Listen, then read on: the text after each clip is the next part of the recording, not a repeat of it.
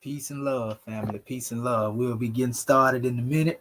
We got a grand drawing to bring to you, so tune in. I'm getting ready to crank this thing up in a second, family.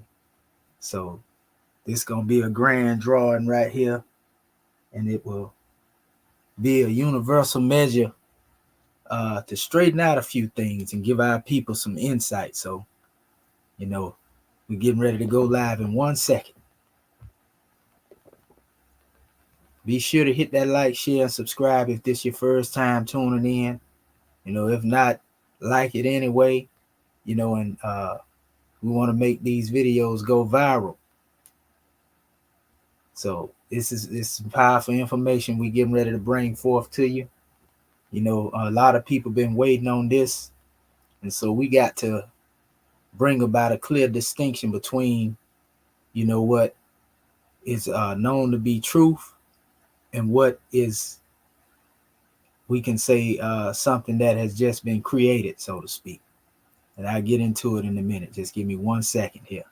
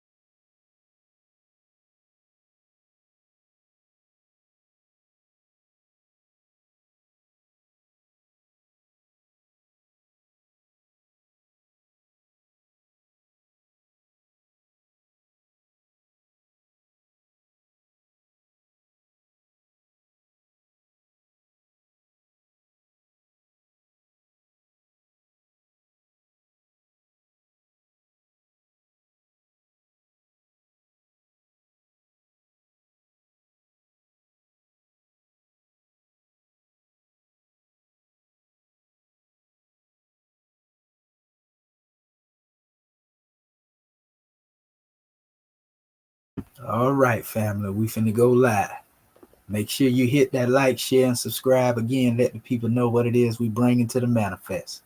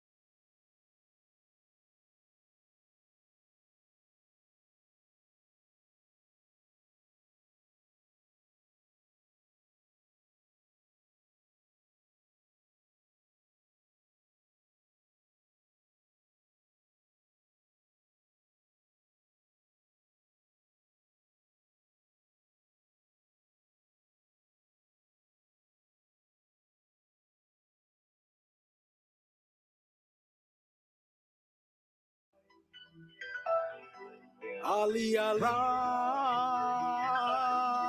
Ali, Ali, Ali, yeah. I praise Allah for these lessons. I'm striving to be the message, and I thank Allah for his blessings. Ali was the circle 7. I praise Allah for these lessons. I'm striving to be the message, and I thank Allah for his blessings. Ali was the circle 7. I praise Allah for these lessons. I'm striving to be the message, and I thank Allah for his blessings. Ali was the circle 7. I praise Allah for these lessons. I'm striving to be the message, and I thank Allah for his blessings. Ali was the circle 7.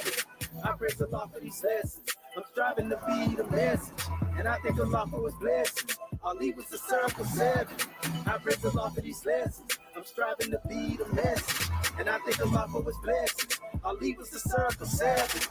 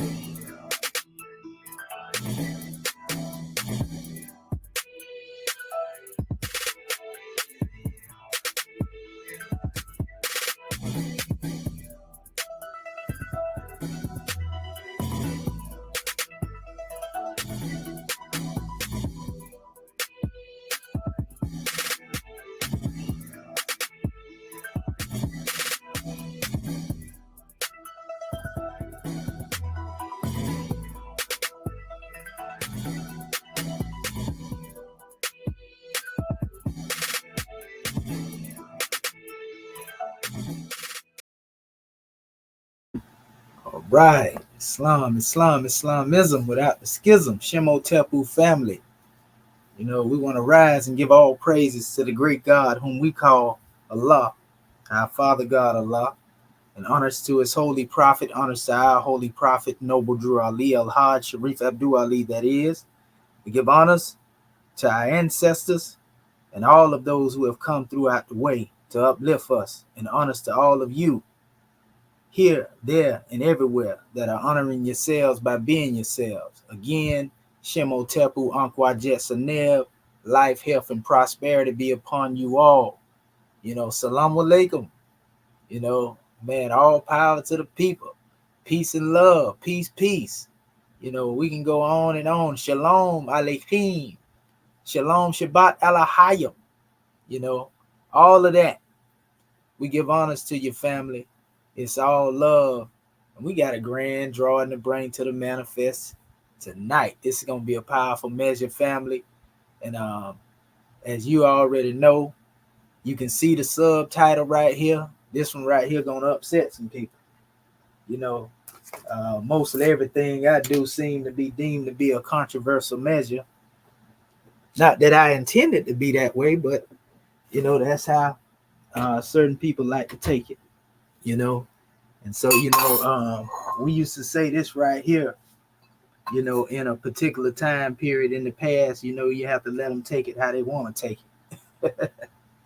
So we here to bring the truth, family. Like we said, be sure to get them likes up, you know, share this video, because we about to go down through there and up through there again. You know, it's just mandatory that we do that and keep bringing the people the truth. And y'all know we're going to keep giving it to you from our perspective. And this is what we want to really draw a line in the sand tonight. You know, that's the intent, you know, of this particular measure. You know, we want to draw a line in the sand as it relates to dealing with, you know, what it is that we represent over here in the West as a result of what it is that Prophet Noble Drew Ali had brought to us as opposed to the Arabs. Because in most cases, when our people hear the term Islam or Allah and all of that right there, the first thing they think, oh, they done been Arabized and so forth and so on. And these people basically trying to push the Arab narrative. You know, and some of our people that have accepted the truth may be, in fact, Arabized. But this particular body over here, in the Moorish American government, we came to set the record straight. Prophet Noble Drew Ali said it like this. He told us, think not with Arabia. In other words, he letting you know we ain't got to be out here trying to be no Arabs and be Arabized. And there's no way of life in reference to that as it relates to the Quran. Ain't nowhere in there tell you got to be an Arab. And I don't say this to, get into an aspect of being racist and prejudice against the Arabs. We just got to set the record straight, because most Arabs would tell you Islam has nothing to do with nationalism, right? And I always say, well, if that's the case, then why are you claiming the lineage of Prophet Muhammad ibn Abdullah then? Why you just can't be a Muslim then? If Islam has nothing to do with nationalism. You want to claim descent from the Prophet of Islam, and low key, you want to actually tell everybody else they don't have a right to nationality. And I hope it's some Arabs out there that watch this, and they see this, because we speak the truth over here. We don't have no fear. We don't back down. We don't double down. We speak the truth when it comes to our own people, so y'all can't get off the hook neither. You see? And what we going to say here, we going to back it up, with the book that many have been using and misusing, to basically do whatever it is that they want to do. You see, that's what's been going on. You had those people who have caused, Islam to be looked at in a very negative light, because they have been using, the book, translating and transliterating different other books outside of the book to justify, all of their desires, so to speak. Oh, yeah, we going there. They say, man, I thought you were dealing with it. Oh, yeah, we do honor the book in its original form, but we definitely believe that, there are some corrections that need to be made, along the way. There are some of us who need to rise up and basically bring forth the measure just as it's meant to be brought forth.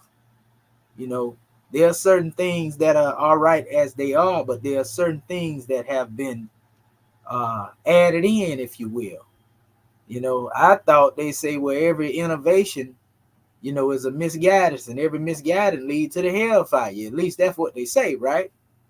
All the while, these brothers and sisters, you see, have been, and we ain't gonna even say the sisters, because the sisters really ain't got no power like that when it comes to dealing with the Arabs over there. We're gonna say the brothers mainly, have been bringing about innovations. And there have been many of those who have come along the way to actually correct those who have done these things. And some of them got took off the count. Some of them, they have been disparaged, and the assassination of their character has taken place. They have been called unbelievers, and infidels.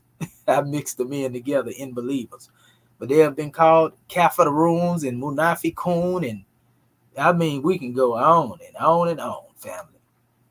But we gonna get into some real grand measures tonight. So like I said, I want y'all to make sure y'all share this, because Commission gonna give it to you uncut. That's one thing about me. We gonna give it, like it is. Our brother said it right here.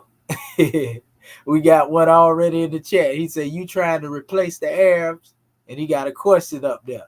Appropriating the whole people. We not Arabs, and your fam should have told you this. Well, good brother, we're going to give you some insight too. We definitely not trying to be Arabs. That's why we say think not with Arabia. In other words, we're saying think not like an Arab. See, you got to be able to comprehend and read, family. If you see the thumbnail, when you see it says think not with Arabia. And then if you go deep into the title, it says Islamism without the schism is not Arabism. So if I say Islamism without the schism is not Arabism, well, what are the schisms? Well, it even tell you in the traditions of dealing with Islam that it was 72 different sects. And all of them was destined for the hellfire, right? You know, and that the Arabs would even, or the Muslims would follow them sects all the way down into what they would consider a serpent's pit, a pit full of snakes, you know, because they were going to be so far off the path. It was even said that one day the sun of Islam would rise in the west and set in the east. And all of this has to do with symbolism. You know, want to give honors again to our beloved brother, Dr. John Henry Clark.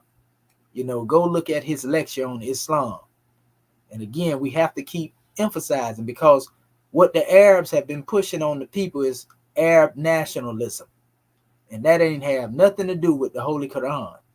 Half of them was going in opposition to what Prophet Muhammad taught. I mean, we can see it right now today in our cities. All you got to do is go to the average corner store in your city. And what do you see? You see Arabs, they have their store, but they selling everything that's considered haram according to the Quran. We got Arabs that have liquor stores. We got Arabs that's out here in the drug game. Yeah, all the while claiming that they Muslim now. Let's be real about it, family. You see, so we're going to set the record straight. We're going to talk about this demonstration, you know. And I ain't saying that to say that the Arabs are the only one doing that. We got a lot of Muslims that's demonstrating contrary to what it is that they're supposed to demonstrate. This is somebody that honor the book, you know, of Quran. This is somebody that honor, you know, Prophet Muhammad ibn Abdullah. That's telling you this. You know, we taught by Prophet Noble Drew Ali to teach the truth, even if it's against ourselves. You see, and we're gonna drop the link down here too. You know, and this one right here, I didn't make real long, but we got some grand drawings, and I really want to engage the people with this conversation, because it's caused a lot of people to have a hatred toward Muslims. A lot of this behavior, the way the women are being treated, you know, and how they try to use Quran to justify, you know, their own selfish and lower desires, you see. And so I always tell people like this, you know, and this is all the way around, full circle. You know, all of these men were actually sent, you know, to uplift fallen humanity, or uplift their people, you see. And so we can't blame, if you believe in the brother Yeshua, Yeshua, Isha, Issa, Yehoshua, Jesus, whatever name you want to use.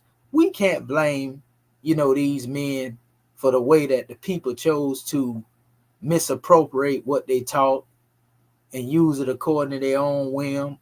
You know, we can go all the way around the board. For the people that don't believe that these people exist, you know, the Jesus, the Moses, the Muhammad, well, you just sit in here and you ride along, you know, for the journey, so to speak. You know, don't mean you have to accept, you know, the belief in either or, you know, who it is that may be considered a prophet. You know, that's on you. That's your own particular choice. We're not here to convert nobody. We're here to tell you the truth. So what we will say, for those who say they believe in these men, you know, many speak on, you know, Jesus and a Muhammad and so forth and so on. On both sides, the people are not living according to the records, you know, that they claim to uphold. So we got to point this stuff out. And if you see also at the top of the thumbnail, it actually states the path of Sibghatullah is the true path of Allah. You know, and we're going to get into that in a minute, you know, because you never really hear too many talking about the path of Sibghatullah. You don't hear it, family. It's like it's mute, but you're going to learn today. You know, we hear people talk about Millata Ibrahim. Nothing wrong with that. They say, well, that's the path of Ibrahim. Well, what about the path of the great God? You see, we're going to touch on this in a minute. So I'm telling you, family, share this video. Put it out there, man. Let the people know what it is that we bring into the manifest. We ain't here to attack any holy book, because that ain't what we do. You see, when I say Islamism without the schism is not Arabism, in other words, I'm saying that in the aspects of what we are taught, Prophet Noble Ali told us that Islamism is that old time religion. In other words, it existed before Muhammad. It existed before all of the other prophets that came before Muhammad. This is the terminology we choose to use. We say Islamism, and it distinguishes what we demonstrate from what the Arabs demonstrate. Because in Islam, we really go back to the teachings of Hotep. We go back to the teachings of Kemet. And for those who would like to say, well, that ain't what Islam, family, if you go into the teachings of Islam, I'm going to give you something that people don't know. In the history of the prophets, there's a book called The History of the Prophets. And they tell you about all the prophets. They go into detail of the prophets of every nation. And the particular prophet that was sent to Egypt, or Kemet, long before Muhammad was ever born, was said to be Akhnuk, Ibn Enoch. You know, Enoch was said to be the prophet sent to Manafa, according to the teachings of Islam. You know, and this particular one, also known as Idris, pardon himself, having all of the wisdom, being that he was sent to that particular people in that particular time, this means that they had the original way of life that dealt with worship, but there was a deviation that came. So when we speak in the sense in which we speak, we going back to the original state of what we call the pristine purity, you know, of the nation before, you know, it fell. You see, and the Quran actually alludes to this as well. You know, who were the seeds of Tehudi? Oh, did I say Tehudi? Yeah, same individual. Akhnuk, Enoch. Who were the seeds of Enoch? They were known as Sabi. You know, who was Sabi? Well, they became known as the Sabians or the Sabians. You see, the Sabi'un Hunafa is who Muhammad himself traveled with and journeyed with. You see? And I'm going to read some, you know, in a minute from the book of Sheikh Antadiah. I'm going to go further into this. You know what? I'm going to do it right now so that our family can really get the gist of this. And then I'm going to go into the book of fire. And I know many of you probably got the African Origin of Civilization, Myth or Reality by Sheikh Antadiah. You know, our good brother from Senegal, you know, of that Sitter bloodline. He actually speak of the Sitter people in here. We talked about that last night and the night before. You know, so I want to speak on certain measures in here that he mentioned in relation to dealing with Ishmael, and also when he spoke of the Sabians in here. So let me go to page 127. And I'm going to open up in a minute and start sharing my screen. So bear with me on that. I'm just reading from the book. And if you have this book in your possession, you should have it, especially when you deal with, you know, what we talking about. You should definitely have this in your possession. This book written by Brother Sheikh Antadiah, you know. And let us go into this special measure. We're going to start from page, we'll actually start at the top of page 126. And we're going to read a little bit so y'all can get some background on who the Sabians are. You know, who, you know, some people like to call them Sabians. These are your original Cushites, you know, of Arabia before the modern day pale Arab got there. So matter of fact, what I'm going to do, I'm going to show you a picture of this before I get to read. And then once I show you the picture and I start reading, you already have in your mind who I'm speaking of. You see? And one thing you have to understand is that among every people, there's a dynamic where you have those who are considered, you know, pale skinned version of a people. And then you have those who are actually a darker version of the people. You see, and most of the time, the darker people are the actual indigenous people, that are there. So the Sabians have a long history, family, when we get into these special people, so to speak. And all you got to do, these are the same people that have some roots in the Sudan and so forth and so on. They have connections to the Nubians and everything, you see? So when I tell you about these people, they are mentioned, and these people are key to understanding our people. So let me pull this up right here in a second. Okay, I'm just trying to pull the information up, and then I'm going to share the screen with your family. So again, tell the people to tune in. Okay. Let's see here. And also, family, I actually showed y'all too in a couple of our presentations, who these people were on numerous different occasions. I showed you the way that they worship. I even showed you the language that they had. Okay. They even spoke of who they called the Queen of Sheba in the Quran, or the Queen of Ethiopia. Ethiopia is another modern name that they use for the Sabians. They're the same people, family. Make no mistake about it. So, let me pull this up real quick. Okay, there you go.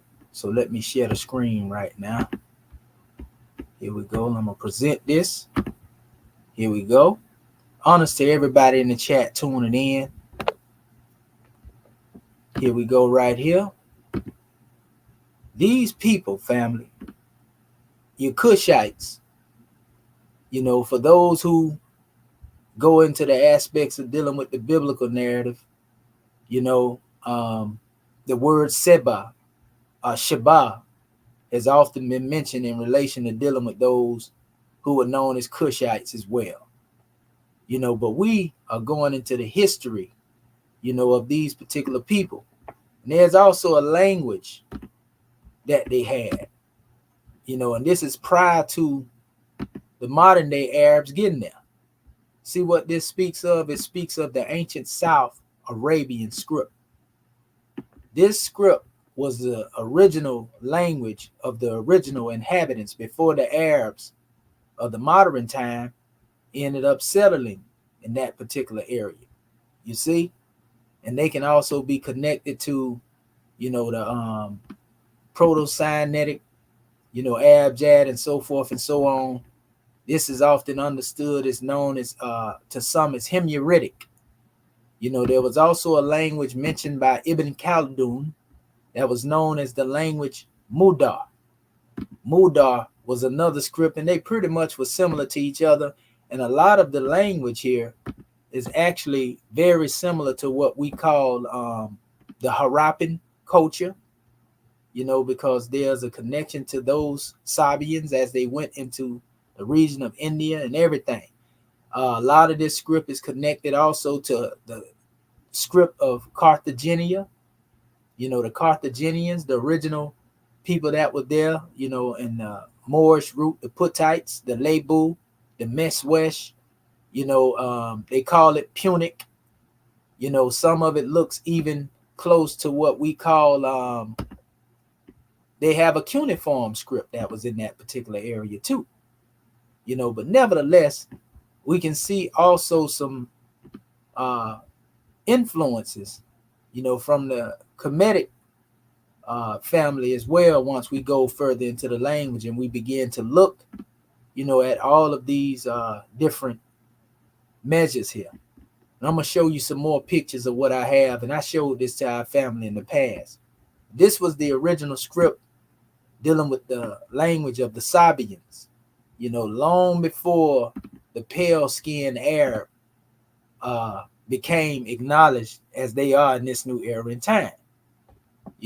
This is the truth. We ain't saying this, to try to beat nobody up. We just telling you the truth. Some people might be hurt by this right here, but we can't help that the truth hurts.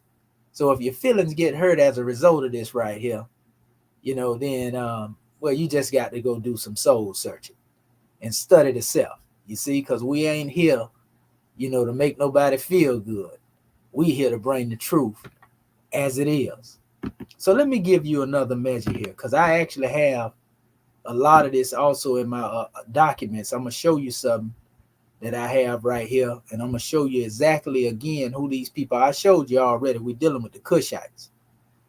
I got so many PDFs in here. It's crazy, family. I've been doing this for a long time.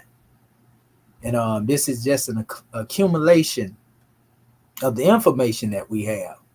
And I'm going to read again from the book of our brother, Sheikh Anta Diop, once I show you these particular things. Like I say, I just want to lay a foundation so that our family can know exactly what it is that we are speaking of, who it is we speaking of when we use the term Sabian.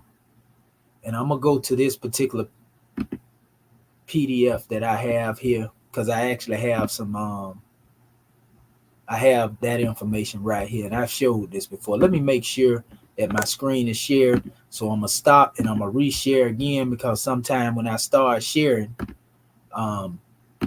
it change up on me. So I'm going to hit entire screen. And I'm going to give this to our family here. Okay, I see it's opening up. And so now I'm going to share what it is that I have over here in my PDF. Okay. And this is actually a PDF I created that was dealing with the language. I was showing the origin of the same alphabet. Let me hide this tab right here real quick. And so if you look here, notice it says ancient Cushite relics of prehistoric Arabia. Now, if you look here, and I'm going to blow this up a little bit more. And these are excerpts, from many different books. A lot of these books, if you Google the information in Google Books, you can pull all of this information up. And I'm saying that because you'll find it all. Just go in there and type it in, and you're going to find all of this information. A lot of this stuff go all the way back to the 1600s, 1700s, all the way some to the 1500s, all the way until it get into what we deal with Latin language, some of these books. So I like to go back to the oldest source and vet it, because I want to see what was being said from the beginning before people start sugarcoating it later and remixing it later. So I like to go back to the oldest source, and what was being told in these old books, from the 17, 16, 1800s and so forth and so on. This is the type of information it has. In fact, this one actually deal with the prehistoric nations, of Arabia, the ancient Sabians, and those are the names of particular books that I was drawing from. I'm just mentioning them, all of them. So it says the two races in Arabia. At the present time, Arabia is inhabited by two distinct races, namely descendants of the old Adite or Cushite or Ethiopian race. So it's letting you know, you see, that it was during the time of the authorship still inhabited by the people of a darker hue, known under various affiliations and dwelling chiefly at the south, the east, in the central parts of the country. It says, but formerly supreme throughout the whole peninsula, and the Semitic Arabians, Muhammad's race, found chiefly in the Hejaz at the north. In some districts of the country, these races are more or less. So we know there's a dynamic when we go into Africa. Most of the lighter tone is in the north portion of Africa. And the darker tone, is mostly found in the southern region. Almost even like the United States. There's a lot of darker people down south than it is up north, so to speak. You got people with dark tone up north, but down here, it get a little hotter and everything. So we always pretty much under that sun to a certain degree. Also, when we look at India, it's the same thing. Some of the darkest hue of the people in India are in the southern region. The lighter hue is in the northern region. And the same thing is dealing with the Arabian Peninsula. Most of the darker, the Sabians, are found in the southern region. And then when you get into the northern region, you see a more pale tone. Why is this so? Well, all we got to do is go back to the history of the time when the Hyksos came down in Kemet, the people came out of what we call the Caucasus Mountains. This is true, and they began to mix and mingle and so forth and so on. And in fact, the reason why a lot of them are in the South, a lot of the darker people, is because most of them were pushed down. All you got to do is go read the works,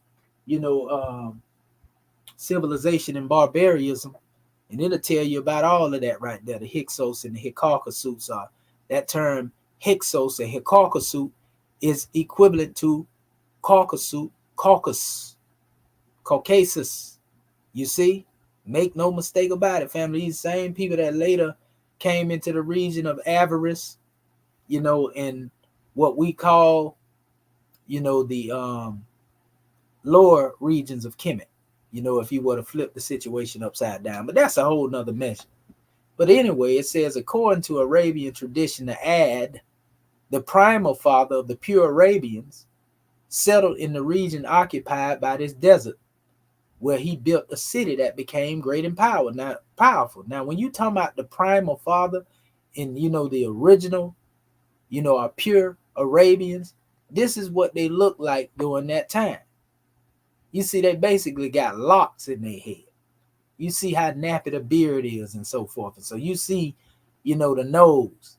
You see, that these are the ancient Cushites that was in that particular region prior to the modern day pale skin era. Because a lot of people like to judge, that region based upon what they see today. And that's why they missing the mark, because they can't fathom what was in the past, because they're looking at what is in the present. And so most of the time when you hear me speaking, I'm speaking on the most ancient time. I'm talking about the indigenous inhabitants that was in that area before the modern day era that you see now. So you got to separate the time periods from what you see in the modern time and going back into, the ancient time. So it says the Mohammedans say the city and the people were destroyed on account of unbelieving wickedness of the Adites.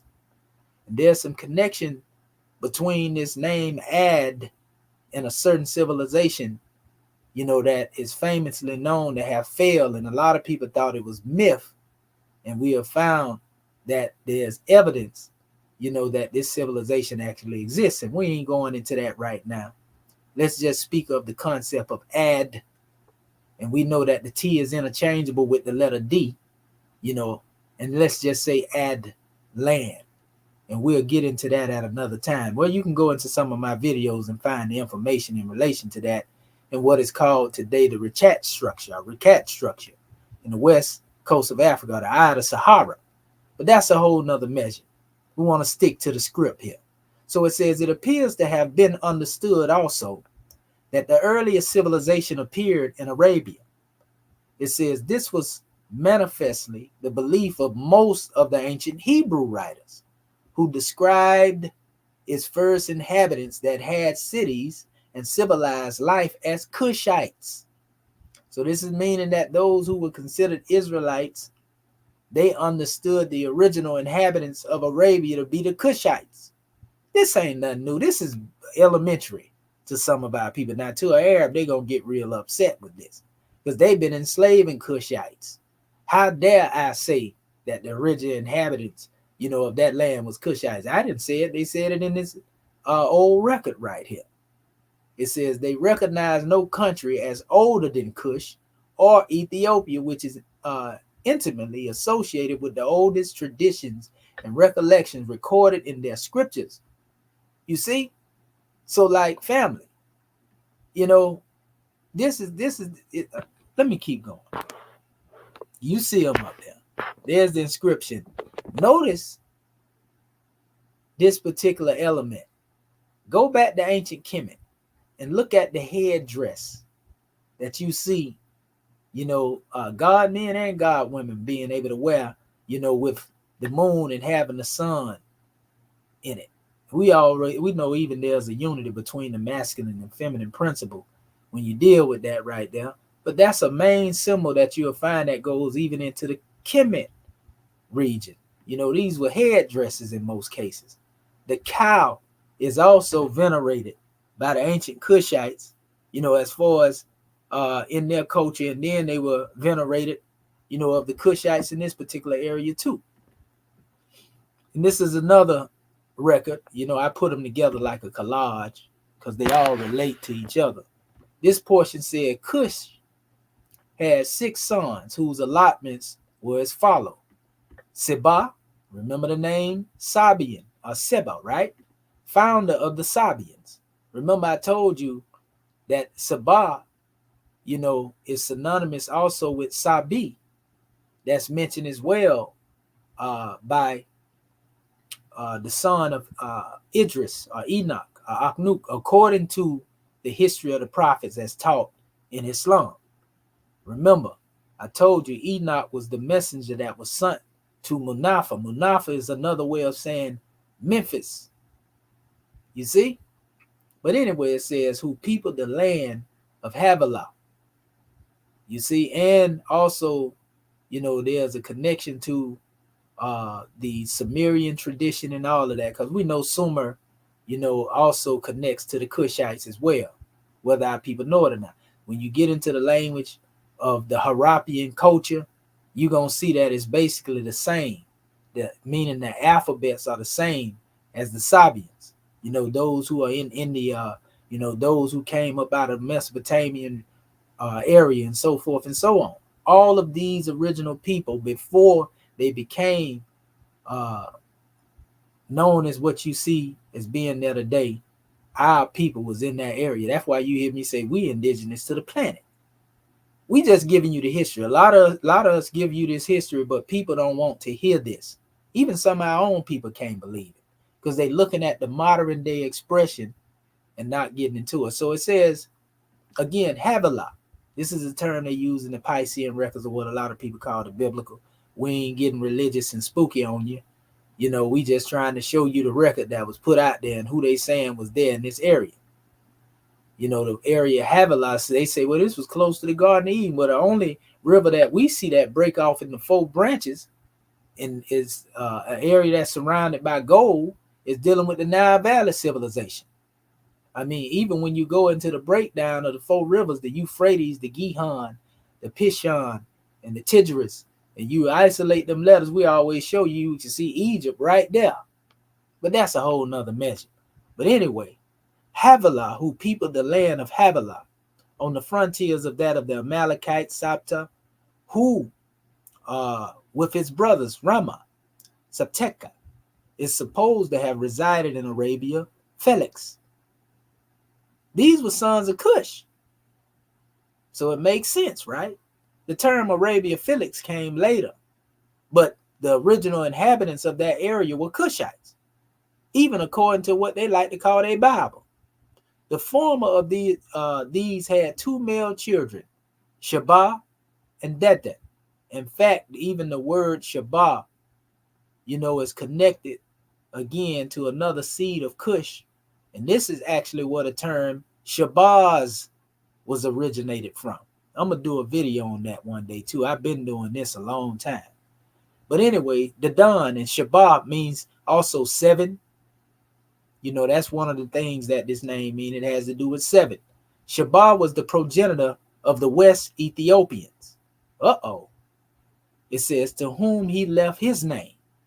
And then you had the Hindus suppose that the African Negroes were the first inhabitants of Dweepa, or country of Kush, because there's a country, a place, a location, a region referred to as the Indus Cushite Valley Civilization. And so they too admit that the original inhabitants of their land were also our people.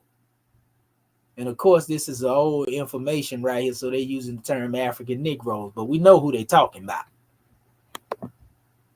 This Cush Dweepa, without ascribe to them, comprises Abyssinia and Ethiopia, right? Abyssinia, on the authority of Bruce Steele, acknowledges the Queen of Sheba, who came to Solomon as their sovereign. The Quran and the Bible mention this. Nimrod, the remaining Cushite, and the mighty hunter is singled out and spoken of alone in a sacred narrative, right? It says the beginning, which implies the progress of this his kingdom, is recited in the Pentateuch. It says, and the only other reference to him is by the prophet Micah, who mentions the land of Nimrod. Now, we showed you the prophet Micah as spoken of in what they call the Geneva Bible. They called him a Moorish prophet. So that gives you some idea and background on who he was. And this is pretty much saying the same thing as far as these other excerpts that we just read that. But these pictures here, this is from, Cushite Arabia. And you can see the Kemetic or the Egyptian influence right here, family. We can't make this stuff up. Here's another measure. The ancient Cushites of pre-Islamic Arabia. Remember I was talking about the moon with the sun in it and the cow? And you see the Sabian writings there. We just showed that to you. Here's another record. This is from Smith's Classical Dictionary. Listen to what they say here, because we got to lay this foundation before we read what our brother Sheikh Antadiab said. And it's going to make sense when I read it after showing you this. So Arabia was the original Ethiopia, or land of Cush, before the pale-skinned Arab got there. Make it make sense, because we're going to make it plain. It says the countries on the Upper Nile were called Ethiopia because they were at first colonies or dependent provinces of ancient Arabia. Not modern Arabia, ancient Arabia, which was Cushite Arabia. At a later period, when the ancient and long continued sway of Ethiopians of Arabia declined and gave way to the rise of the great monarchies in Western Asia and India, the Cushite regions of Asia received new masters and took new names. Now you see how the change began to come about later, right? But it says Arabia itself was reconstructed by new forms of political organization.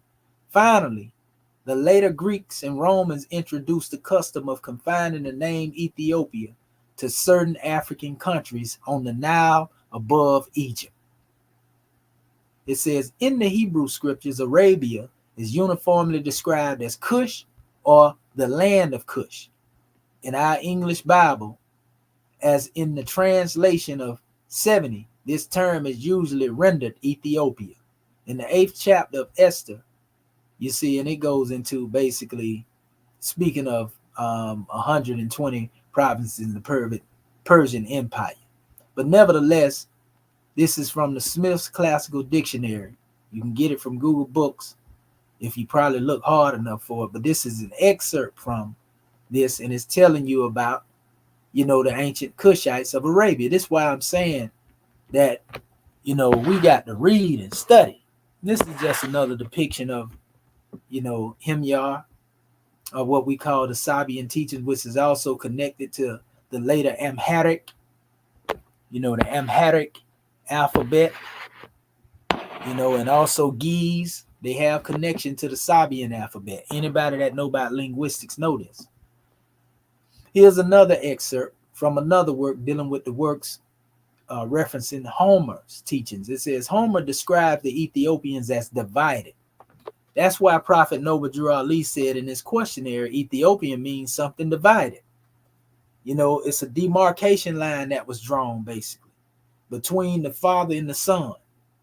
The Father is said, according to our teachings, to settle in the region of what we call West Africa, and the Son settled, in East Africa. You see, so Cush settled along the Nile Valley civilization, northeastern and southeastern Africa. And then Ham, and the rest is said to have migrated over into West Africa, northwest and southwest Africa. And this is where all of your West African come through. And that's dealing with the teaching of when they use it according to the biblical narrative, so to speak. Both of these kingdoms, one known as the Aksumite Empire and one known as the Aksumite Empire. The Aksumite Empire was actually rooted in the area that is known as East Africa. The Aksumite Empire. The Aksumite Empire goes up into northwest and southwest Africa. And so there's a demarcation line that goes, across the region. But that's another teaching. I actually have a map, that I drawed up to show our people, who the Aksumites and the Aksumites are. You see, but that's a whole nother lesson in and of itself. So Omer describes Ethiopia as divided, dwelling at the ends of the earth toward the setting of the rising sun. See, that's what I'm talking about. Going all the way toward the rising of the sun, which is in west. Also going all the way back over to the Nile Valley civilization. You see, Strabo favors the following explanation of Ephorus. The Ethiopians were considered as occupying all the south coast of both Asia and Africa, and as divided by the Red Sea, anciently called the Arabian Gulf, into Eastern and Western Asiatic and African. It is added that this, in ancient opinion of Greeks, right? This is undoubtedly true as far as it goes. It says Arabia was original Ethiopia, and its name was applied to all its colonies and affiliated communities, whether established at the west by the people called Phoenicians or at the east, it says, from the southern and eastern shores of the peninsula. You see? And so a lot of people don't know when you get in, and this is actually a document dealing with the language, and I was showing how, if you look at this here, there's a connection between this particular script, that's also synonymous with, what this is known as the Demotic script in Egypt. But this is where the Arabs took their early alphabet from the Demotic script, their style of writing, and that's it right there. We even showed how even the glyph of Allah was taken from there. See this style of Arabic here without the vowels? They took that style from the Demotic script that's right here. You see, the modern Arabs, this is more of when they said Mudar, they had a language similar to that of ancient Kemet when Ibn Khaldun said that. This is where modern Arab took its writing from. And when we go back to the Himyaritic script, and you see all of that, a lot of these writings were pretty much similar to each other. So, all you got to do is go do the research. You see, and you'll find this same stuff right here. So I'm showing you how they took certain things from Kemet. It ain't strange because they say that the Ishmaelites are pretty much the progenitors of the Arabs. Ishmael is supposed to be the great-great-grandfather of the Arabs, say, right? This is what they'll tell you. So if you look at this script right here, as it began to evolve, in the Nabatean family, look at these alphabets here, which goes from the oldest up into the most modern expression of what we come into as the Nashki script, and you get into this type in Arabic. Look at these letters here, right? Look at all of these letters here. See them? This is the oldest, example of what is known as the scripts of the Nabatean family, through which, the Arabs indirectly receive. You see all the different scripts, Kufic, what you hear them talking about. Look at the old Kufic script right here. Before it became as the Nashki here, right? Now look at these letters carefully. Now let's go back up there again to what I was showing you earlier. The first one I showed you right here. See, this is Demotic writing, and you most definitely can see the letter forms out of this that was adopted into the oldest Nabatean script, family. We can't make this stuff up. See right there? That's page 4. And I'm gonna go and try to do this in a flashing way. That's 17, right? Look at the letters. Look at the style. Come all the way over here to the Kufic. The first Kufic script here, this is another branch of it in the Middle Ages. Look at this script, family. Where my cursor is, right here. See my cursor? Now, let's jump back to 4. See? This is Demotic. So we can see even the Demotic style came out of this box-like shape, and it started to be written more in a curved style of writing. Here it is, here still a little more boxy, but then when you come down, this is your Demotic here. If you didn't know no better, you didn't know language like I do, you probably would think this is Arabic. And we can actually show you certain letters, that was taken, like I said, directly out of that and adopted if you know the Arabic letters, for example. That was later made into other measures. For example, we can see this right here. This particular letter here will be like the letter H, normally that the Arabs would use, right? We can see certain letters in here. They just all up through here, family. All over the place. You can see it. You can see like letters that they came up with the S, and a lot of time they would turn these letters upside down, turn them different ways, and so forth and so on. You can see, where some of the letters that they had that came up represent, the letters H, Y, J. This like here will be a B with a dot up on it here. We can see the letter R, and we can go all up through here if that's what we're here to do, but we wasn't really here to talk about the language. I'm just showing you this. This is all a part of the measure, and then later, you see also the relations between the modern expression of Arabic and what they call Syriac, and you see also the Phoenician expressions and what they call Hebrew and ancient Greek, which really, you can't really call these languages what they call them because they existed as Phoenician first. We see that they evolved them out of that. So this particular measure here is basically showing you the origin, of the Arabic language, but I also had a little history in there to show you who the original people were. So we just have to have knowledge of this history right here, family, and understand who the original inhabitants of prehistoric Arabia are. So now what I'm going to do, I'm going to keep that up there and I'm going to read from this work. But let me check on my family here. Let me check on my family here real quick. Okay. So that, we want to give honors to our family that's paying attention to this. Now, let me read what our brother Sheikh Antadiab said. And this is page 126. Listen to what the brother said. He said, and he was speaking on the institutions and the customs of the Sabian kingdom that we just read about. I'm going to go back here and put them up here so that our family can see who the ancient Sabians were.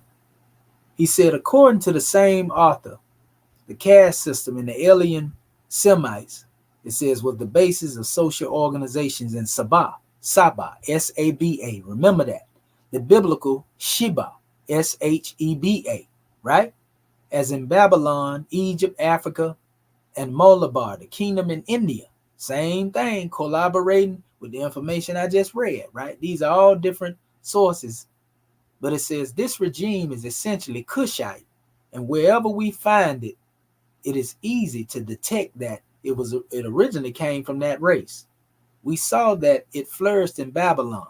The Aryas of India, who adopted and borrowed it from the Cushite populations, who had preceded them in the basins of the Indus and the Ganges. If you got this book, you're probably reading along with me now. It says circumcision was practiced. Lukman, the mythical representative of the Adite. Remember we was talking about the Adite Empire that the Arabs like to talk about? Brother Sheikh Antadia is speaking of him. He said, Adite wisdom resembles Aesop, whose name seems to Mr. Welker, it says, to indicate an Ethiopian origin. In India, also, the literature of the tales and fables appears to come from the Sudra, the lowest class Hindus, and perhaps this type of fiction characterized by the role played by animals and literary genre, peculiar to the Cushites. It should be noted in passing that Lukman, who belongs to the second period of the Adites, because there's a first and a second period, is also the builder of a famous dam at Mareb, M-A-R-E-B. Some people say the word Arab is connected to the word Mareb. You see? But it says, whose water sufficed to irrigate and fertilize the plain over a distance of 7 days and a walk from the city. Still in existence today, it says its ruins, which several travelers have visited and studied. Then it speaks of the Jektonites, who at the time of their arrival were still little more than barbarians, introduced nothing but a system of pastoral tribes and military feudalism. It says the religions was of Cushite origin and seemed to emanate directly from Babylonian code. It would remain the same until the advent of Islam. The Sabian gods were just about the same as the Babylonian gods, and all belonged to the same Cushite family of Egyptian and Phoenician deities. We've been talking about the name Allah and how it actually derives from the Kemetic language. Shouts out to the brother Alsar Imhotep, and also myself. You know, I've demonstrated this and we showed it in the language. But anyway, it says the only triad revered was Venus, the sun and moon. It says, as in Babylon, the coat had been pronounced as a Sidra character, especially, it says solar. And they prayed to the sun at different phases in its course, and there was neither idolatry and images nor priesthood. You know, it goes into them addressing direct invocation to the 7 planets. And this is why they deal with the 7, the Sabians. They honored the stars. They didn't worship them per se. They had reverence. And the European always considered our ancestors reverend the cosmos as worship. And that's why we get a bad rap. So everything that our ancestors demonstrated, they like to call paganism. You see? But this was the type of reverence that was being demonstrated when Muhammad himself was moving with the Sabiun Hunafa. They were known as seekers of truth. They weren't worshiping the sun, moon, and stars. But it says the 30-day fasting period already existed as in Egypt. You see? It says they prayed 7 times each day with their faces turned toward the north, and these prayers to the sun in different hours. It says, but somewhat resemble Muslim prayers, which take place during the same phases, but which have been reduced by the Prophet to 5 compulsory prayers. So the Sabians prayed 7 times a day. And then the Arabs, in the modern time, teach that they pray 5 times a day. Now, mind you, this is not mentioned in the Holy Quran. The amount of time that you pray the 5 times come from the hadiths. This is key. You see? So Muhammad took that custom from the Sabians, and he just applied 5 times a day in the prayer, and then, the 7 was still the way that the Sabians was demonstrating. But it says to relieve humanity, it says the other 2 prayers are optional. It says there were also sacred springs and stones in the Muslim times. Zinzin, a sacred spring, it says Kaaba and sacred stone, the pilgrimage to Mecca, already existed. The Kaaba was reputed to have been constructed by Ishmael, the son of Abraham, Hagar, or Hajar, the Egyptian, a Negro woman, ancestor. So automatically that lets you know who the original people was in that area. If Ishmael was their grandfather by default, if Abraham was their great grandfather, so to speak, we know Abraham was a Cushite. Yes, he was. You see, he was Chaldees of the Sumerian or Mesopotamian people, however you want to look at it, people of Nimrod, Cush, he was a Cushite. So that's Cushite marrying Kimite woman. So how do you think that that's going to come out? What hue do you think that you don't think they're going to be melanin drenched and sun kissed? Or you think they're going to come out pale? What you believe Ishmael was an albino? So anyway, the brother said, the mother, Hagar, a Negro woman, historical ancestor of Muhammad, according to all Arab historians. As in Egypt, belief in the future life was already prevalent. Dead ancestors were deified. Thus, all the elements necessary for the blossoming of Islam were in place more than 1,000 years before the birth of Muhammad. Islam would appear as a purification of Sabianism by the messenger of God. We want you to remember that. This is why in the Quran, there's a certain scripture that is mentioned. We're going to get into that in a minute when I get into my actual slides. You see, notice it said it though. I want you to remember this statement. Thus, all the elements necessary for the blossoming of Islam were in place more than 1,000 years before the birth of Muhammad. Islam would appear as a purification of Sabianism by the messenger of God. So we have seen that the entire Arab people, including the prophet, is mixed with Negro blood. All educated Arabs are conscious of that fact. The fabulous hero of Arabia, Antar, is himself mixed breed.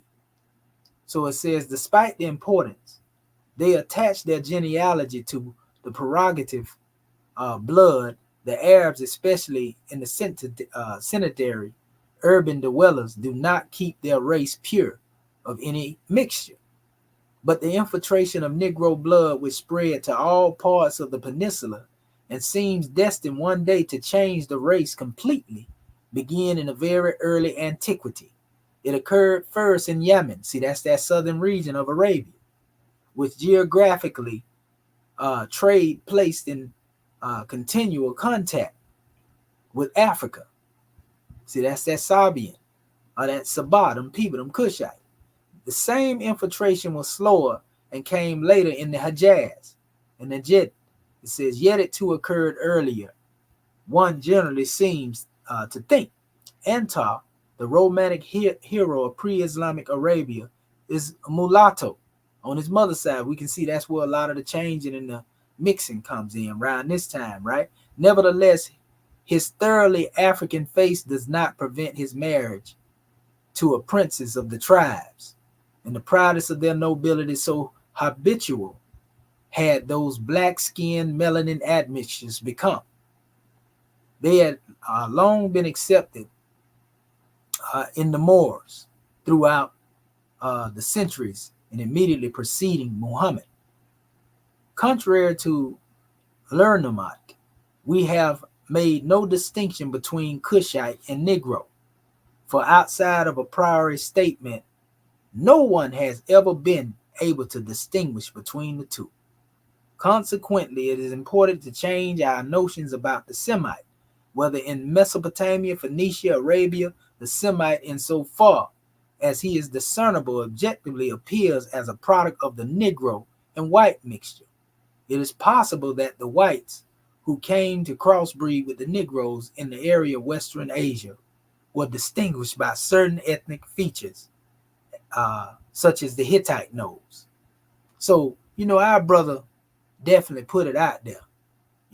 He put it out there. He also went into aspects of dealing with the language and so forth and so on. He was talking about certain measures of Egyptian, that exists, also in the Arabic, like the term Nabi, the prophet, Nab, Neb in the Kemetic language means master of knowledge. So the word Nahas, copper, Nahasi, Also in the Arabic, Egyptian means copper. Sudanese tribes known to copper since early antiquity. He talked about Rat, which means thunder, and Ra, as it relates to the Kemetic language, the celestial atmospheric god. He talked about El Baraka, like Baraka, divine blessing in Arabic, and Ba, Ra, and Ka, as it relates also to the word blessing. Our brother Sheikh Anta Diop was with it, when it came to this information. He said also, it is even more absurd to explain the creation of the empire of Ghana, because we know Ghana actually has to do with what later became known as the Sira people. Actually was known as the Sira people, actually, in the more ancient time, to be honest, but that's a whole nother measure. But it says that a Semitic contribution from Yemen, it says, for at the time Yemen was a Negro Ethiopian colony, remained so until the birth of Muhammad. In any event, if we remain in the realm of conclusive facts, it is impossible to prove that the civilization of any of those regions preceded that of Egypt. It is impossible to explain the latter by the former. But the brother showing you the Cushite origins of the Arabs. He's showing you the Cushite origins of Muhammad. That's our brother Sheikh Anta Diop. And if you read this book, you already know what I'm reading. If you haven't read it, then consider yourself thrice blessed, because now you're getting some information that you never heard. And we always like to say, for those who just like to disagree for the sake of disagreeing and not having anything to back up their disagreement, the general opinion of men will never alter the nature of the truth. So you can disagree all you want to, or be mad and upset, but the truth is the truth. It ain't gonna change the fact that the truth is the truth, family. We go to another page here, where the brother is speaking also on Ishmael. He go a little deeper. This is page 136, our brother Sheikh Anta Diop, right? Some people say Sheikh Anta Diop. But anyway, it says, anticipating the agreement of all logical minds, I call Negro a human being whose skin is black, especially when he has frizzy hair. All who accept this definition will recognize that according to Herodotus, who saw the Egyptians as plainly as the reader is now seeing this book, circumcision is of the Egyptian and the Ethiopian origin. And Egyptians and Ethiopians were none other than Negroes inhabiting different regions, right? He said, thus we can understand why the Semites practiced circumcision despite the fact that their traditions present no valid justification for it. The weakness of the arguments in Genesis is typical. God asked Abraham and later Moses to be circumcised as a sign of covenant with him, and without explaining how circumcision, considered from the standpoint of the Jewish tradition, can lead to the notion of an alliance. This is all the more curious because Abraham was allegedly circumcised at the age of 90. In Egypt, he had married a Negro woman, Hagar, and we also go into the aspects of Hetheru, Hethar. There's a connection there, but it says the mother of Ishmael, the biblical ancestor of the second Semitic branch of the Arabs. Ishmael was said to be the historical ancestor of Muhammad. Moses too wed a Midianite, and it was in connection with his marriage that the Eternal asked him to be circumcised. What should be noted in these legendary tales is the idea that circumcision was introduced among the Semites only as a result of contact with the black world, which conforms to the testimony of Herodotus. And so what we'll do, is we'll stop right here in this particular area, to go further into our measure. But again, that's from the African origin of civilization, myth, or reality. Honest to my brother Sheikh Anta Diop, who did a lot of testing, and dealt with a lot of his own actual doing research and from a deep aspect to prove certain things. He tested the melanin, in old mummified remains and so forth and so on. But anyway, I'm going to go a little further here. Now, this is when it's finna get good. So now that you know this right here and what I said to you, everything that I just pointed out, we finna get into the nitty gritty of this measure now till we can get this thing closed out. So now that you know who, the original Sabians are, original Cushites of Arabia, and there are even modern pictures of them. We showed you certain aspects already, so we don't have to go back there. But what we will do now is go into the Book of Fire so that y'all can see how it is we demonstrate, as we demonstrate the teachings of Islamism, and y'all see the perspective that we coming from, and you understand why Islamism without the schism is not Arabism. We're not teaching our people Arabism over here. We demonstrating what our brother Dr. Clark said needed to be demonstrated. Matter of fact, we're going to play what he said right here. This is what our brother Dr. Clark said, for those who don't know it. So we see what Sheikh Antadiab said. He confirmed that the Cushites were of the Arab lineage, so to speak, of the ancient time, and not the modern Arab, but the original dark-skinned ones that look just like us. So let me go over here, and we're going to find the... Okay, let me go here to my clips and show y'all what our brother said. Some of you already may have seen the lecture. If you haven't, go see this lecture of our elder family. This is one of the most powerful lectures, and these are just different excerpts. This is... Let me make sure I got my sound on, because if I don't, I'll be playing it without sound. And let me share it again. Okay, I want to go here. I'm going to hit the entire screen. Yep, system audio. Now it's on. It may have not been on just then. So let me go back into it. Share it. Okay, and now I'll go back to the clip so that y'all can hear it. That while this is one of the world's greatest religions, its redemption is going to come from Africans who will rescue it, give it a real meaning, make it a world religion, make it a world force for unity, and give it the sense of tolerance and respect for other cultures and religions that it once had, and integrate it into the concept of African culture, African liberation. Either do this or throw it into the ash can of history. Thank you. And this, for those who don't know, let me show you. For those who don't know, let me show you which lecture this is. Let me hit watch for. This is John Henry Clark, The Rise of Islam in Africa.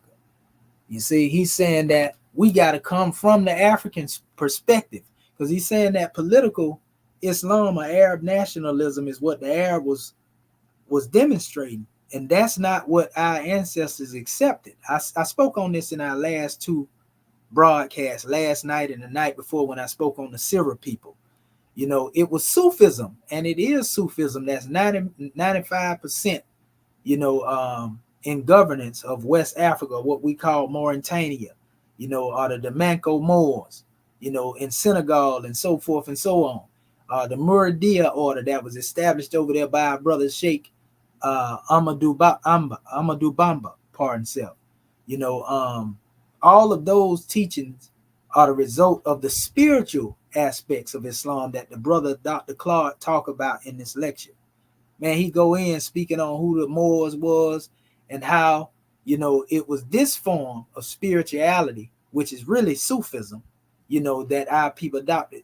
They didn't adopt the political aspects of where you have the Arabs out here talking about, they going to establish the Sharia. Nothing wrong with Sharia in its original form, because original Sharia is Quran itself. But we're not talking about other books that was compiled outside of the Quran. You see, and that's the problem. That's what has caused such detriment, to the society of the Arabs, because they begin to try to innovate things while at the same time claiming that they are not innovating. So brother Dr. Clark said that it's going to take those coming from amongst our people, if we going to deal with it amongst us, and also being able to incorporate, that wisdom that we receive from our ancestors. We are spiritual people. You see, it's in the Quran, but it has not been interpreted that way by the Arabs to us. And so the school of thought is already there. Muhammad came to purify Sabianism. Remember that. Brother Sheikh Anta Diop said that. You see, now watch this.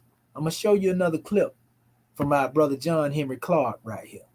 Because we giving you all information right here. We ain't just making this stuff up.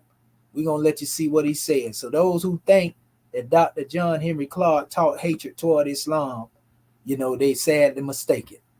He even went so far to make a statement that's going to baffle most of those who don't know or never really heard of the brother. They just heard people quoting the brother, but they ain't really went and looked at none of his lectures, because if they did, they wouldn't be demonstrating, the way that they do. Let me see right here real quick. Trying to find that other one. Okay, here we go. Because I had 3 clips up here. I have 2 shelves of books dealing with Islam, Arabs, and their history alone. 2 shelves. And I read practically everything and every word in every book. I grew up a Baptist Sunday school teacher.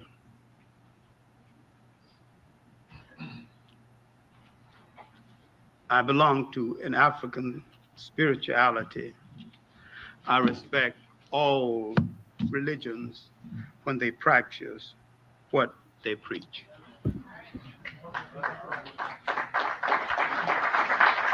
There it go. The brother respect all religions when they practice what they preach. He said he belonged to a system of African spirituality, right? Now, here's another statement he made in that lecture. I encourage you to go watch this whole lecture, family, because he made it plain here.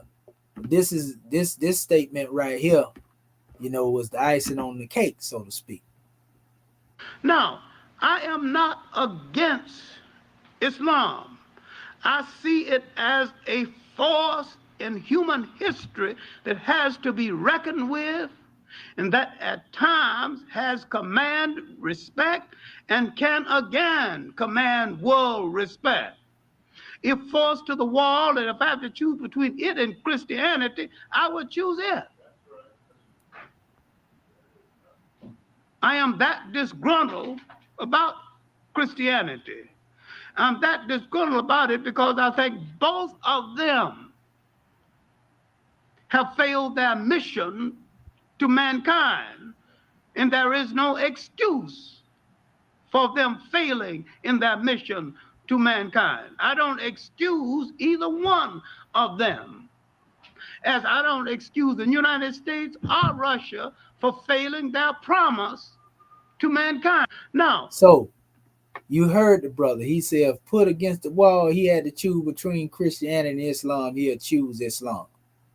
But he also said that, he was pretty much upset with how both of these walks of life have failed in their mission. You see, he didn't say it was the end, because you've seen him talking about in order for a redemption to come, it's going to have to, when it comes to our people, it's going to have to be infused with the spirituality of the ancestors, so to speak. Prophet Noble Drew Ali brought that type of teaching back to the people. He wasn't teaching you Arabism. In fact, we have record, of the guy Saudi Majid who went to get a fatwa against Prophet Noble Drew Ali. And he said that Noble Drew Ali told him, well, he seen Noble Drew Ali teaching from the rostrum. He was in one of the meetings. He said Noble Drew Ali said that Islam that was being practiced by the Arabs was mere hocus pocus, and shot through with that. And he said that Prophet Noble Drew Ali wasn't teaching, basically Islam as the Arabs teaching. He went all the way to Egypt to get a fatwa against Prophet Noble Drew Ali, Saudi Majid, and he wasn't able to come back to the United States of America. And they also told him, they were like, basically, you don't have the authority to represent Islam. Who are you, basically? But, there's one that actually tried to go to the east and get a fatwa. You know what a fatwa is. Unfortunately, the prophet passed, like, I want to say about 3 months after that. He passed form, but fatwas is when you trying to go get a ruling, and sometimes they be trying to take your head. You see, a lot of people don't talk about that, but Commission gonna talk about it. I'm gonna tell you. So Prophet Noble Drew Ali was not teaching Arabism. You see, there's a reason why we called him Egyptian adept and so forth and so on. So the form that we bring forth is not Arabism, and nor is what we bring forth that which is outside, the pale of Islam, like some Arabs might like to say. Just by saying Prophet Noble Drew Ali. Well, show us in the Quran where it tell in the Quran. I ain't talking about what you put in the Hadith outside of the Quran. But we finna get into something in that area in a minute. That's gonna shock a lot of people. I'm talking about Quran. Show me in the Quran where it says that Muhammad is the last prophet. Even his wife Aisha said, say he is the seal of the prophets, but do not say he is the last. Aisha said that it's supposed to be sound hadith. That's if you believe the hadith to be sound. But sometimes the Arabs like to move the goalposts. They want to use the commentaries of the hadith when it suit them. But then when it comes to dealing with the Quran, they don't want to deal with the Quran straight. And when we know dealing with the science of hadith, that you have to judge hadith by Quran. If that hadith don't coincide with the Quran, then you're supposed to pretty much not use it. It ain't considered sound. So I have nothing against hadith per se. But what I will say is the hadith is not the Quran. They say, well, you needed to know how to pray. You needed to know how Prophet Muhammad lived. Well, we say that Muhammad is the walking Quran. So everything you need to know about the way of life can be found in the book of the Most High. But don't try to elevate the hadith over the Quran. That's your problem, Arab brothers and sisters. That's where you went astray at. And I'm going to prove this to you in a minute by Quran. You see, because you got all type of stuff in there that don't add up from the scientific aspect. Some of it goes against nature. Some of the things in there that people have been promoting goes against what Prophet Muhammad himself taught. We got to talk about this. And it's the whole Islamic world is in an uproar because there are Arabs out here that teaching the same thing that I'm saying right now. They recognize that there has been innovations that have been added to the teaching that has caused corruption. Mixing of sound and unsound hadiths. I say it like this. If it don't coincide and correspond with the Quran itself, stay away from it. But do not try to elevate the hadith over the Quran. Don't do that. A lot of people get mad when you say that, but that's the truth. But that is the problem. So you did the same thing that, the Jews did with the Midrash or the Mishnah. When they come into their commentaries and interpretate certain things in there that wasn't a part of the original book. You ain't Allah. Even Prophet Muhammad rejected hadith. I'm going to show you that in a minute. For those who might be upset because I said what I said. Yeah, I said it. And I stand on that, and I'm finna show it to you. I'm going to show you ain't just rhetoric coming out the side of my neck. So when we see the term Katam Inabi'in, Katam Inabi'in, that term existed in Kemet before it ever existed in the Quran. Katam Inabi'in meant seal of God. It also means seal of a whole bunch of measures. But this simply means a stamp of authenticity. This is saying, okay, this is a seal that has come down from the creator to authenticate. Just like you say, I put my stamp on something, you standing behind it. Didn't have nothing to do with, it being the end of the prophets. And that's something they interpreted in there. You see? Because Allah raised up prophets from among all people according to the Quran. Some he mentioned, some he didn't mention. But the Arabs want to tell you that, well, Muhammad was, he was the last prophet sent to you. Ain't there nothing came behind him after that. So we can agree with you on that aspect, but he wasn't the last sent to all of humanity. In fact, if it was no prophet to come after him, it wouldn't be saying in the teaching that Yehoshua, Jesus, was going to come behind it. He was a prophet. So you see where you would contradict that if you stated that. So Khatam and Nabi'in mean that he is the seal, meaning that he received the stamp of authenticity, meaning that if y'all don't believe or you don't want to accept he a prophet, he is a prophet of Allah. That's why Aisha said it. She says, say he is not, say he is the seal of the prophet. Do not say he is the last. If you think I made this up, watch this.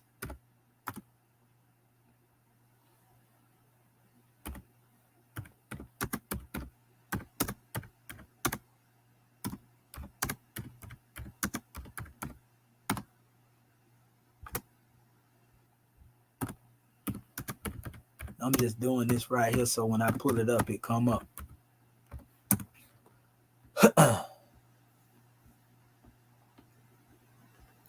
Matter of fact, here it is right here. Aisha's hadith say he is the seal of the prophets, but do not say there is no prophet after him. This is what Aisha said. And they say you're supposed to listen to who we call the Alabait, or the family of Muhammad. You know what I mean? So if she said that and you ain't gonna believe her, then we already know, that this is special measure. They gonna buck. And it is narrated from Aisha say he is the seal of all prophets, but do not say there is no prophet after him. You see? And then it goes on, and this is referring to the descent of Isa. You see, and does not contradict the prophet, no prophet after me. It says because what the prophet meant was that no prophet would abrogate his chariot. You see? And that's the way they interpretate that as special measure. You see? So, when you go into the aspects of this and you understand what I'm saying, we're going to remove the conflict and the confusion out of this demonstration. So let me show you real quick. Let me go deep into this. Now that we made that point, let me go to the Book of Fire so you can see where we come from. And we're going to give it to you raw so y'all don't get upset with my chairman because he gonna give it to you uncut. Entering Islam. And this is from the book, The Exhuming of a Nation, family. If you don't have it, get yourself a copy of it. This is the autobiography of Noble Drew Ali. This is the book that most Europeans are quoting right now. When they write about the Moors, in the MST of A and all that, they quote from this book. This is the book of my chairman. Amazon been robbing the chairman of his book. They literally took it and basically put Prophet Noble Drew Ali as the author and been selling the brother book and ain't even been giving him no funds for it. For years they've been doing this. This 700 pages of straight fire, a big book, and the chairman don't hold back nothing when it comes to the truth. So let me go back here where we was a few minutes ago and give you the drawing. This is how we teach. It says, entering Islam, there is an ever-present danger to every degree of freedom sought when escaping from slavery. Now, remember the words of our brother Dr. Clark when he said what would be needed in order for Islam to come back into its original glory, especially coming from our people. I even had some Arabs tell me perhaps that Allah has punished us and chastised us and raised you up over here in the West. I had some Arabs tell me that before. It says the most infamous of these is when escaping a slave master, the route to freedom may lead most freedom seekers into welcome and vice of the slave catchers. The slave master and the slave catchers share a common observation. They see qualified slaves as their gods' gifts to free men with power. Of course, African males, females, and their litter have made the best slaves since the fall of man. This sheds a tremendous amount of light today's Moors seeking to escape roots from the enslaving masters of the USA, Freemasonry, and the Moor science temples into the Arabian version of Sunni Islam. Once they take the Shahada, I bear witness that there is no God but Allah and Muhammad is his prophet. They think they are free, safe, and home. They look back at their NBC, Negro, Black, Colored Christian brothers as though they are infidels, dead, and deserving of Allah's wrath. But wait, How could they have possibly forgotten the Arabs are still the world's greatest slave catcher of Africans, bar none? Going from various degrees of Western enslavement to Arabian Islamic enslavement is like jumping out of the frying pan into the fire itself. What in the hell are they thinking? Oh, hell has been home so long, it is what they naturally think. My chairman, surveillance. But anyway, that's a real master teacher right there, family, that a lot of people don't know nothing about. Actually, an adept taught through the line of the prophet, took care of the wives of the prophet, gave the prophet his headstone when Moors had put the headstone at the foot of the prophet. Goodness gracious. But anyway, dear readers and truth seekers, be advised, these lessons are neither public relations nor propaganda plugs for the Moorish Science Temple of America, nor proselytizing for Sharif Abdul Ali. These are thought stimuli founded upon one truth never contradicts another truth. If he can get us to thinking, we can save ourselves. Noble Drew Ali. Know what you are coming into, and your faith will not be blinded, nor your sincerity misled by the beauty of his entrance. That surely awaits you. To begin the essence of your Islamic tour, we will start at its origin. Islam means peace, and it's one of the 99 attributes of the great God Allah. Some people disagree with that and say Islam don't mean peace, but that's a whole nother argument. It says all attributes of Allah is Allah. And this is the key to understanding the path of Sibghatullah. All attributes of Allah is Allah. We're going to show you this in a minute. And are the pathways emanating from him to him.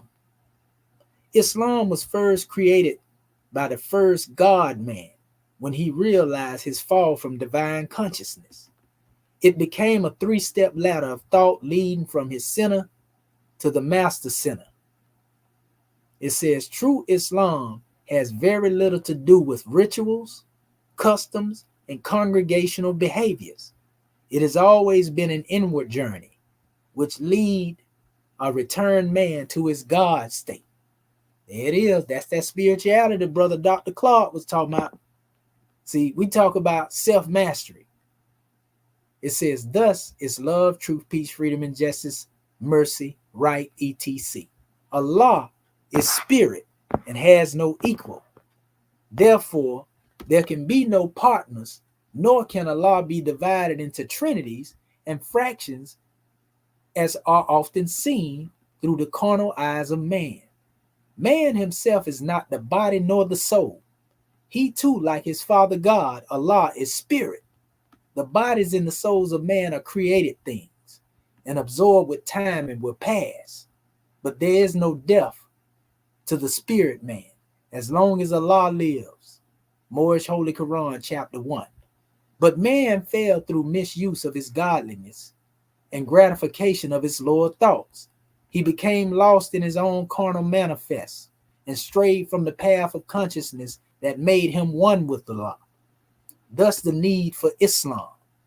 Islam is a straight path of peace leading from the heart of man back to the heart of Allah. This direct way is the way of the prophets and those who have not strayed.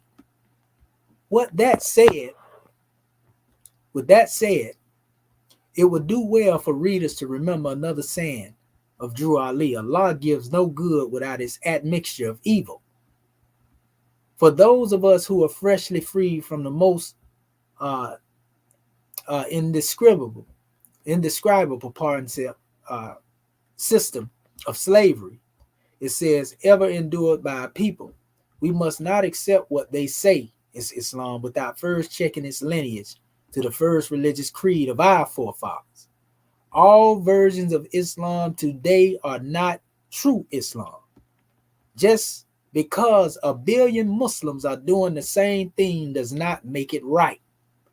Carnal man love to follow and not lead, because by his nature, he is a creature of habits. Before belief can become faith, man must first separate the immutable from customs. It will do well for the reader to remember Muhammad was a prophet who needed to redeem his paganistic people of Mecca. At that time, they were serving all kinds of idol gods because they had strayed away from their original African creed of Abraham. So he returned to them Islam. There are no sects in Islam, as it's quoted pure and clean in the great Quran through Muhammad, Surah 30, Ayat 32. It says, contrary to popular beliefs, Prophet Muhammad did not bring Islam, nor did he perfect Islam. Islam has always been perfect since first given to man by the great God Allah. Islam is the name of the one great religion that was brought in portions by all prophets, from Adam to Prophet of Ali in America. All the major prophets received their divine minister degrees from the same ancient Comedian mystery system, either directly, as did Moses and Yeshua, or by angel, as did Muhammad. Like all divine works of art, Islam was not named by any of its messengers until Prophet Muhammad Mustafa ibn Abdullah perfected it into Arabic for his polytheistic people, Surah 5, Ayat 3. For this reason, he is the seal of the prophets. Perfection cannot be improved upon. Thus, no other pathway from man to Allah will ever be brought to the children of Adam and Eve, the human family. Although there are no sects in Islam, there are different versions of this one faith depending upon which nation or follower presents it. There are many different entities, but the greatest known variations are Sunni, Shiite, and Sufi. Basically, all Muslims want to be in accord with the great Quran and be in the state of Islamic denial. Most followers would not admit there are many sects in today's Islamic religion. Nevertheless, these unclaimed and denied sects under the auspices of the Islamic system began immediately upon the death of the Holy Prophet Muhammad. It says, Ali returned to the Moors is pure and ancient Sunni Islam. A holistic way of life is void of slavery, evil, and the taking of life in any form. The Moors must remember history. It was the Arabs under the guise of Islam that tried to completely destroy the ancient Comedian mystery system, Al-Fatiha straightway. During their conquest of Egypt, this sacred system was the first religious creed founded by the Moors as the true salvation of mankind on earth. Moorish Holy Quran, chapter 48, ayat 6. Drew Ali said this is the old time religion, Islamism, and he returned it to the Moorish of America for the first time in ages. Albeit, the Arabs advanced their version of Islam across Africa, and they found the Moors of West Africa already possessed the ancient system. In fact, the Moors had been the chief keepers of the ancient mysteries since before they ruled as Phoenicians, Carthaginians, or Tamari, gods of the Nile. These teachings were in their purest form and were used by the Moors to introduce civilization to Spain, France, and Italy. The ancient mysteries has always been taught in degrees, and all graduates had pure hearts and minds. From the word-of-mouth sacred temples and schools come alumnus with degrees entitled God, Prophet, Messiah, and Angel, Master, etc. Some of the African scholars were Yeshua, Moses, Gabriel's, and Michael's, and Solomon, etc. Or Michael's, as he said, Gabriel's, and Michael's. Okay. Now, once you understand this right here, family, everything that the chairman was saying, is very powerful. I'm gonna tap now into a little bit into the presentation, that we have here, which deals with the path of Sibghatullah as the true path of Allah. Think not with Arabia, Islamism without the schism is not Arabism. You see? Let's go to what is said here. The Quran bites me. Surah 5, Ayat 48.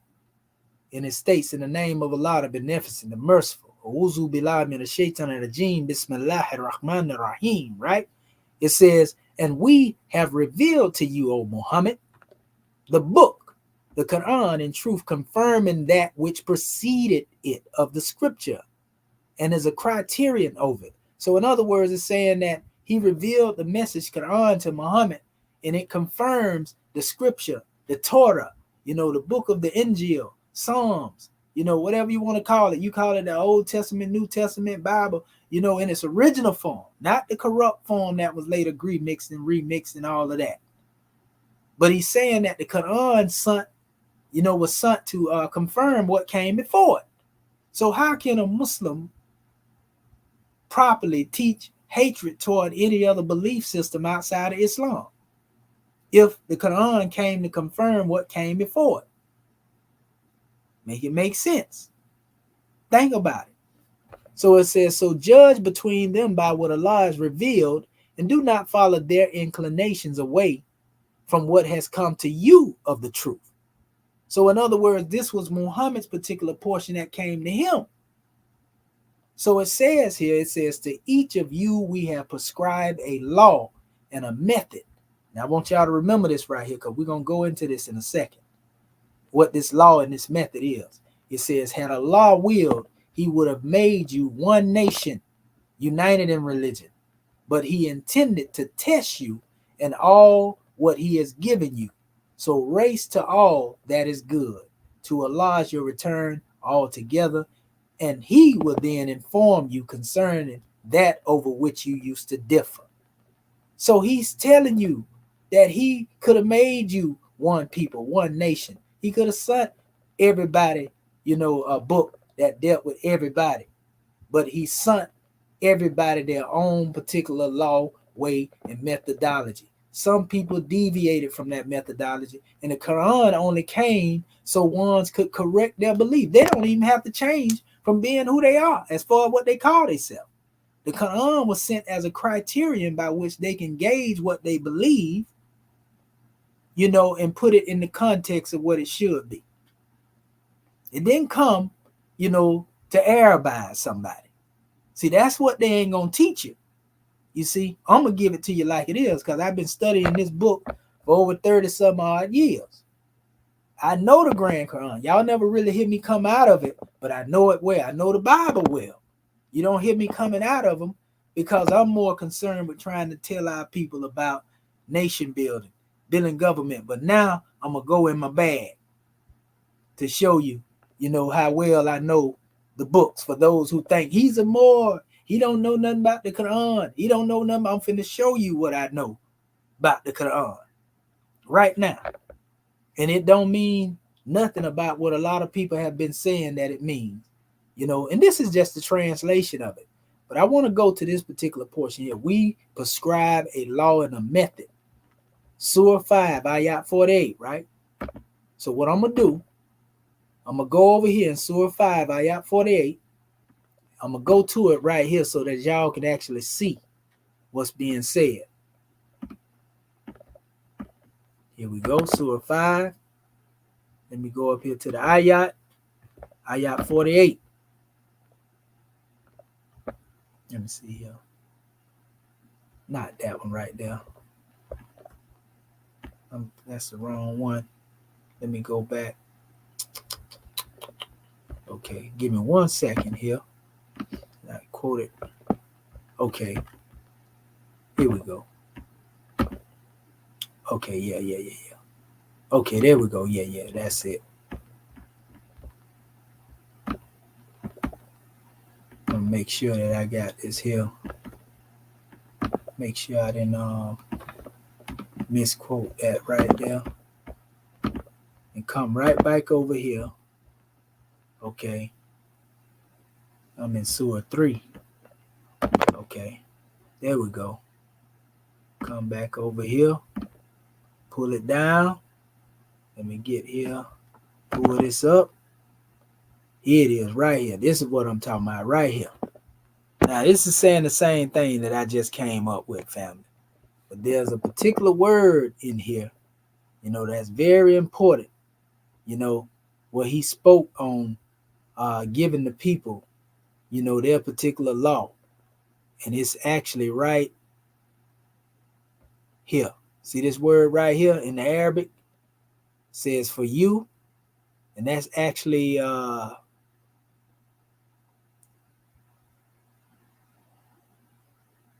okay, that look like me. It says, what is that? That actually looks like minaku, something right there. Let me see. Minkum. Oh, minkum. Okay, minkum shariat. Shariat. Shir'atan. Okay, so this is dealing with the Shariat, right? So when you hear them saying follow the Shariat, Shariat means law. But they'll make you think that Shariat, is actually dealing with, and that is Atan, Shariatan. That's A-N right there at the top. I actually said Shariat. But it's still rooted in the word of the name Shariat. Shir'atan. You see? So this is the law. And this is what it's stating right here when it says, to each of you we have ordained a code of law and a way of life to every people. You see? And if Allah willed, he would have made you one community.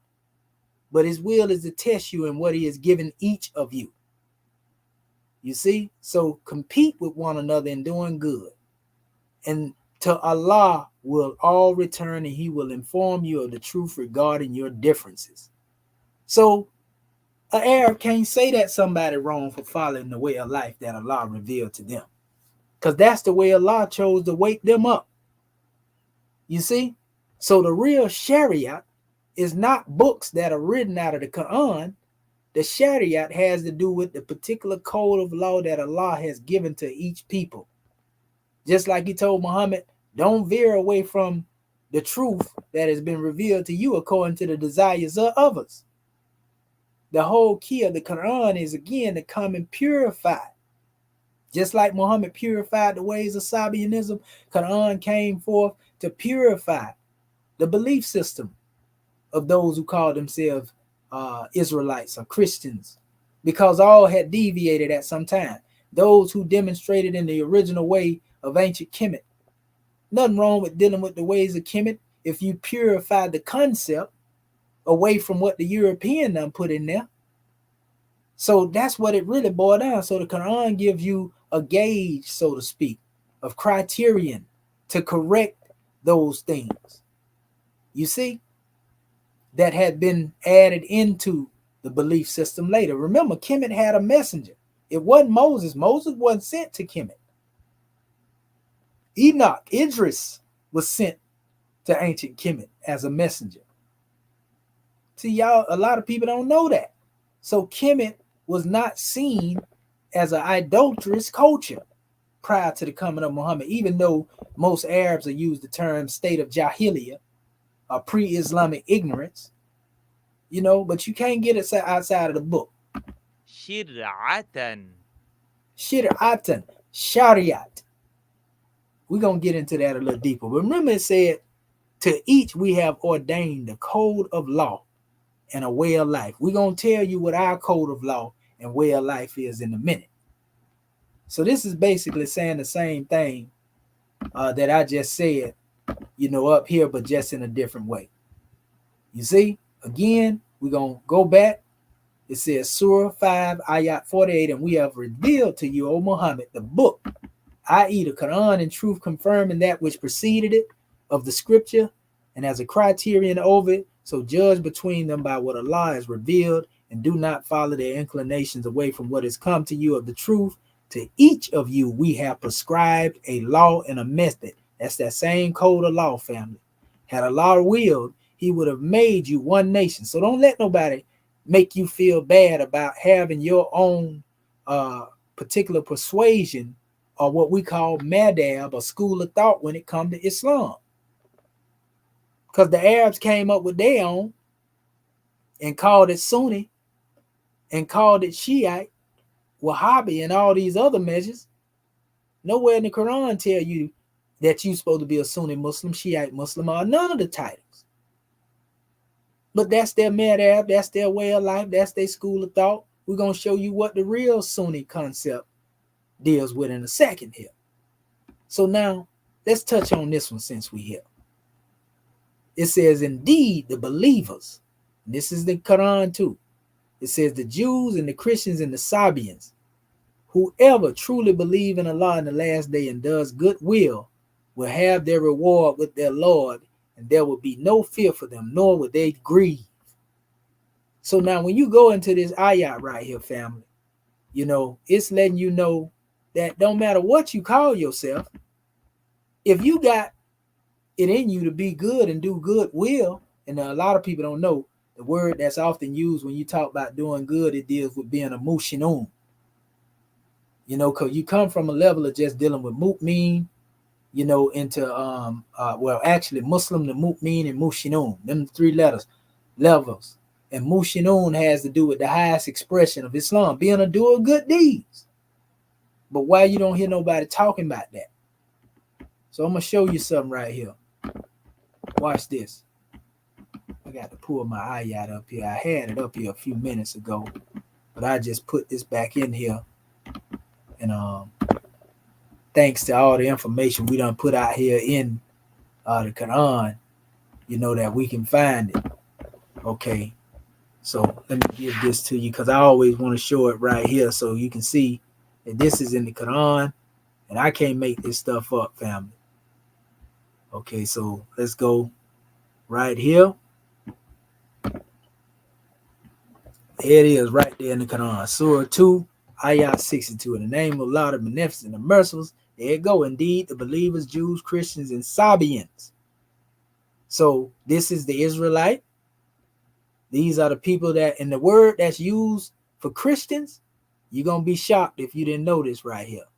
See, a lot of people don't know that when you come up here and you look at this word that's called Christian, you see, I'm going to show it to you real quick. Watch this. It's actually Al-Nasara right here. See right here? It's the Nazarite. That's the letter N right there. That's A, S, A, right? And this is a long A right here. Nasara. So we can say Nasarai. Well, it's actually simply Nasara. Nasra. Like Nazarene, Nazarite, Nasariya. However you want to pronounce it. But here you go. One Nasara. See? Wa Nasara, right? Christian. So when you see the name Nazarite, Nasara, that's the W, Wa Nasara, right there. Wa Nasara. Watch this. See? One Nasara. So once you understand that, so Christians should be calling themselves Nazarites or Nazarenes, right? So it's telling you, indeed, the believers, and following that comma, right? It speaks of the Jew, who they call Jews, but the real name is actually Hadu. Hadu. Hadu. You see, Hadu is another word for guidance. Hadu.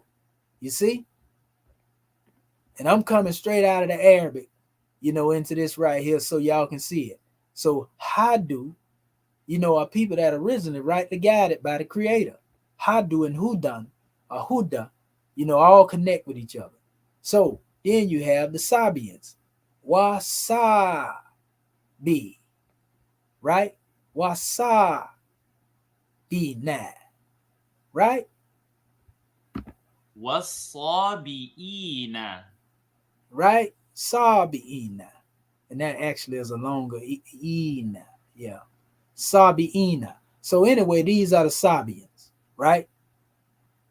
And excuse me if I don't pronounce this Arabic like y'all want to pronounce it.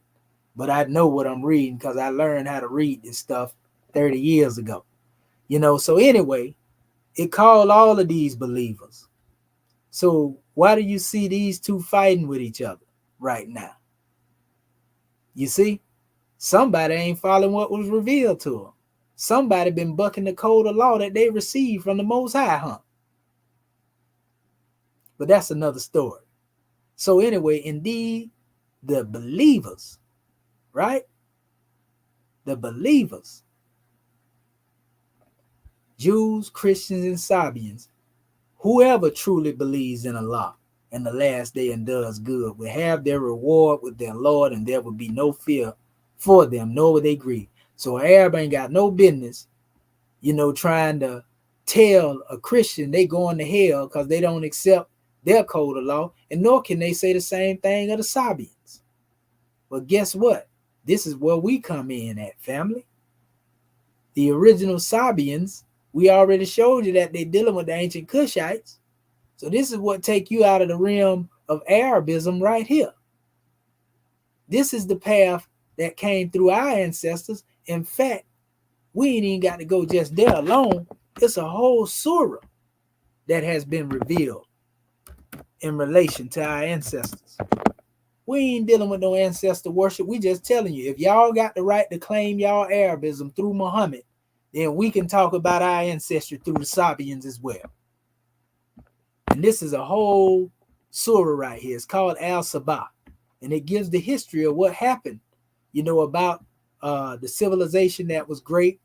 They were great builders, and they end up going astray. The word Sabah also goes back to the Kemetic word Seb and Seba, which means teacher, also represents star. That's why they say, well, the Sabians, revered the stars and so forth and so on. You see?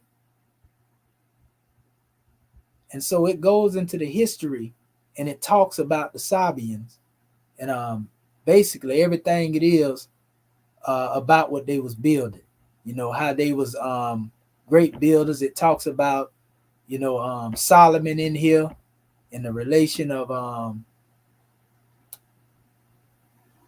his relation to dealing with the jinn and, the tribe of Sheba, the homeland of the two orchards. That's what I was telling you. The term Sheba has actually come from here. Indeed, there was a sign for the tribe of Sheba in their homeland, two orchards, one to the right and the other to the left. It says, they were told, eat from the provision of your Lord and be grateful to him.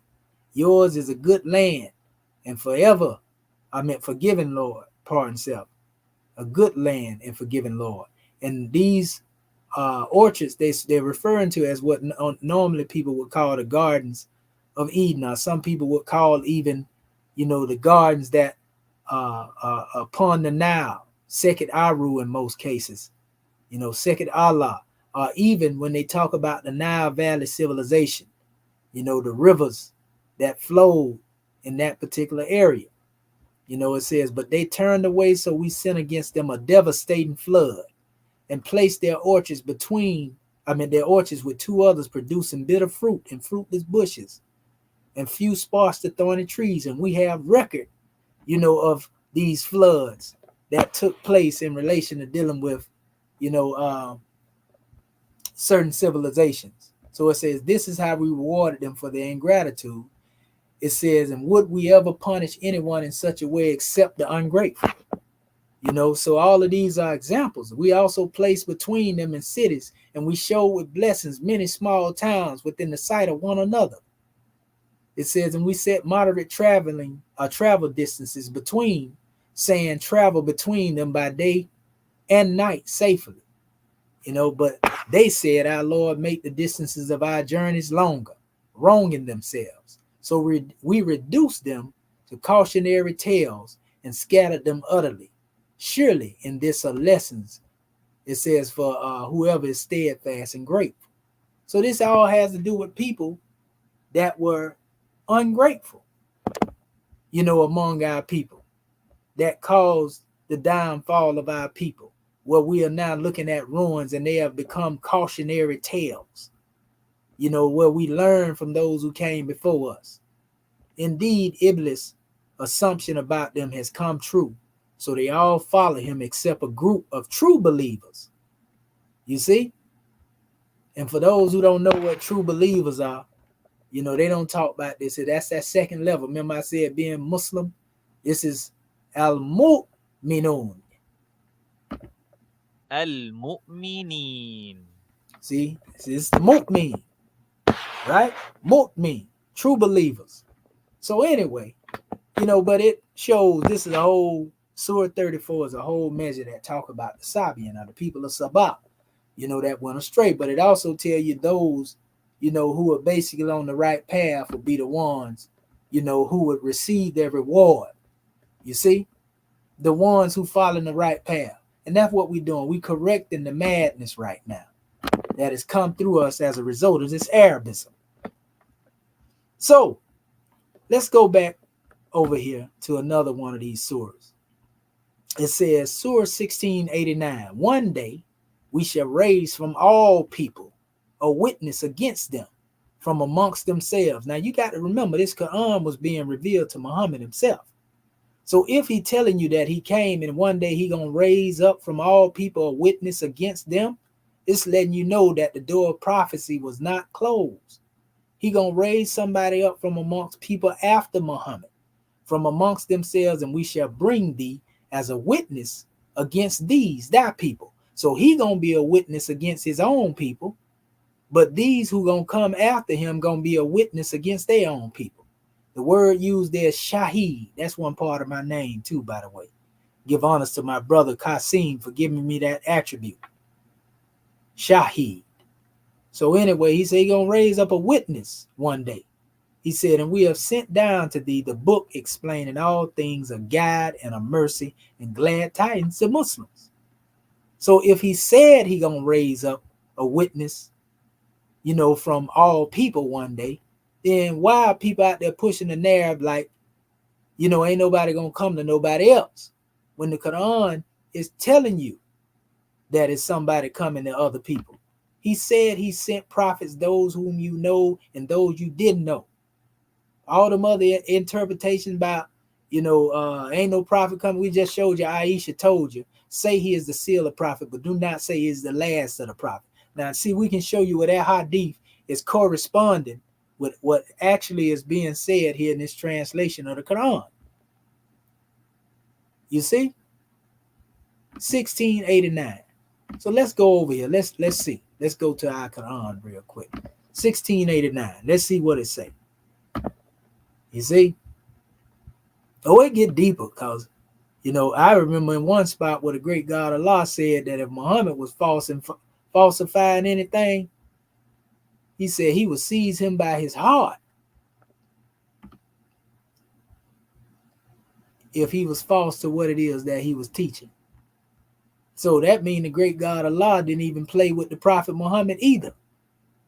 He never had to discipline, him like that, but he was letting it be known, if he was false to any of this stuff right here that, is being taught, we would seize him basically by his heart. So anyway, let me see. I'm trying to pull it up right here. Let's see here. Make sure I got my ayat on point. Okay, yeah, it was 89. So it's ayat 89. And so let me pull it up right here. Right here. Again, when we go into the Arabia, consider, O prophet, the day we will call against every faith community a witness of their own, and we will call you to be a witness against these people of yours. We have revealed to you the book as an explanation of all things, a guide, a mercy, and good news for those who fully submit. You see? This is powerful right here, right? A witness of their own, every faith community. A witness one day. That means after Muhammad, one day we will call against every faith community a witness of their own. This is speaking of the present tense, family. It ain't talking about no past tense when it say consider, O prophet, the day we will call against every faith and community a witness of their own. The Arabs don't have no monopoly on who the great God Allah. How you gonna stop the great? We say a prophet is a thought of Allah made manifested in the flesh. That's what we teach. We go outside of the European interpretation. So that means if a prophet is a thought of Allah made manifest according to the way we teach, how you gonna stop Allah from thinking? I'll wait. So anyway, again, consider, O prophet, the day we will call against every faith community a witness of their own. Prophet Noble Drew Ali was the witness that is of our own people. You see, he came with the code of law that is for us. And we were able to honor what Prophet Muhammad taught. As a result, all of the Arab scholars will tell you, even in America, that Prophet Noble Drew Ali was the first to bring Islam to America. Some of them will go to try to speak it on other people and say it was Muslims here. Yeah, they've been here since the time of slavery, but actually coming out teaching it in the open when a lot of them were scared, Prophet Noble Drew Ali was the first person to do that, family. Big facts. So when it say a witness of their own, it's right here. See, I know my name when I see it. Shahidan. Shahidan. Huh? Right there. So that right there killed the whole conversation right there.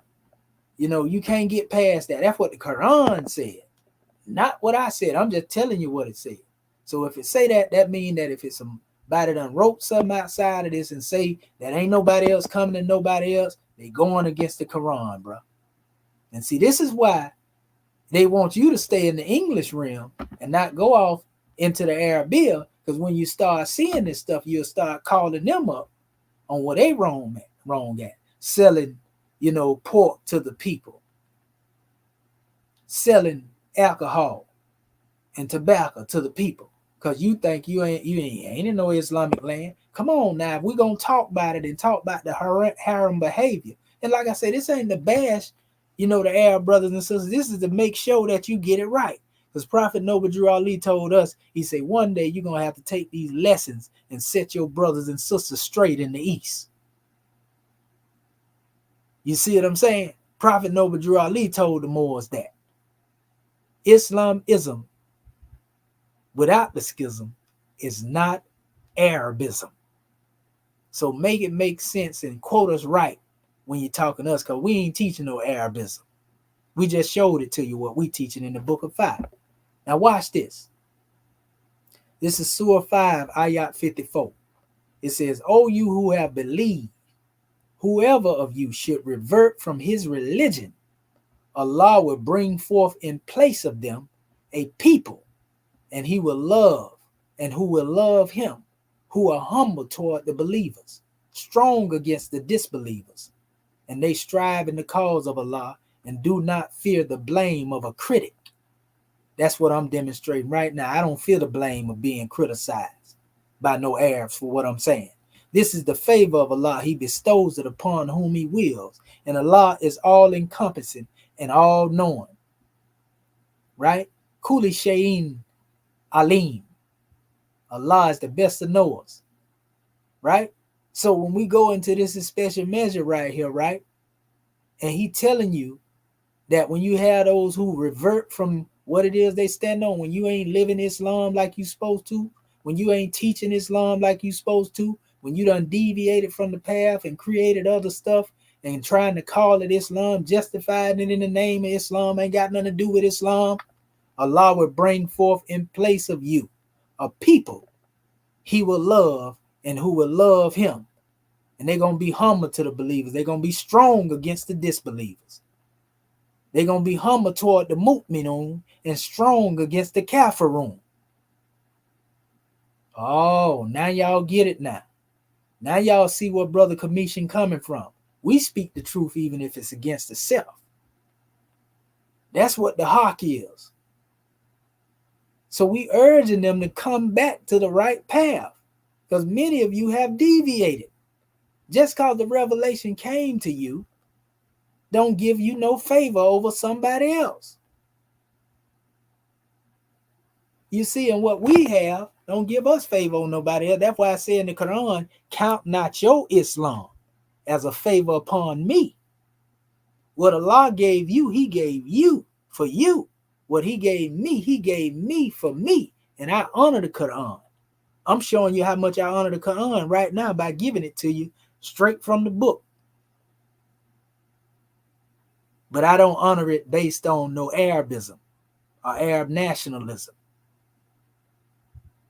You see? And I don't feel the blame of a critic who don't like what I'm saying, because I'm not in opposition and hatred toward them. I'm just giving you the truth and letting you know that you have deviated from the path.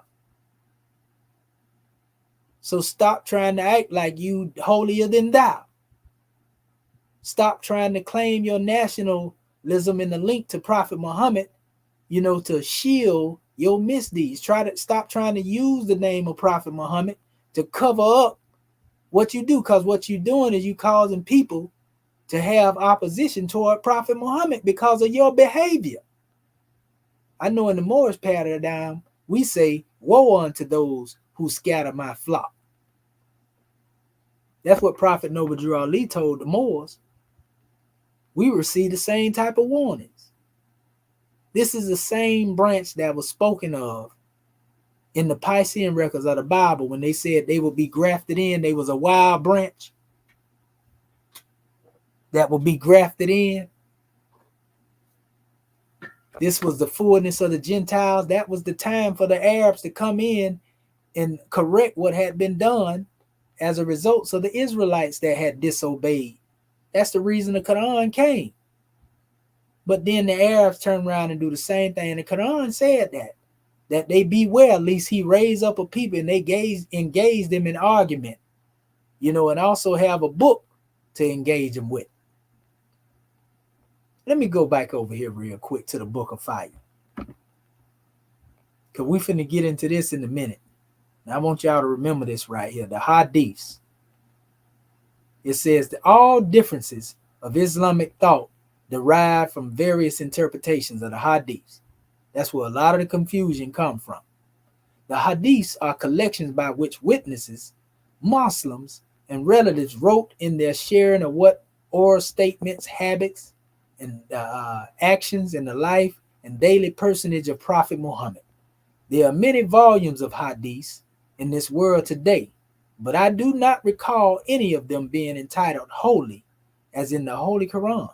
Therefore, Islam's message, in its purest sense, is still the unaltered, uncontaminated Holy Quran of Mecca. The Quran is the supreme law of Islam. I just showed you it is the Sharia. In short, the purest form of Islam is the divine instructions found in the Holy Quran. With these sacred lessons, any Muslim can truly set their house in order. However, this lesson carries with a warning. Warning one, or number one, if any Muslim or group of them makes any attempt to say nationality is not important, or that the Quran supports black people as Allah's creation, turn your feet from them. They are either foolish, unbelievers, or agents of Satan. Every Muslim in the world, whether blessed to make Hajj or not, has a nationality, flag, history attaching them to the human family of language, etc. In fact, Allah tells you not to sever the ties of the family. It says, even the great Prophet Muhammad honored his nationality through his name, Muhammad ibn Abdullah. Ibn refers to the son of the house of Abdullah. If Muhammad and Yeshua, the son of Joseph by Mary, claim their national and genealogical roots, it must be important. In fact, see the first chapter of Matthew, and you can trace Prophet Isa, the holy name given to Yehoshua, but cannot be used by those who are slaves of sin to sin. From Adam through Abram, Boaz, Solomon, David to Joseph. Remove this line, a noble line of kings, from this great prophet, and you will believe God had a mother. Nationality is not relevant to salvation, and Adam had a navel. In short, you go for anything, but then you are what you accept. It would also be rather nice to know what some say, that nationality is not important to the only people on planet Mud without theirs. Hell, it took 3 major religions, the Order of Freemasonry, and 3 European powers over 400 years to denationalize the Moorish people from the face of the earth. Where's the fool that dares to say nationality is not important? Give honors to my chairman. That's why we call this the book of fire, because it's burning up falsehood, root and branch, family. 700 pages. The big book. It says all sacred records have one verse in common. Honor thy father and thy mother, that thy days may be longer upon the earth land which the Lord thy God, Allah, have given thee. Anyone who claims your national descent is not valuable as a part of the Europeans' worldwide conspiracy to bury we, the people, in a shallow grave of unconsciousness, which began over 400 years ago.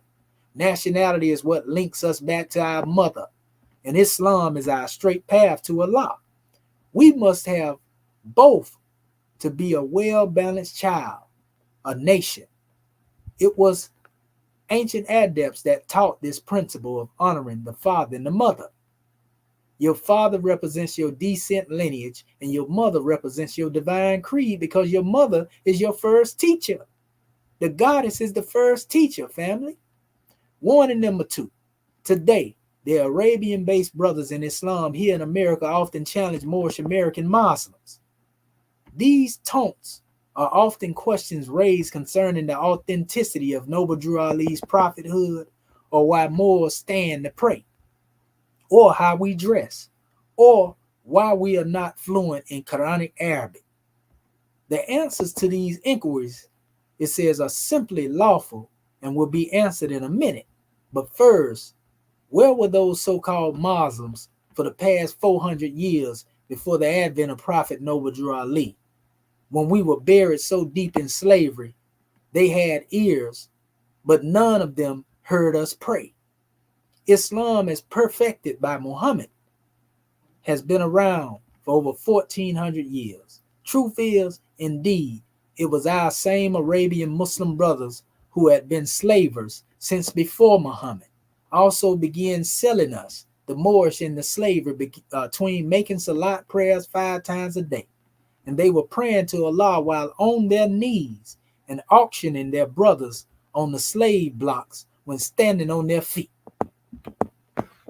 So we know who the Arabs is. We know who the Moors is. I told y'all in our last 2 measures about the Al-Bidan, which are so-called white Moors, the Arabs, who I showed y'all who they were, that was enslaving our people. To correct our people who keep saying, well, the Moors enslaved. No, it wasn't the original, the Haritans. It wasn't the, as they call them, black Moors. It wasn't the melanated Moors. It was the Al-Bidan that was enslaving our people and still enslaving them right now in Mauritania. I proved this. So get it straight, family. It says, in fact, it is the beginning of the 21st century. It says, and as of this day, these same Arabian Muslims are still enslaving Africans from the Sudan and wherever they can kidnap them from. That's facts. I showed that. Today, as they were before the era of Muhammad, Arabians are as synonymous with the wholesaling of humans as they are camels, rugs, and crude. This is the reason so-called Arab countries could not come to the aid of the Moorish that were being enslaved by the Christian West. They were just too simply busy supplying the African slave trade with their brothers. Slavery is supported in the Great Quran by many surahs, and participating Muslims think of slavery as their sacred duty. And this is not saying that Allah has told man to enslave, but this is saying this is how they use the Quran, just like the European used the Bible. See, we teach all this history. We're very transparent. We don't hide what they're doing. This is their choice to deviate from the way that the Creator had revealed to what was revealed to them. And I'm going to say this too. Not all Arabs, you can put them in the same bucket. We're going to be just. We ain't going to put a blanket indictment on them. Because some Arabs, there's some out there that'll tell you the truth. They know who we are. They'll speak out against the way we was enslaved and all that. They'll tell you that was Muslims that participate. So we give honors to the brothers and the sisters that's honest. But to those of you, and there's a lot of racist Arabs out there, I ran into them. They hate to see us practicing and demonstrating the way we demonstrate. And that's when the real hatred come out. When you tell them Noble Drew Ali your prophet, but you honor Prophet Muhammad too, oh, that's when all the hatred. They'll call you nigga and everything. I'm telling you, I done had this done to me. So I know what I'm talking about. They ain't no different than anybody else. So it says to them, it's simply a matter of either you think as Arabians, and then you see my title, think not with Arabia, or you are an unbeliever. It says, and are only worthy of enslavement or death. You see? And so this is why I be trying to even correct our brother Reggie. You know, when I'm on Sonnet, I'm trying to get him to understand the perfection of the statement when he say there was an enslavement that happened with our people. I'm trying to get the brother to understand it in the proper context. It was the Arabs that enslaved the Moors. But he tried to tie them all together because he ain't did this research. So evidently I got to bring it out and let y'all see it. So Sheikh Sharif Abdul Ali alerts us to only two kinds of slavery: mental slavery and slaves to sin. And he does not support the enhancement of either, but the awareness and the abolishment hereby. Just the same, the Arabian slavers are not true Sunni, because if they were, they wouldn't be doing what they do and acting like they act, contrary to the Quran, nor do they follow the immutable dictates of the Quran. Thank you, Chairman, for confirming that. One does not have to go to the Sudan to be enslaved by Muslims. If you do not have knowledge of self and Allah, you are a prime target for enslavement by those claiming Islamic connections. They can't enslave you mentally, they're going to enslave you physically. If they can't enslave you physically, they're going to enslave you mentally. Some Moors have been beat down in their heads so hard with the setting maul, it says, until they just plain silly. Those in the state often seek refuge from the Arabian Sunni Muslims and the United States of America in verifying their place in the Islamic world or acceptance as a citizen. Forgive this author for his forwardness. But aren't one of these their slave catchers and the latter their slave masters? Duh. Wake up, people. It said, what makes them think with Arabia that nationality is not important, or the USA can give them freedom or free national name? As I was saying, there's nothing wrong with Islam. In fact, Islam has always been perfect. Moorish Americans need only to step into Islam through the door Allah has provided for them. That's what our brother Dr. John Henry Clark was talking about, which is the only place the Negro problem can be solved. Just the same, if you already have Islamic aspirations and you believe you are an American black Negro with no idea of your free national name, it is a great possibility you are not getting the full light of your religion. As for Drew Ali's authenticity, he did the equivalent or greater for his Moorish Americans and all nations as all other prophets before him. He brought them Islam and their earthly salvation and those things necessary to reward them back from their fall of grace. No one before or since has brought them anything better from Allah or man. There have been many Moorish leaders branching from the divine works of Noble Drew Ali and Marcus Garvey. Some have gathered followers into the millions and even marched millions into Islam, but none of them taught our people their nationality or that they have their own religious creed. And equally as important, none of them freed the Moorish from the constitutional hostage situation, so to speak, and I added that of the United States. None said that they are truly a nation ordained by Allah in existence in 1865 etc. You know, and I'm gonna give you this portion too as a bonus. Now remember, because we're gonna get into this concept about the hadith in a minute, because we're getting ready to bring this thing to a close. It says, what about the Moors in prayer? all Moorish Americans being in obedience to the Grand Quran or Great Quran and holy instruction from their prophet. Do not prostrate in congregational prayers.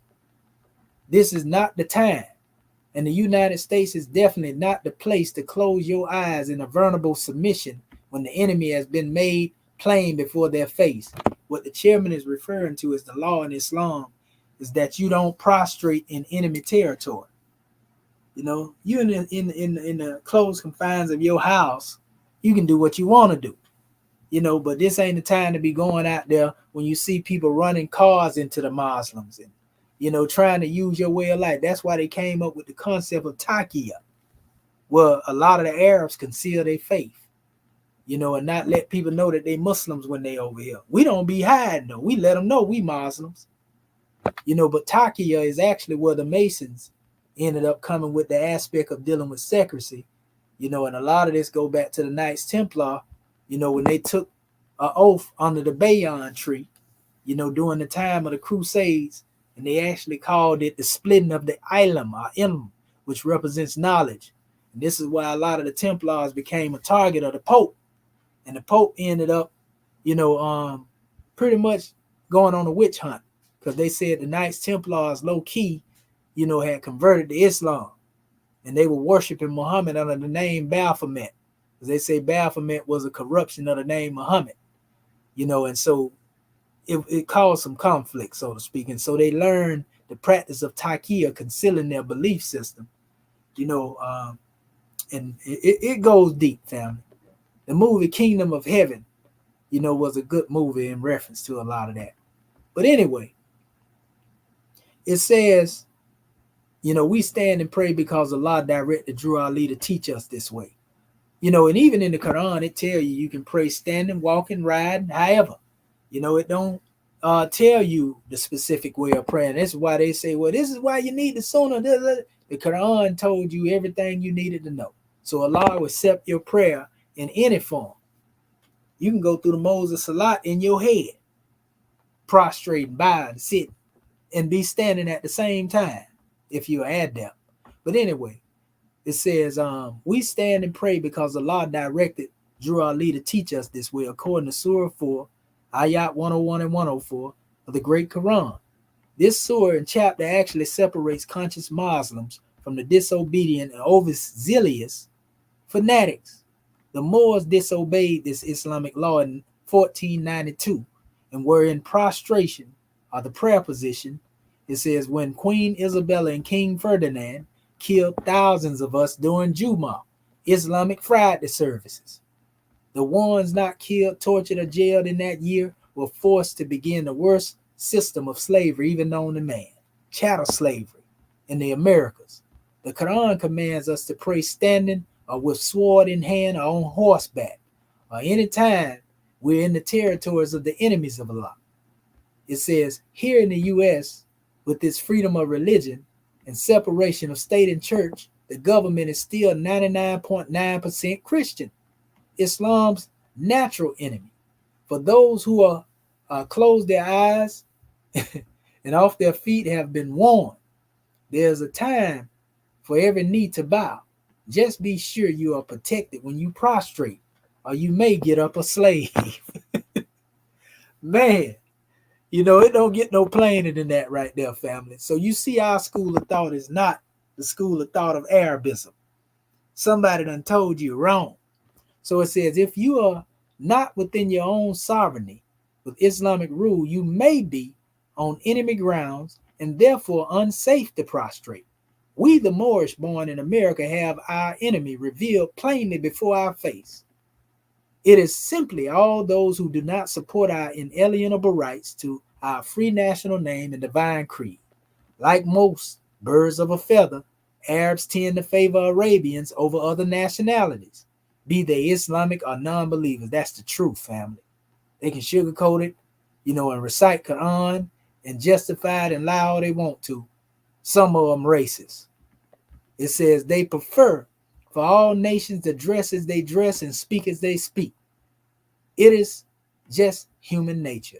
Truth remains that Islam is for the uniting of all men with the God Allah, not to divide nationals against each other, as all Muslims need to learn Quranic Arabic in order to get the interpreted essence of Allah's reading through Muhammad. All Moors need to learn the ancient garbs of their forefathers. True Moorish garb is the celestial clothing not designed by the styles and fads that fade away with time. They are today good as they were for our parents millenniums ago. The only time Moors need to dress as all other Muslims dress is during Hajj. Otherwise, every nation proudly demonstrates their own customs. How you dress can be a part of your test. After all, it was the ancient Moorish nations which first made clothes, then dressed themselves and the world. It says nations, it says are as planets, and Allah has placed each one in its own orbit so they may complement each other and glorify him, their creator. The Moorish American Muslims should stay in their pure and clean orbit until other nations come along. And when, not if, but when they revert to Islam, go in your proper person and identity. Like any prodigal child's return, the father will receive your submission more piously when you bring the honor of your mother with you. Honoring your mother, your divine creed, your nationality, gives added strength to all who return to Islam to honor our father. It says the free national name. Don't leave home without it. You know, so I stop right there coming from the Book of Fire, and we're always featured and come back to it. So if you thought that we was Arabized over here in my body, check yourself. You might have been sincere in your thought, but you were sincerely wrong.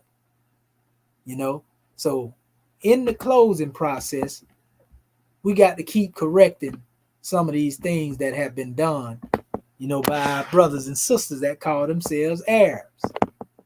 So here in the Quran, Surah 2, Ayat 148, in the name of Allah the Beneficent and Merciful, Bismillahir Rahmanir Rahim, right? To each is a goal to which Allah turns him. Then strive together as in a race towards that is good. Wheresoever ye are, Allah will bring you together, for Allah have power over all things. So Allah has given us our own law. Each people, he gave them a code of law. We just showed you that. He gave every people their Sharia. He gave every people their witness that was sent to them. Every people, he said he sent prophets to different nations. Some he mentioned, didn't mention to them. You see? So there's nobody that can count their Islam as a favor upon earth. He is the one. He says strive together in all that which is good. We know what's good for us. Arabism ain't good for us. Arab nationalism ain't good for us. But we ain't going to reject the law because y'all came out and tried to remix what was being said. Because we know better. And when you know better, you do better. So let's go into certain terms. They be talking about Sunni Muslim. Ain't no such thing as no Sunni Muslim in no Quran. The real definition of the word Sunnah is in the Quran. And they say, well, follow the Sunnah in the Quran. The Sunnah is the Quran. See, that's what they ain't telling you. The word Sunnah exists in the Quran. And it ain't got nothing to do with no religious sect. Sunnah is the Arabic word term, it says, for Prophet Muhammad's way of life and legal precedents. This is the definition they normally give you. But really, the Quran is the true way of life. If Muhammad is the walking Quran, if he's the breathing and the living Quran, as they would say, that's his way of life. He lived the book. He was the message that he brought. Like we say, you got to be the message that you bring, and the legal precedent that deal with the Sharia. It comes from pre-Islamic Arab notion of Sunnah as a way of life of a tribe, which is reflected in the Quran's use of the word to mean the ways of God. So the true way of Muhammad is based upon the way of Allah. So go into the Quran, Surah 33, Ayat 37 and 62, you see these same things that's being spoken of here. You see ways of God, ways of life, earlier people. Surah 3, Ayat 37. So let's go Surah 33, Ayat 37. Let's go there real quick. We're going to go there first. Surah 33, ayat 37, right here. Let me scroll it down real quick. And I'm doing this so that our family out there that don't know nothing about what we talking about, they can get it. You know, I ain't got to read everything in Arabic. I'm just pulling out master words and key words. I'm not here to prove how much Arabic I can deal with, you know, and speak. I'm in here trying to show the people what it is. Where is it? Right here. Okay. It's supposed to be going to 62. Hold up. Uh-oh. Get up here. Okay, go back there. Go right there. Okay. So if you go into this particular measure, family, you know, let me go here. And this is actually going into here where it speaks of Allah being more worthy of his consideration, you know, the favor of Allah being worthy under it, and it goes into the laws. So let me go here for you. Where is it at? Come here, come here, come here.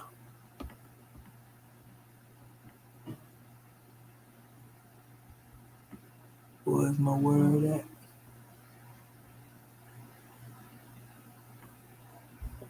Okay, not that ayat right there, not that portion right there.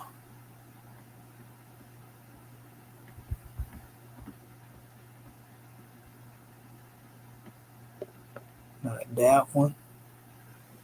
Reveal the sunnah to Allah. You feel, my son. Not that portion right there.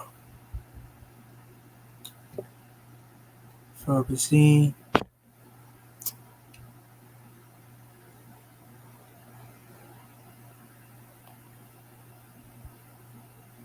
I think I quoted the wrong ayat here. Alarm my son. Not that word there. Hold up. Make sure I'm in the right area. Let me see right here. Okay.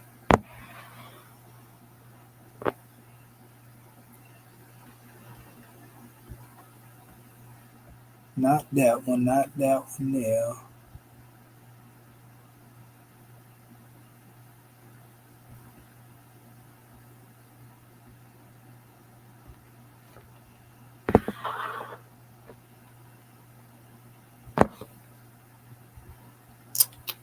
But this is basically showing where, you know, in one aspect where it says, and they will say our Lord, it says we obeyed our leaders in elite, but they led us astray from the right way. And this is showing where people was going astray from the way of life based upon what somebody said and tried to make excuses for it. I'm going to go to this other ayat right here real quick. I want to show you, because it actually show you too right here. Let me see, I had it up here earlier. Let's see here. I want to take you to the actual ayat. And it was dealing with that right there. That was 33, 37, and 137. And basically right here where it speaks on sunnah is the Arabic term for his way of life. But then it speaks of the ways of God. You know, and when it says the ways of God in the Quran, the Arabic word that is used is the word sunnah. And so if that word is used first in the Quran, you know, and it's mentioned as the ways of God, you know, then that would mean that we would have to move according to the law that Allah himself had created, as opposed to the law that the man created. You see? Okay, so let me go back over here. And that's the problem. A lot of people have been going according to the law of man. Here it is right here. See where it says sunnata. sunnata. And that's actually such is the way of Allah. See? Such is the way of Allah. Sunnata Allahi. That's what it looked like. Sunnata. Allahi. Yes, sir. So the first time that this word, I mean, they got it many places in the Quran. Anytime you see this right here, that was Allah's way with those hypocrites who have gone before, and you will find no change in Allah's way. So can't nobody come later and say they got a sunnah that trump Allah's way. And so when I spoke to you about the path of Sibghatullah being the path of Allah, this is what I'm talking about, the code of the law that come from Allah. Again, Sunnata. sunnata Allah Allahi. Allahi. You see? So, I mean, there's more areas in here. We're going to touch on some of them. Let me see right here. So it says, is it Sunni or Sunnah? Sunnis are formerly known as Al-Sunnah wa Jama'ah, or the people of the Prophet's way, and the community. So what they doing, see, this is how they superimpose themselves in there. By saying people of the Prophet's way, you know, some of them attach themselves through the Arab nationalism and turn Sunniism into just a cloak for Arab nationalism. Some do that, you know, but when you deal with the concept of Allah's way, what about Allah's Sunnah? You know, that transcend what come from what they tried to create as a sect. It says the term Sunni derives from the followers of the Sunnah, which are sayings and actions of the Prophet. So they say this is the following of the footsteps of the Prophet. You see, nothing wrong with following the footsteps of the Prophet if you're truly living by his laws and you want to call it Sunni, but you're really following the way of Allah, the way of God. It's Allah that sent Prophet Muhammad. You see, he didn't just come on his own and say, all right, here I am. You know, I'm that guy. Now watch this. It says, what are the three types of Sunnah? Now these are things that come up outside of the Quran. These are what, you know, and the scholars of fiqh have created and what they characterize as three types of Sunnah. There are three types. The sayings of the Prophet, Sunnah, which is what they call Qawliya, Hadith, right? The actions of the Prophet, Sunnah al-Filiyah, right? Sunnah, what they call Tagririya practice, Tagririya practices that deal with prevailing of the time of the Prophet, which he did not oppose or prohibit. Meaning certain things that he did that people wanted to copy these things, but he didn't make it obligatory, but they just chose to practice them or whatever. So all of this came after the Quran was revealed. You know, the hadith and all this here and so forth and so on. Nothing wrong with having, you know, traditions, you know, of Muhammad and the way he lived his life. But if certain things contradict the Quran, you got to get rid of that. You see what I'm saying? If these things cause you to beef with people and you know you're supposed to be following the Quran, you got to check that. You see what I'm saying? You got to get it right. So, okay, we almost done, family, because I want to open up the floor if anybody want to come up in here. You see, it says, is Sunnah a part of Hadith? Today, the words Hadith and Sunnah are nearly synonymous in the minds of most Muslims and non-Muslims alike. Since the time of Muhammad ibn Idris al-Shafi, 204-820, the Hadith have been seen as the primary repository of the prophetic Sunnah, an essential part of Islamic scripture. How many of our people know that the Hadith came 200 years after Muhammad had been long gone? All right. So anyway, at least the written Hadith by them, we're going to show you that the Quran itself was actually called Hadith, just like it was called Sunnah. It's called Hadith. What is the difference between Sunnah and Hadith? Sunnah and Hadith, right? The Rawson Center for Education and Dialogue, it states that Sunnah refers to the traditions and practices of the Prophet Muhammad, which are believed by Muslims to be the model for them to follow.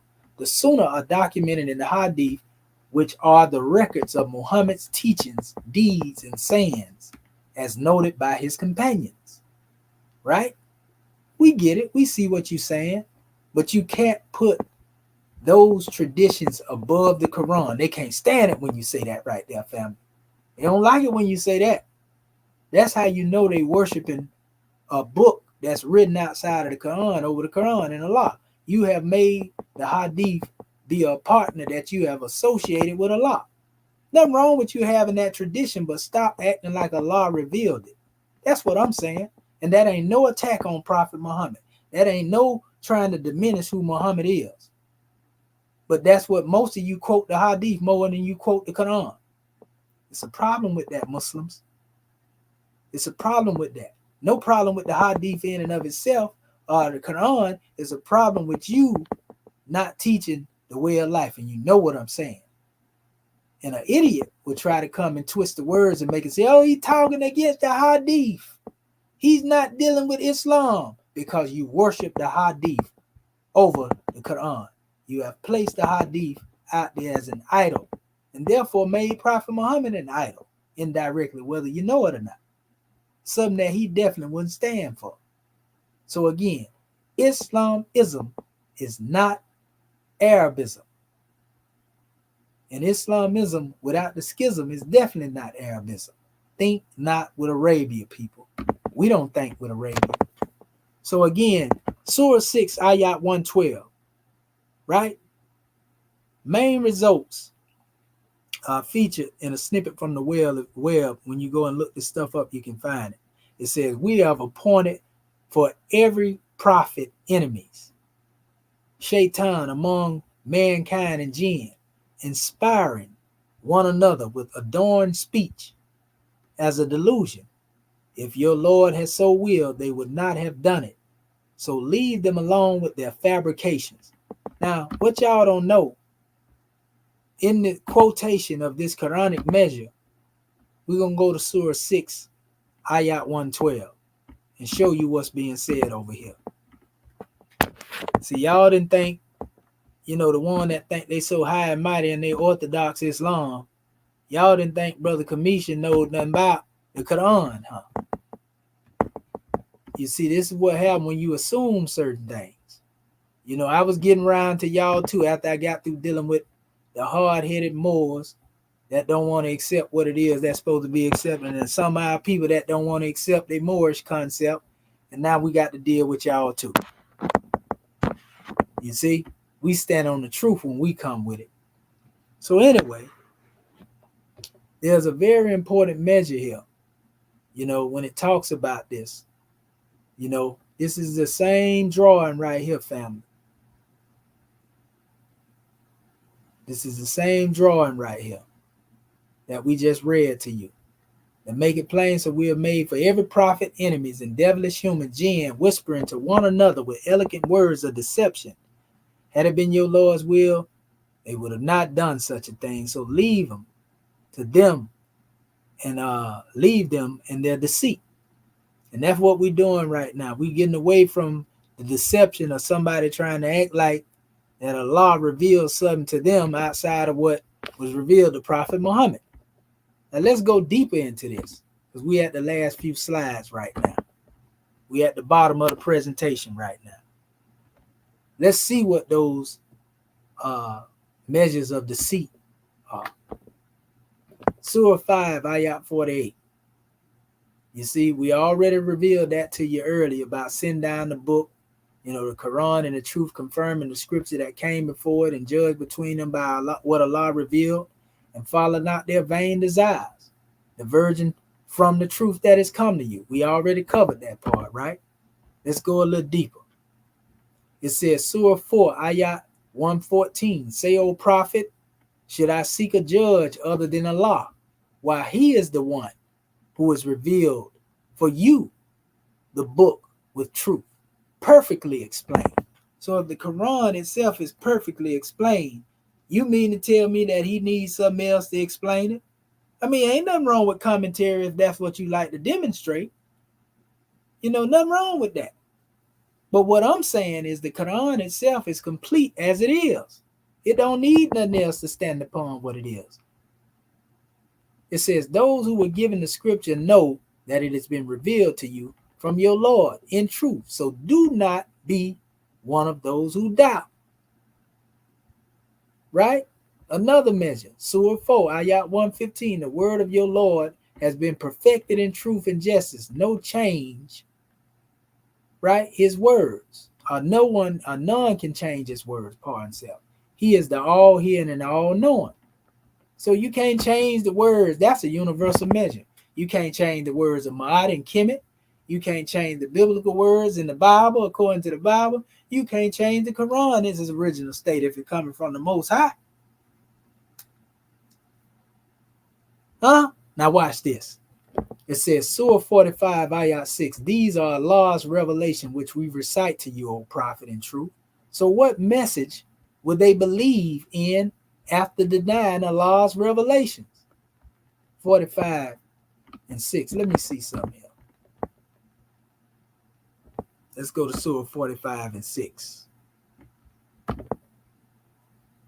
Okay. So you got to go into this demonstration.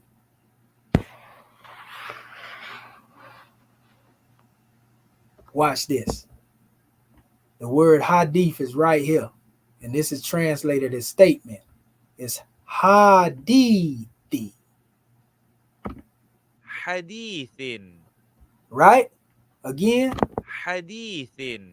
So it's telling you these are Allah's revelations, which we recite to you, O Prophet, in truth. So what message? And the word message is synonymous with the word statement. What hadith would they believe in after denying Allah and his revelation? Huh? Huh? Oh, let me keep going on. They think it's a game. They'll say, I put this in the Quran and I made this up. And then it goes on after it say that. It says, also in 45 ayat 7, woe to every sinful liar. Ayat 45 and 8, they hear Allah's revelations recited to them and they persist in denial. So even though I done showed all this stuff right here, just like you have people with the cognitive dissonance, you know, that deal with all the other information I bring, like the brothers, when I tell them that the hieroglyphics have not been deciphered, you know, and I'm showing them all the evidence and the proof and they still bucking. Just like when it comes to some of our Moorish kin, and I show to them, you know, where our Moorish flag come from. Ain't got nothing to do with the Moroccan flag and all them other things they come and they in a cognitive, a distant state of mind. You know, it's the same thing when it comes to those who going to look at this measure when it comes to dealing with the Quran. So Allah saying it already. They hear Allah's revelation recited to them, and still they're going to persist in denial, arrogantly, as if they didn't hear them. So give them good news of a painful punishment. It's because you want to create hadiths. What message, what hadith will you believe in after denying Allah and his revelation, family? That's why you've been having so many problems over there in the East. That's why there has been so much falling of the civilization over there in the East.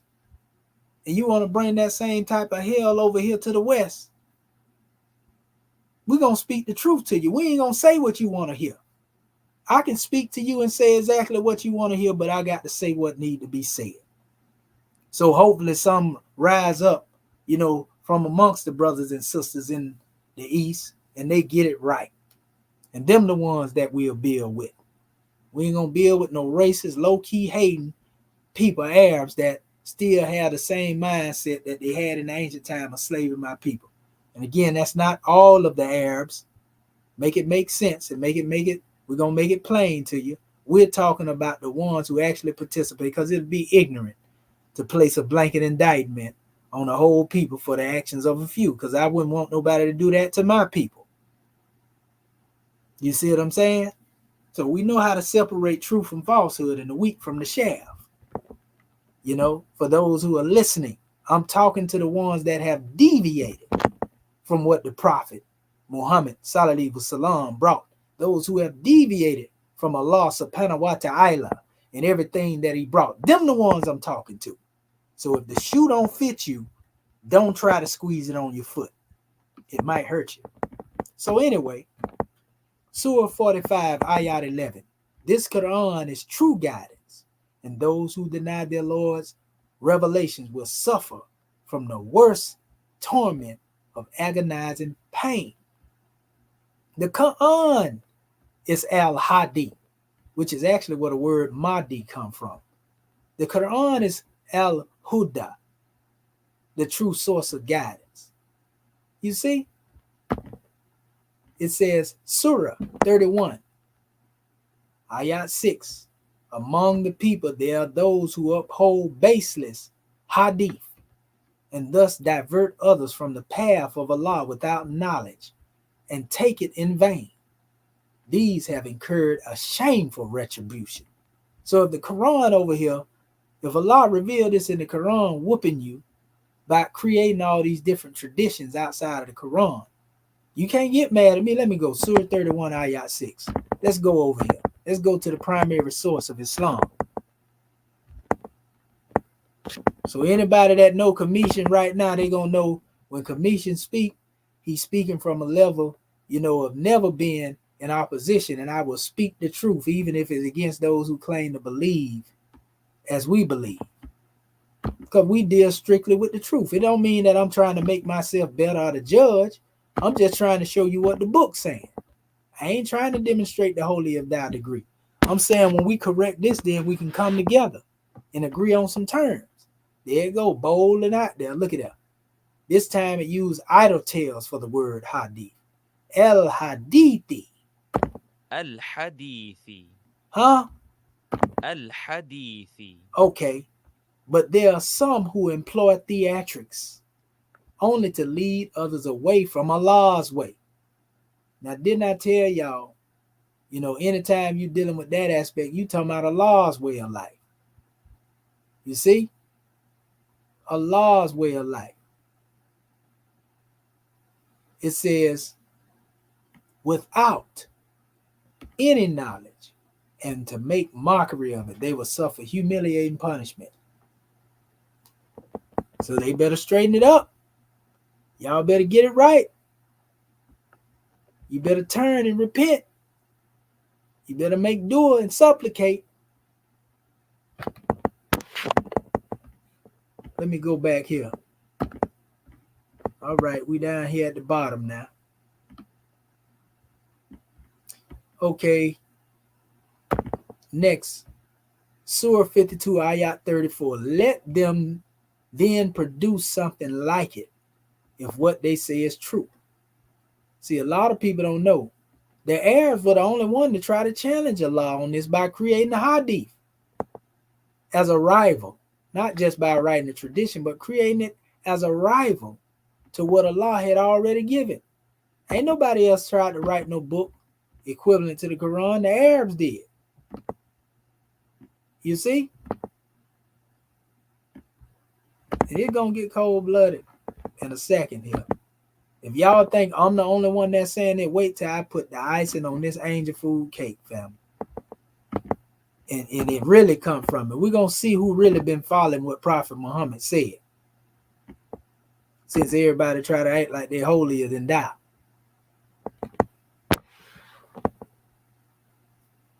You see? Same thing right here. Let them produce something like it if what they say is true. This is a statement right here. Be hadithin. Bi hadithin. Oh. Bi hadithin.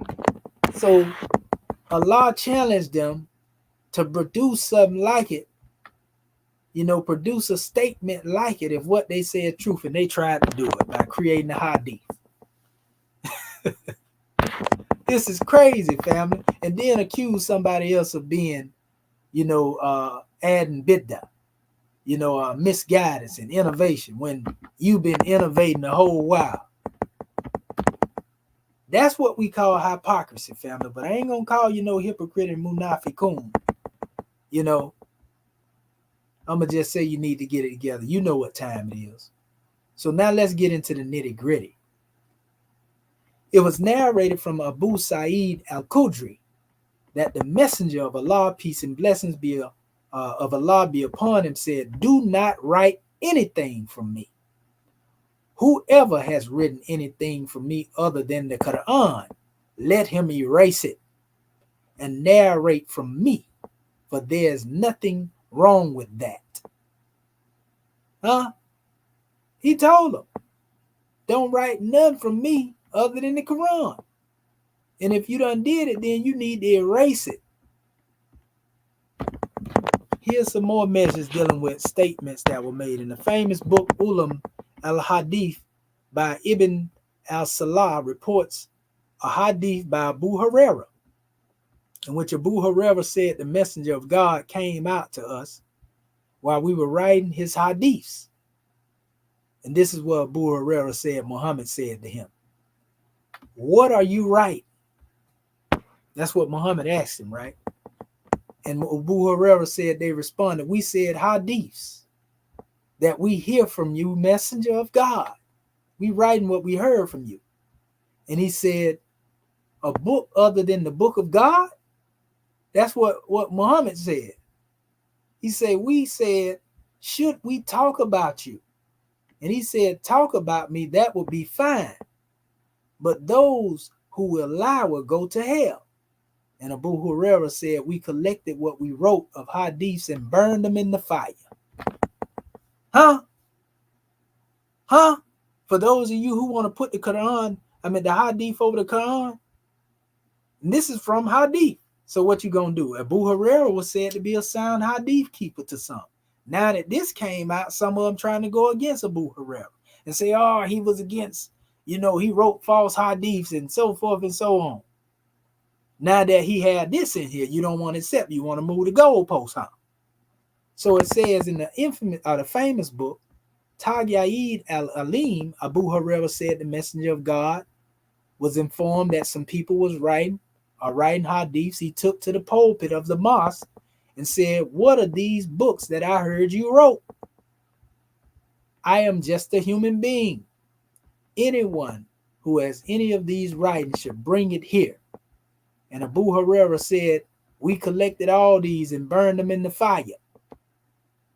Ibn Hanbal, in his Musnad book, narrates a hadith in which Abdullah ibn Umar said, the messenger of God one day came out to us as if he was going to depart us soon and said, when I depart I die, hold to the book of Allah, prohibit what I prohibit or what it prohibits, and accept as a halal what it makes halal. In other words, prohibit what the Quran prohibit and accept what the Quran accept. So for the Arab that's trying to make people feel like they're outside of the pale of Islam by honoring the Quran, honoring the great God Allah, nothing wrong with you having your tradition and commentary in regards to dealing with the life of Muhammad, but do not exalt that above the Quran, family. We see they was burning the books back then when the Prophet asked them about it.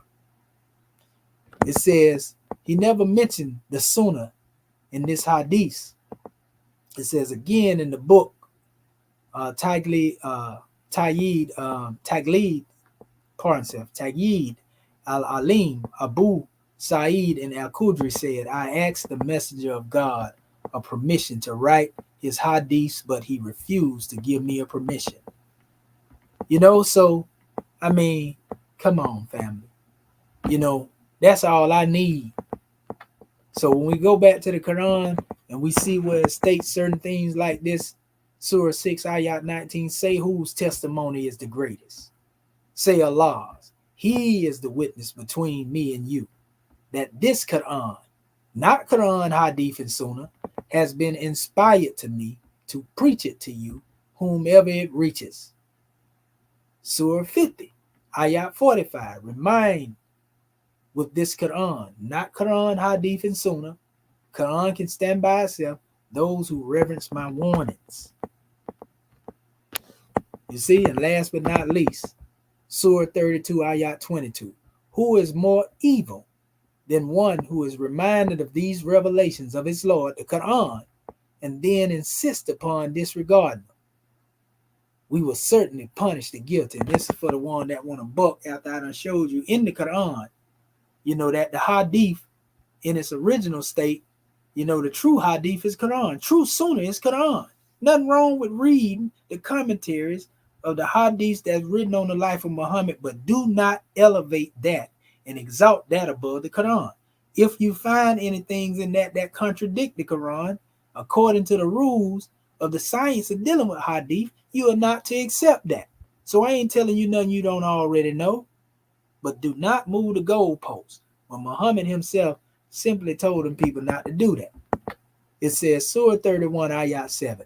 And when our revelations, Quran, are recited to one of them, he turns away in arrogance, as if he never heard them, as if his ears are deaf.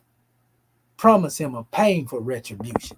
But I ain't going to promise you that. Well, that's what Allah promised you. Some of them even think that this is, they appalled because a so-called Negro, or like they call him a black man, even teaching on this. They think because they Arab, they got a monopoly over the way of life. But like I said, think not with Arabia, Islamism, without the schism, is not Arabism. In fact, all of the schisms come from the Arabism. So the path of Sibghatullah is the true path of Allah. Now, what is the path of Sibghatullah? This is the school of thought that we draw from in the Moorish paradigm. We told you about the code of the Sharia being the way of Allah. I'm going to go over here to the Arabic dictionary real quick and show y'all what this is. So let me pull it up real quick. And we're going to close this demonstration out. Go to the dictionary of the Quran. It's a very powerful book. One of these was written, I got the exegesis of the Quran. And this is actually written by the brother Abdul Manan Umar. I encourage anybody that study Islam, interested in learning, about the language and stuff, get this Quran. I got it in the physical, and I also have it in the PDF. So I'm showing it to y'all in the PDF. That way I ain't got to read to it without y'all seeing it. And we're going to show y'all what this word Sibghat means. Just give me a second here. You know what? I may be able to pull it up here. Let me see if I can pull it here. I'm going to see if it let me tap in it right here. Well, hold up. Let's see. It may. It may.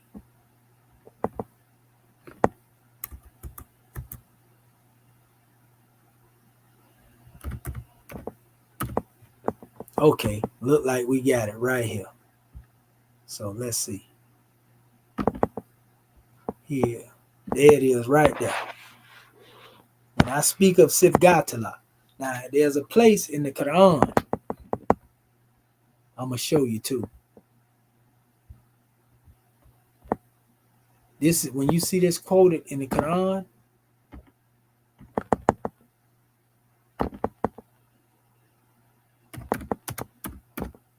Well,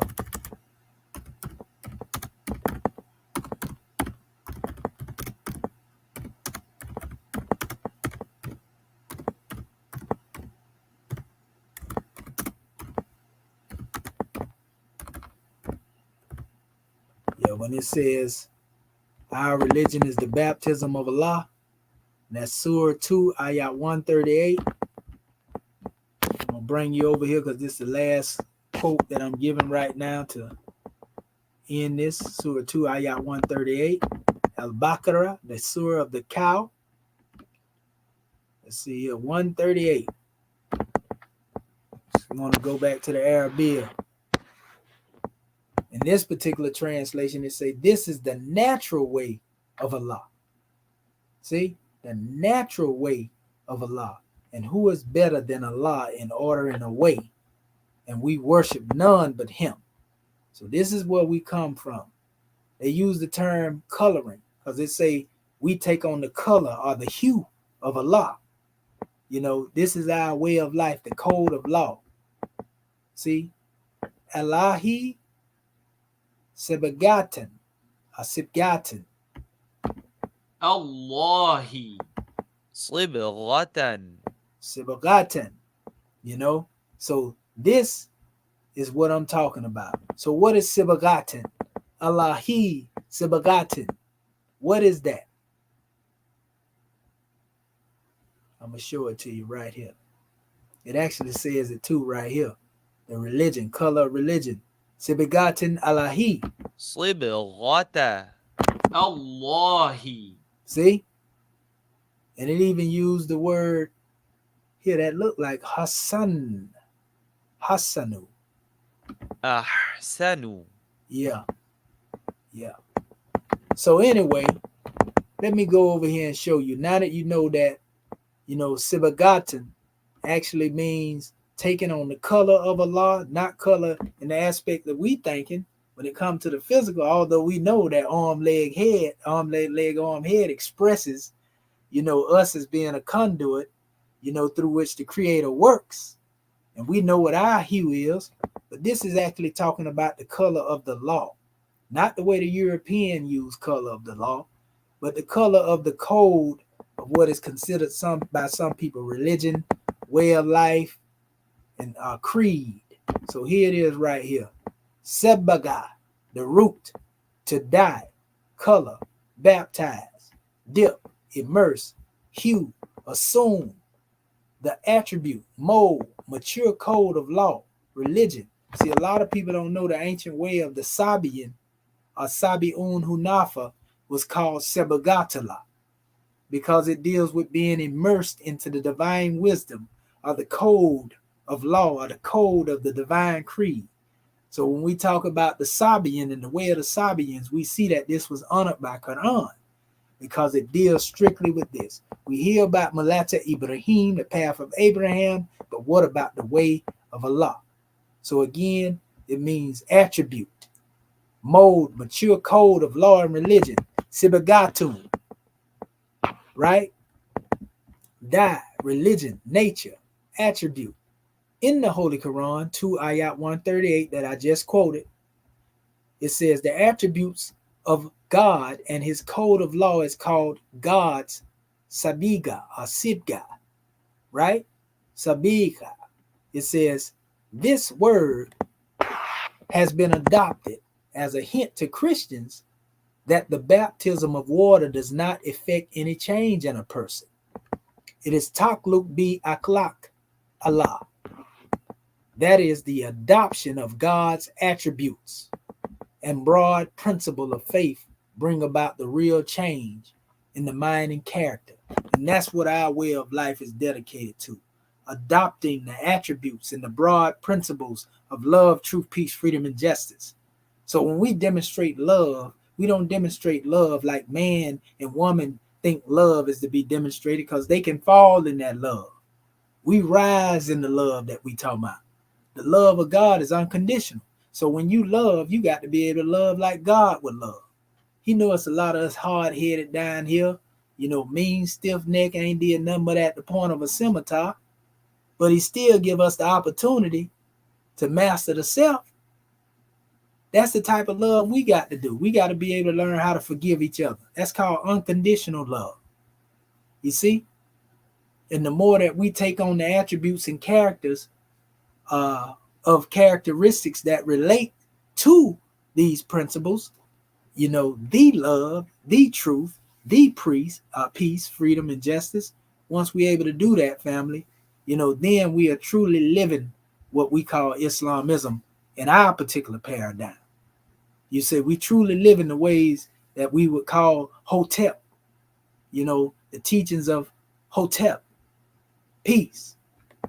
It is through this baptism that the new birth takes place. According to the Arabic usage, sometimes when it is intended strongly to induce a person to do a certain thing, the verb is omitted as in 138, and only the object is mentioned. Therefore, in the translation of, you see that there, that verse one must add such verb as kundu, as i.e., assume or adapt. So we trying to adapt to love, truth, peace, freedom. That's why I tell people that we ain't just practicing peace. We trying to be peace. That's the difference between, just saying I study Islam, and I'm living in Islam. So Islamism has to do with actually living Islam. Islam in action, the reality of peace. You get on the field and you practice for the game, but you got to play the game at some time. You can't be practicing when it's time to play because it be dead serious. You know that from basketball, football, baseball, and all that. Yeah, they practice, but when it's time to get in the business, they in it. So sigun, it means condiment, sauce, relish, savior. So in other words, you got to have that God sauce to manifest them attributes. Sibghatullah also mean the sauce. Sibgun also, or Sibghatullah also means hue and attribute. So family, like we can't make this stuff up. You know what I mean? The Sabah and Sabian, all that stuff is found in here too. But man, it's just a powerful measure. We have our way of life. We follow the pathway of the Sabians through the way of the Sibghatullah. This is the true path of Allah. We follow his Sharia. We follow his Hadith. We follow his Sunnah. We are not Arabized. The path of the Sibghatullah is the true path of Allah. Start trying to take on the attributes. That's what is taught in Tasawwuf, in Sufism, family. Try to live the attributes. Not trying to be like an Arab and imitate what the Arabs do. Think not with Arabia. Islamism without the schism is not Arabism. Get it right. So with that being said, we done with this particular drawing. And so what I'm going to do, I'm going to go see who's still with us real quick. And honest to all of y'all who stuck out, and I'm going to drop this link in here. For anybody, you can come in here. I ain't going to beat you up. I done put out here what need to be put out here, so I ain't got to argue about it. But all I ask is you come up here and you just be respectful. So now that we dropped the link in here, we're going to wait and see if we got somebody who want to come and converse, and I'm going to show y'all how we demonstrate honorably. Unless you have somebody, like I say, want to go crazy, we ain't going to cuss you out like other people do and throw you off the platform. We're going to hear you out, and then we'll give you a favorable reply. So while we waiting on our family, like I said, this whole measure is dedicated to trying to show our people the difference between Arabism, and Islamism as we teach it. We have our teaching that Prophet Muhammad brought to the Arabs, so to speak, and we have the teaching that Prophet Noble Drew Ali brought to us. And in our teachings, we honor, what came before, as well, but we honor it in its purest form. We don't honor man's remix of the truth, and how he has tried to take it away from that special truth to gratify his lower desires. You know what I mean? And again, what I'm going to do while I'm waiting on somebody to click that link if they want to come in here. If not, I'll close out. We're going to let our family hear this one measure again from our beloved brother, the elder, Dr. John Henry Clark. So we give honors to all of them. So we pay homage to him and Sheikh Antadia, for both of the their works, and what they have demonstrated. Honest to Dr. Ben too, because when he passed from, he had converted to Islam. For those who don't know Dr. Ben, he actually converted to Islam. Let's see.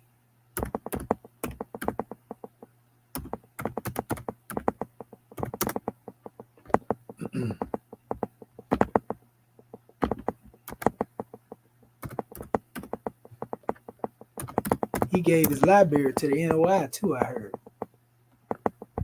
Yeah. Yeah, but our elder, when he passed from, he had converted to Islam. In his last days. Yes, sir. For those who didn't know it. You know what I mean? We give honors to this brother as well. He had a janaza. He was buried in the Islamic style and everything, family. Imam and everybody was out there. They got the whole dream team up there, though, right? All the elders. So we give honors to the elders for what they did. They didn't teach the hatred that a lot of these brothers out here claiming to come in their name have been teaching, against the Muslims, Islam. They didn't teach what you hear, Brother Reggie teaching. He going stray from what they taught. He got a lot. Ever since he got beat up by the Moors in the past, he ain't never forgave the Moors. And that's why he like to come with the foolishness. But anyway. Now, I am not against Islam. I see it as a force in human history that has to be reckoned with, and that at times has command respect and can again command world respect. If forced to the wall, and if I have to choose between it and Christianity, I would choose it. I am that disgruntled about Christianity. I'm that disgruntled about it because I think both of them have failed their mission to mankind, and there is no excuse for them failing in their mission to mankind. I don't excuse either one of them, as I don't excuse the United States or Russia for failing their promise to mankind. I think they're both two thugs. I'm not equating Christianity and Islam with Russia and the United States. I am saying that these are world forces that made promises, and that these two thugs who met in an icebox recently to reflect their temperament and their character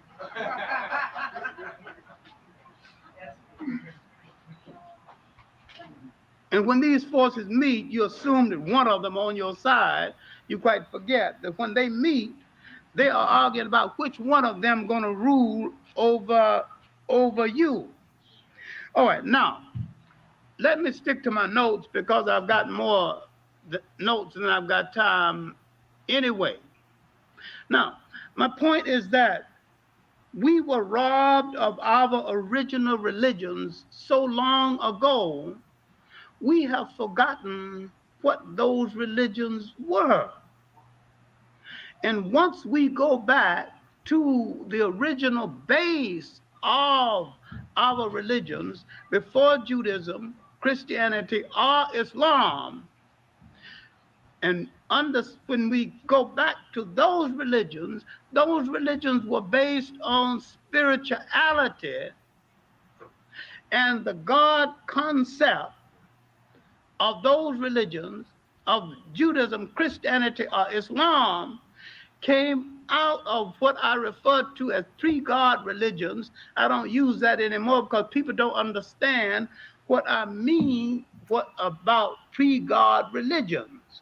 They're so accustomed to the word God, they cannot understand that there was a time when man thought of a force in the universe presiding over the universe. And while he meant God, he did not use the word God. And man had more spirituality before he consistently used the word God. He used the God force and the God concept without using the word. He meant the same thing. And ultimately, Western man interpreted that as meaning the same thing.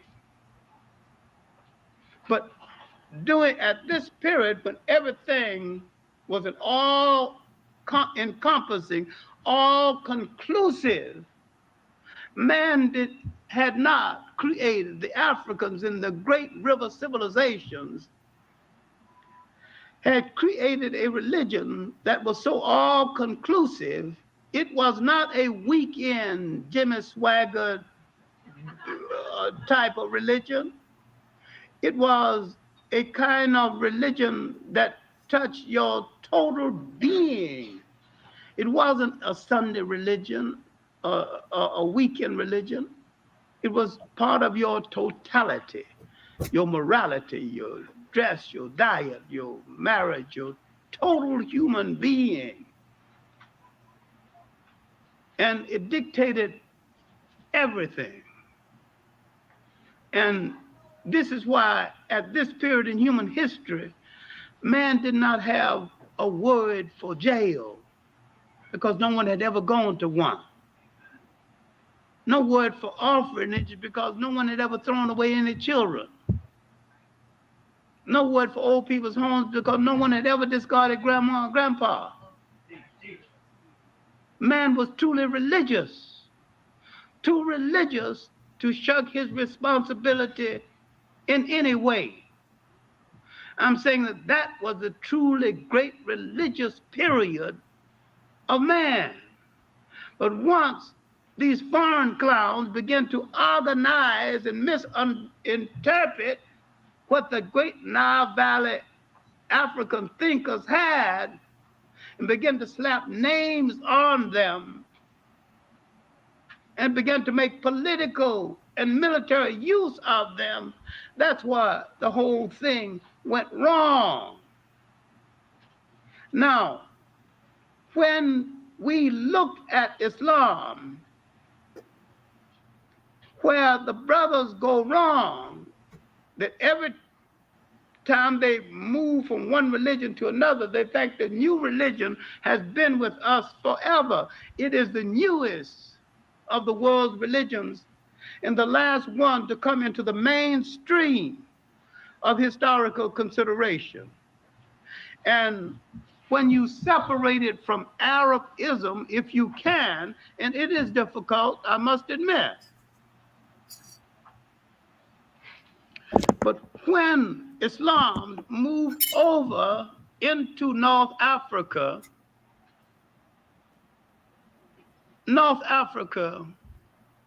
Northeast Africa was a fallen land. It had been raped for 1,000 years. The conquest wasn't much of a conquest. Starting with the Cambyses invasion 550, and they didn't arrive until 639 AD. And the Cambyses invasion was 550 BC.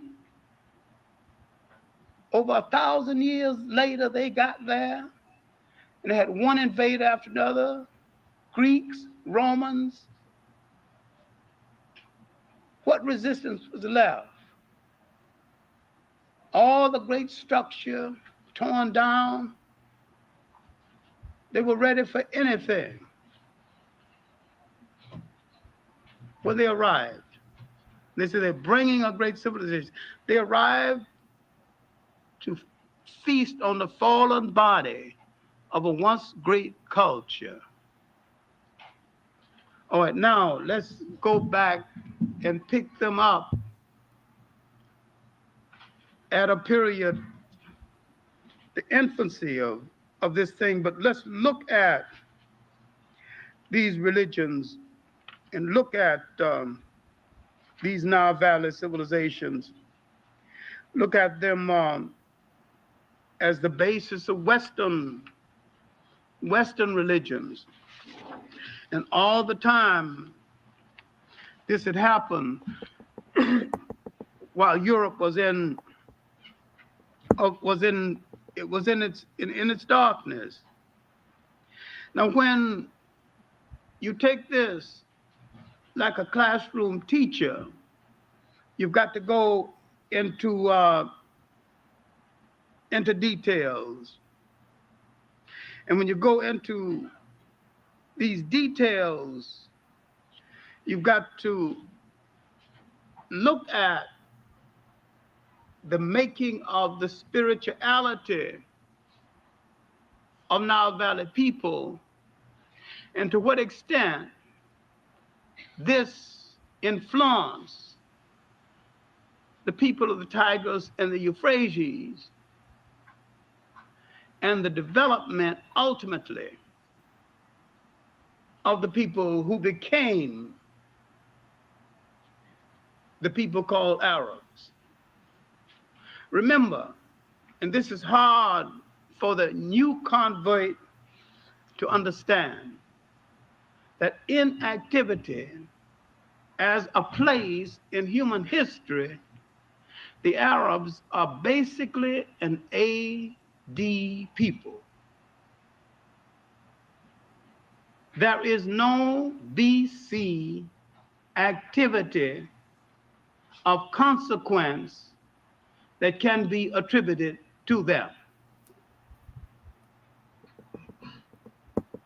And that's important to understand, because he's going to go into aspects of saying that a lot of the stuff that people blame even the Arabs for, they really can't blame the Arabs for, because when the Arabs come on the manifest, I'm talking about dealing with the old civilization, they cannot blame them for tearing down Kemet, because Kemet was already tore down, is basically what he gonna go into saying.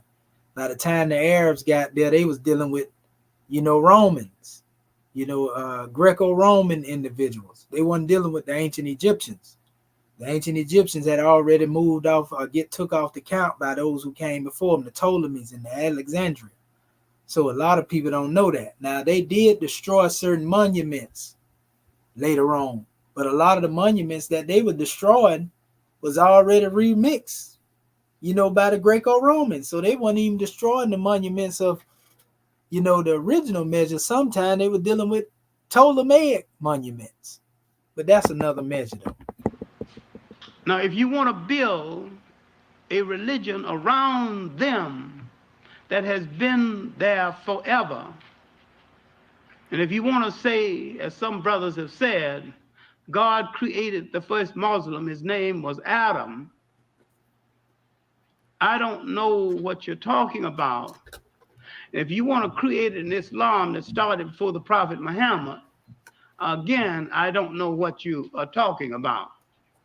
But if you want to say that the elements, the sentiment, the basic social thought that went into the making of the religion existed in Africa before Christ, I can understand what you're talking about.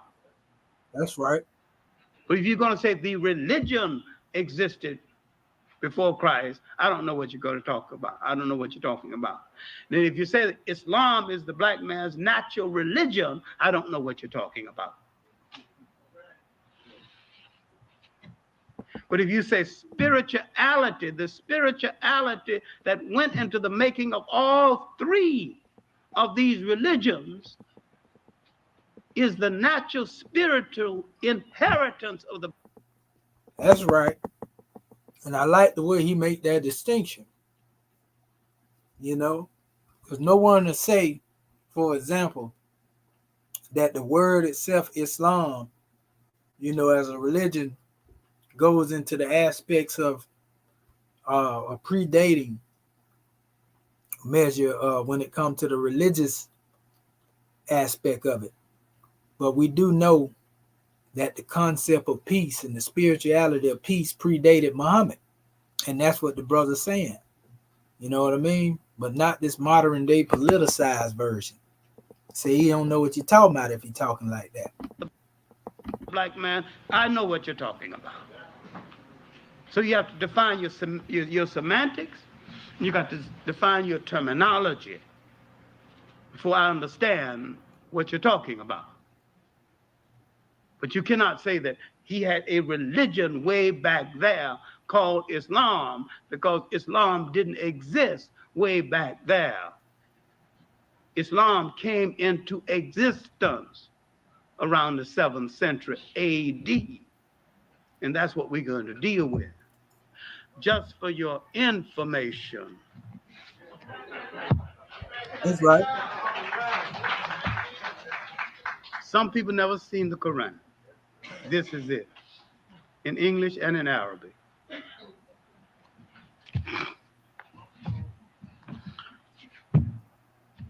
This is a short history of Muhammad and the early caliphs and the early heroes of Islam. This is a book all black Muslims should have read, called Christianity, Islam, and the Negro Race by Edmund Vilmont Blyden. I have 2 shelves of books dealing with Islam, Arabs, and their history alone. 2 shelves. And I read practically everything and every word in every book. I grew up a Baptist Sunday school teacher.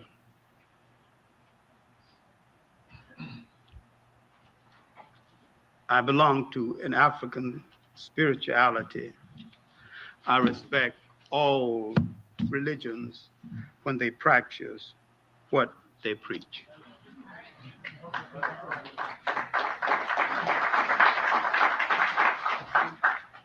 Now,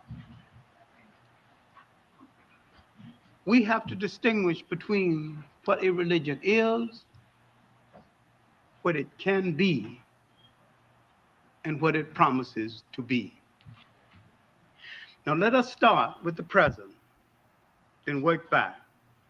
Let us start with Ella Mazzaroi's series, The Africans, because this series will and has done a lot of damage, principally because most African people who see the series never read one book on Islam, never read one book on Arab history, and do not plan to do so. And all they have is his word. And they're not going to check him out. And he tells you a few good things about Africa, then he is running strictly an Arab Islamic game, and he is running it well. It is a con game. And it is not about African history at all, because he is not telling you African history. He is telling you basically a few tidbits of African history in order to get his Arab Islamic point across, and he is getting it across exceptionally well. And that is what he set out to do. Now, why don't we ask the question?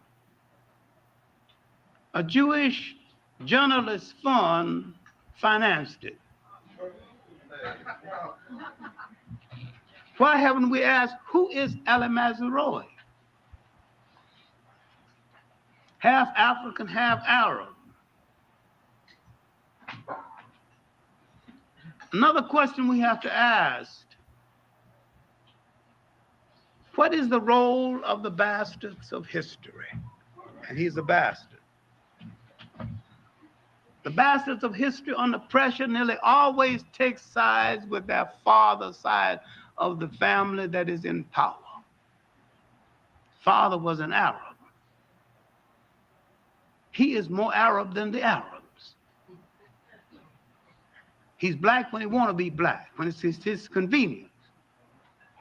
But in this series, this man is more Arab than the Arabs. You have to know some African history to know the game he's playing.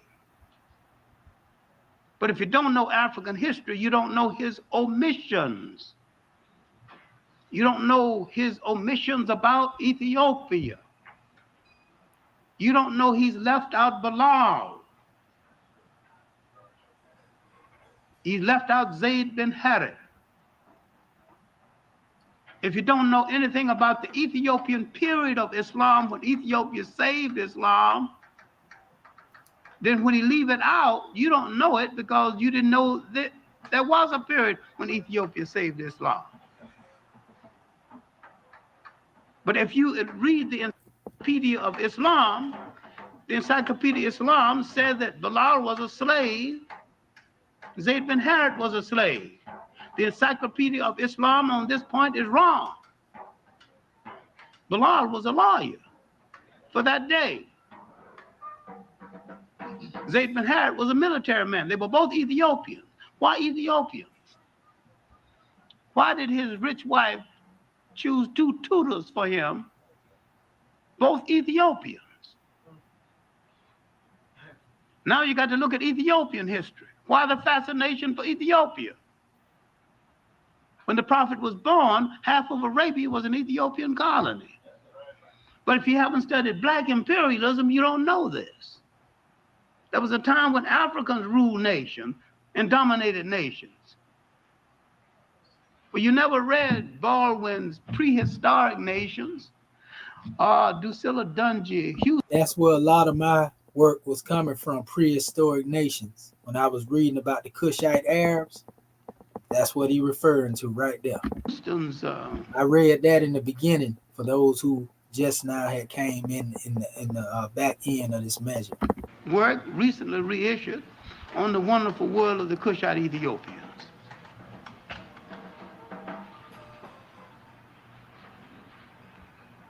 The second chapter, Chancellor Williams' work, The Destruction of Black Civilization. I quoted that one too. So them the sources that I used in the beginning, Sheikh Anta Diop, and all of those sources. With the southern African origins of Egypt. Look how much you have to know. Now, in his 4th stanza, the 4th session, which was really one of the better ones, dealing with exploitation, he dealt with it pretty well. He opens by downgrading the Western slave trade by 12 million people. Du Bois, in end of the 19th century, said it was from 60 to 100 million people. The documentation has proven since then that it was at least twice that much. Then the other documentations on the Arab slave trade in a work called Slave Trade in the Indian Ocean prove that one period 35 million Africans were taken out. Then he said there's only 2 million Africans in the Arabian Peninsula. And he asked, where are those Africans? He's safe because most people don't know where are those Africans. Adam Mazaroi, who's known me for 30 years, wouldn't dare stand before me and ask that question. Because I got an answer. I know where the Africans went who are not in the Arabian Peninsula.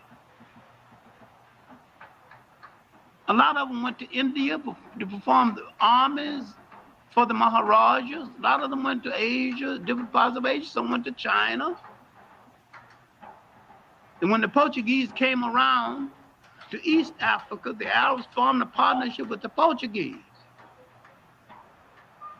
And the Portuguese and the Arabs got together, the Omani Arabs, and Ali Mazaroi is an Omani Arab. The Omani Arabs established Zanzibar and made Zanzibar the largest slave trading force in the world. And if you look at the magnolia trees at Zanzibar, each tree represents an African who made the mistake of looking at one of the harem women of the Arabs, because if an African looked at one of the harem women, they'd cut his head off and they'd bury his body, and they would plant a magnolia tree over his body. Every magnolia tree at Zanzibar represented an African who made the horrible mistake of looking at one of those women. If you look at Basil Davison's work, A History of East Africa, look in the index, look at the word Mazaroi. You'll find some information on his family. Now, he wouldn't ask me any question, what happened to those Africans? If there's only 2 million in the Arabian Peninsula now. See, he's whitewashing the Arab side of the slave trade. Now, when the meeting was called by UNESCO on slave trade in the Indian Ocean, they invited 50 Arab scholars. Not one showed up. They don't want to deal with it. And the African who is a Muslim don't want to deal with it. And those who A Muslim in this country don't even know about it and don't want to be told about it.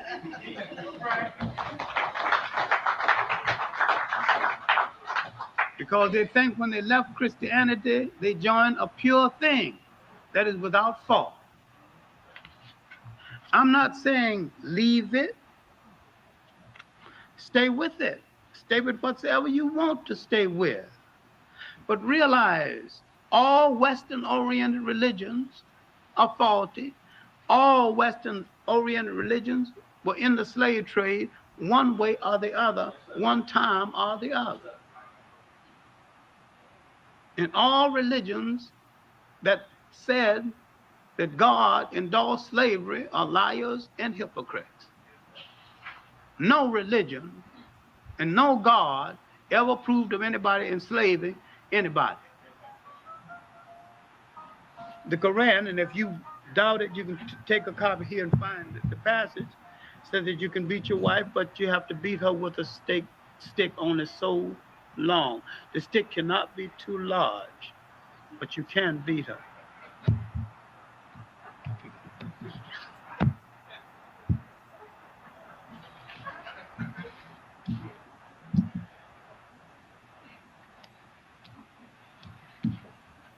And when you go back to the laws of Hammurabi, 2000 BC, from Babylonia, and you can see the origin of some of this.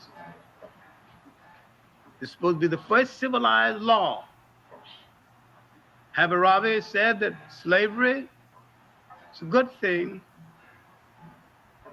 It's all right to have a slave, but you got to have some humanity about it. You've got to give him a day off.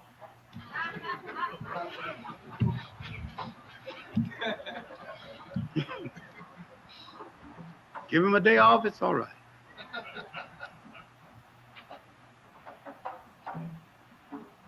We need to read more of other people's history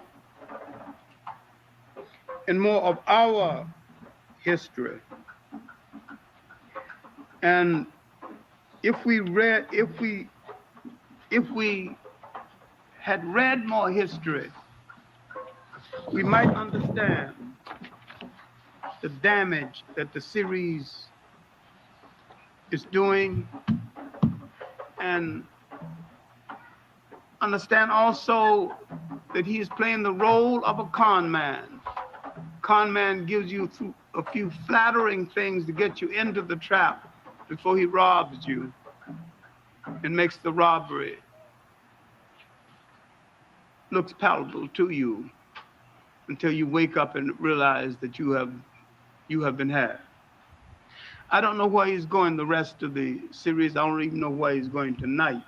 And this series will get more exposure than any educational series ever. It's on tonight, it'll be on Sunday, and it's on cable sometime during the week. So if you miss it tonight, don't worry, it'll be on Sunday. Why it's getting all this exposure?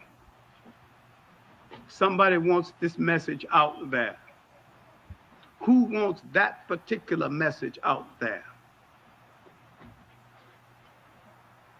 Who has the reason? Let's study its backers. Why the National Endowment for the Arts, an American, your money was behind it. That's only $650,000. It cost about $5 million. The rest came from the Annenberg Trust. What's their interest in backing an Arab commentator? He wrote the commentator. He wrote the book about it. And yet another series was put on by an Englishman, Basil Davison, 3 times better than that one and more honest.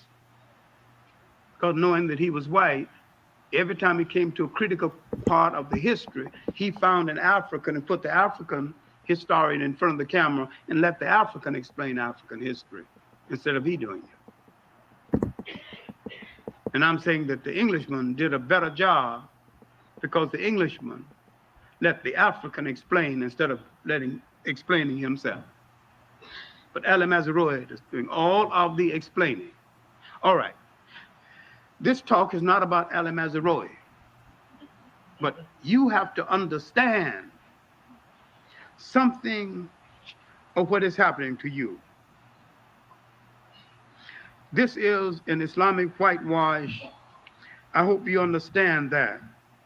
And the sad fact is that most of you and most people who saw it will not understand that this is what it is. And it is for a larger reason. And that reason is going to come out more and more. Now let's look at Africa on the eve of the rise of Islam. Religions rise and are created and grow in a vacuum. A condition has to be created for religions to rise. What was the vacuum? How did it create?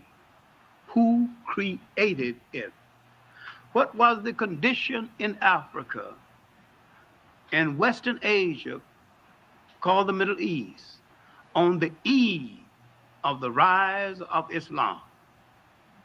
If Islam rose in the 600s AD, what was happening in the 600s AD?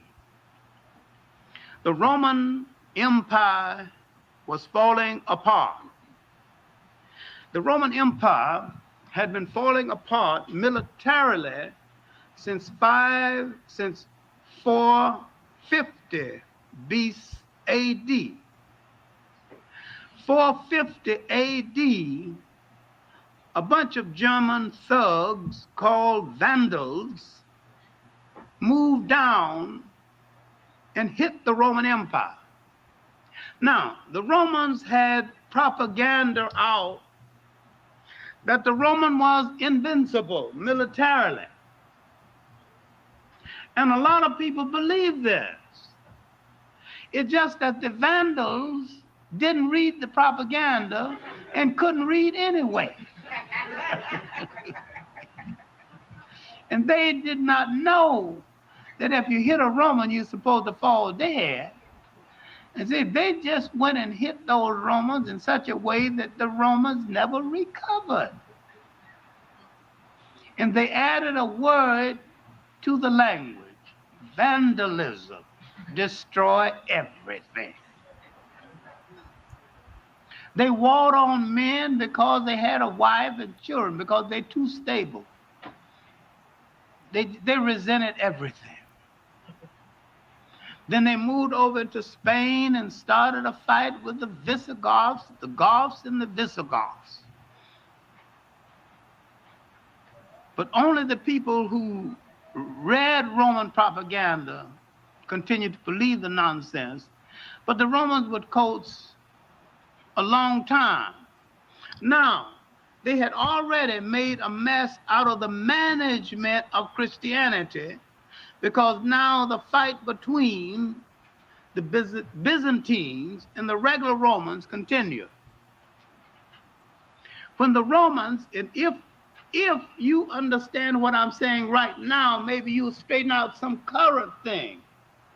When the Romans stopped killing Christians and became Christians, they wanted to take over the apparatus of Christianity from the Africans who were managing it while they were killing Christians. When the European takes over anything, he wants to control all of it, not a part of it. Now, if some backward people called black leftists understood this, they would realize that if they help the white left into power, the white left is going to do them in.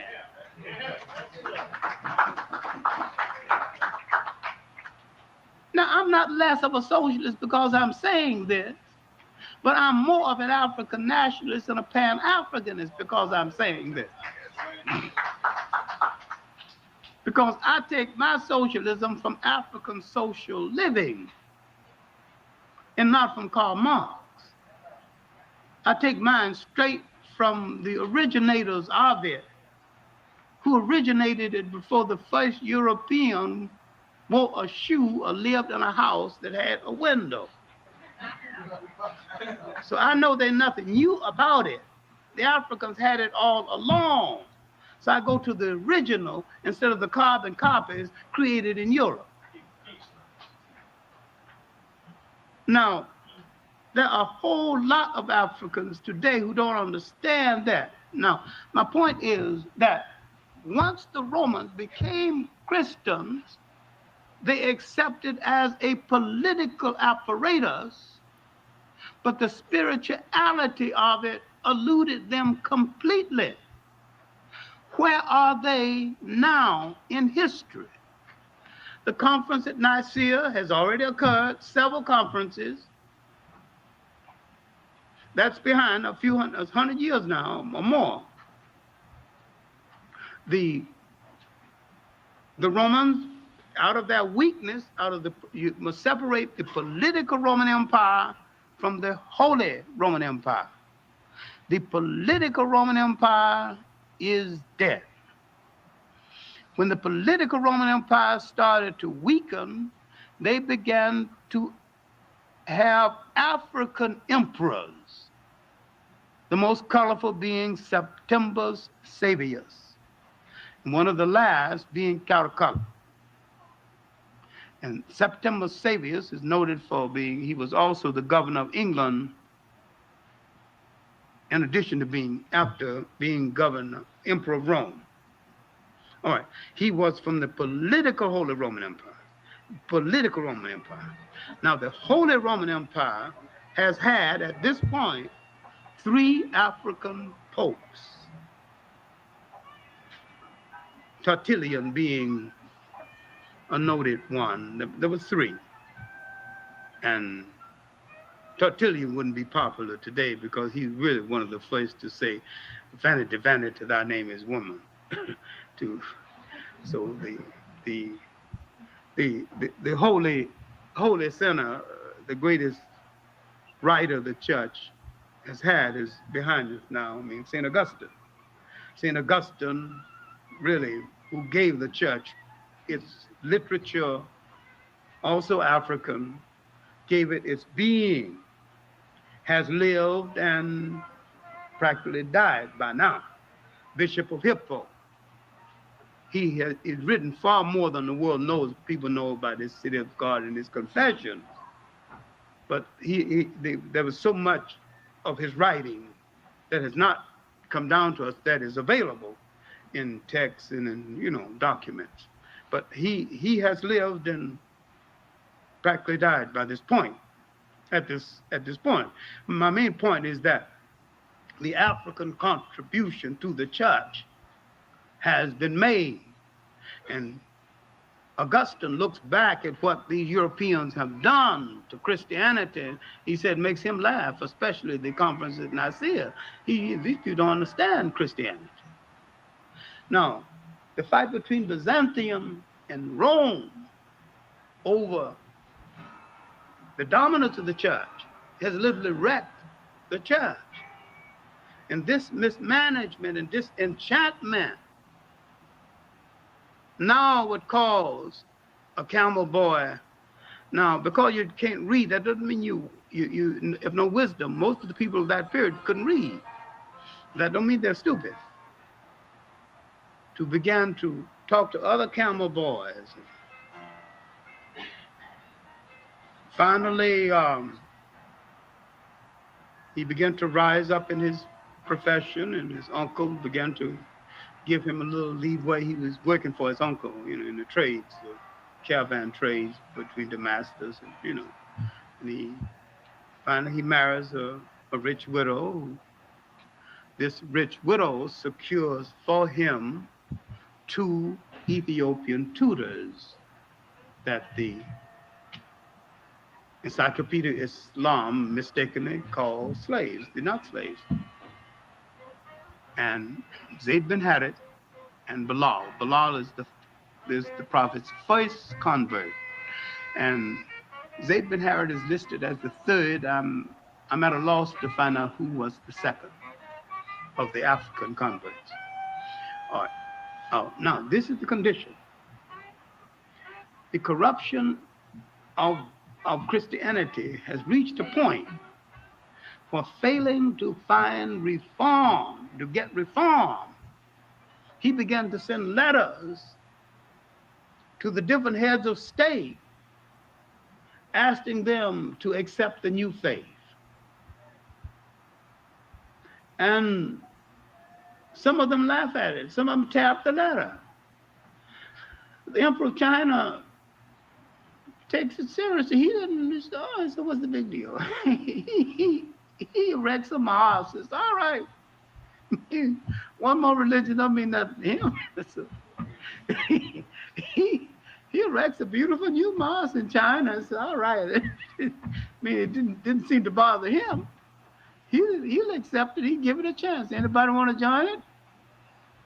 Here's a mosque. You know, make no fuss about it. A few accepted, a few didn't.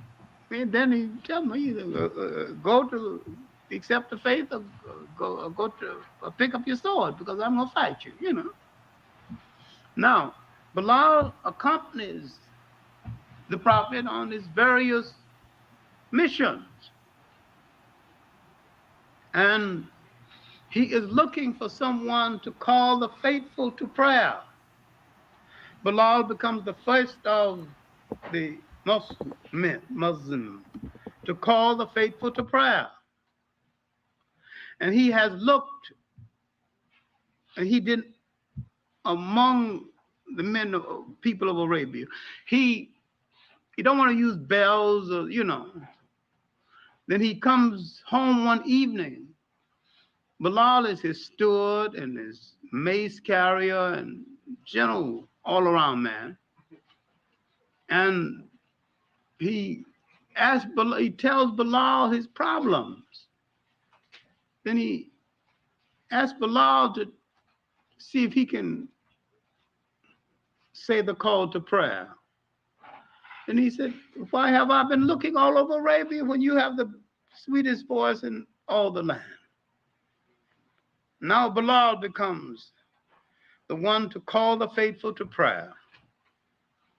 And he makes out of it a great art form. And even today, if you go to Senegal and listen when the faithful being called to prayer, the Africans do it, and it is a concert. It is a concert piece. Then go to an Arab country and listen, almost like a bad bird singing off tone. They can't bring it off to this day. They can't bring off that song. The beauty of that song. There's no God but Allah, Allah is, you know.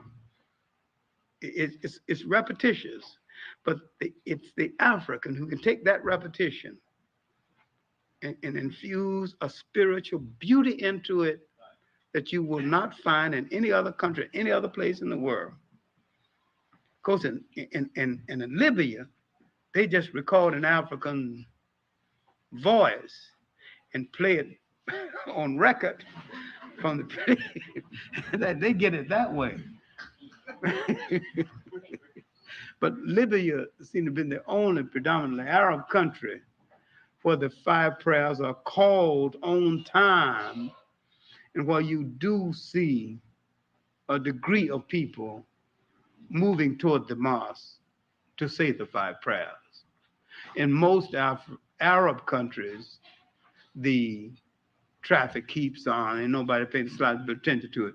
But in Senegal, a predominantly African country, when it comes time to say one of the 5 prayers, the traffic stops. And you could be going to have a baby, but the traffic stops. And my point is that whether I believe in it or not, it's just so beautiful to see so many black people doing something in unison. Right or wrong is of no significance. No significance. Just see them doing something together. It's a thing of joy. You notice one thing generally, the men and the women are closer together in African countries than in Arab countries. And inasmuch as the prophet's first public act at a time when, because they are a desert people, when a woman had two girls, if the third child was a girl, they either got rid of her or put her to death. Women protested this. He defended their right to keep the children. Now, inasmuch as the prophet defended their right to keep their children, one wonders why and how over the years systematically Islam became predominantly a male chauvinistic religion. Here you have to separate Islam from Arabism. Maybe it was something about the desert, and maybe it was the belief that a woman needed or protection, but very few women rose to high position in the Arab side of the religion. And I can name one woman head of state in the black side of it who not only headed a state, but rode in the head of her army and commanded her armies in the field. 1500s, that's Elmina of Nigeria in the state of Zara. I recently recommended that she be included among Budweiser's great queens of Africa. And I purposely supervised the writing of the copy in order to eliminate a whole lot of the misconceptions about her. And they are misconceptions and rumors. The rumor was, because she never married, is that she took a new lover each night, and if his performance wasn't adequate, she had him killed in the morning. There was no proof of this at all. And if that rumor got out, I guess half of the male population in the world might disappear. Even stars don't perform at their best every night.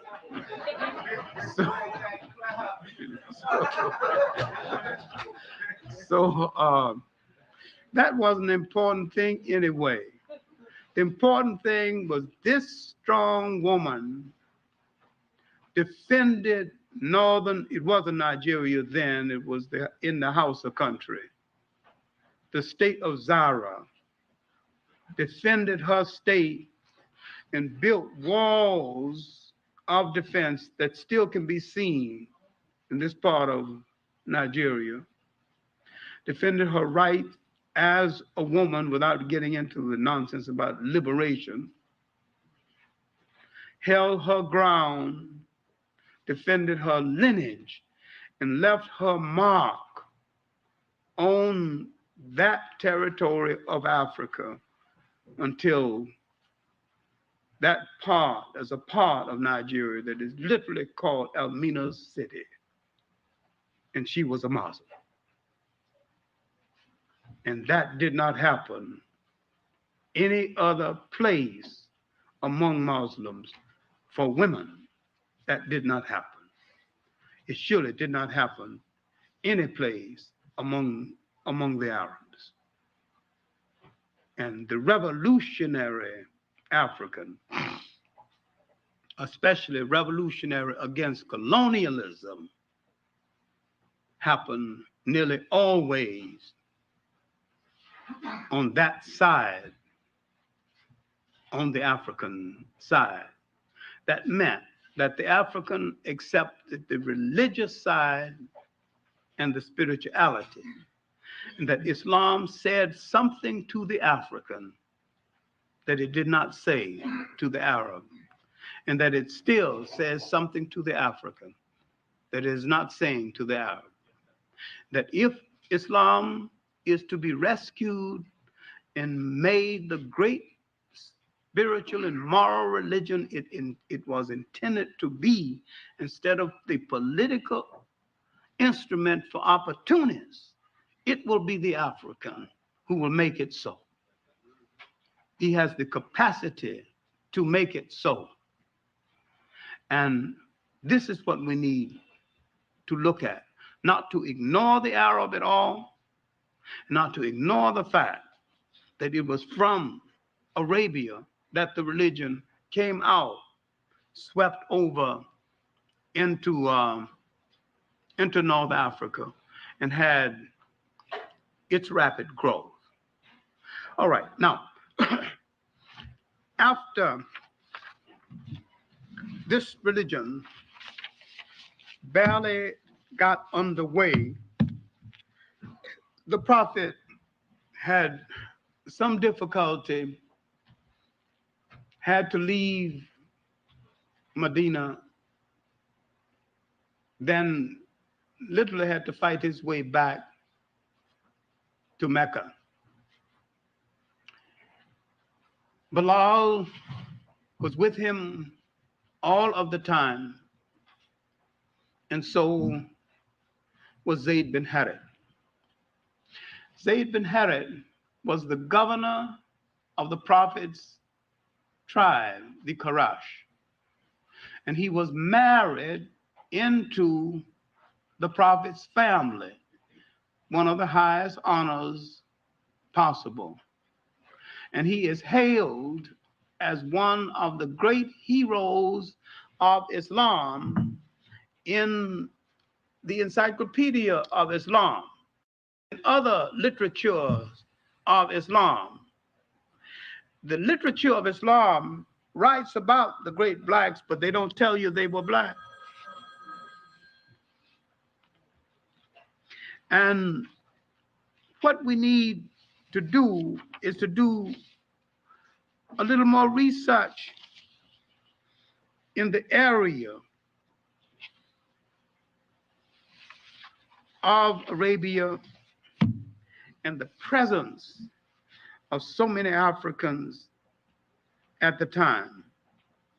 We need also to look at the number of African neglected heroes and Islam and bring them back to fore, bring them back into world consideration, and understand that Islam came into being so fast.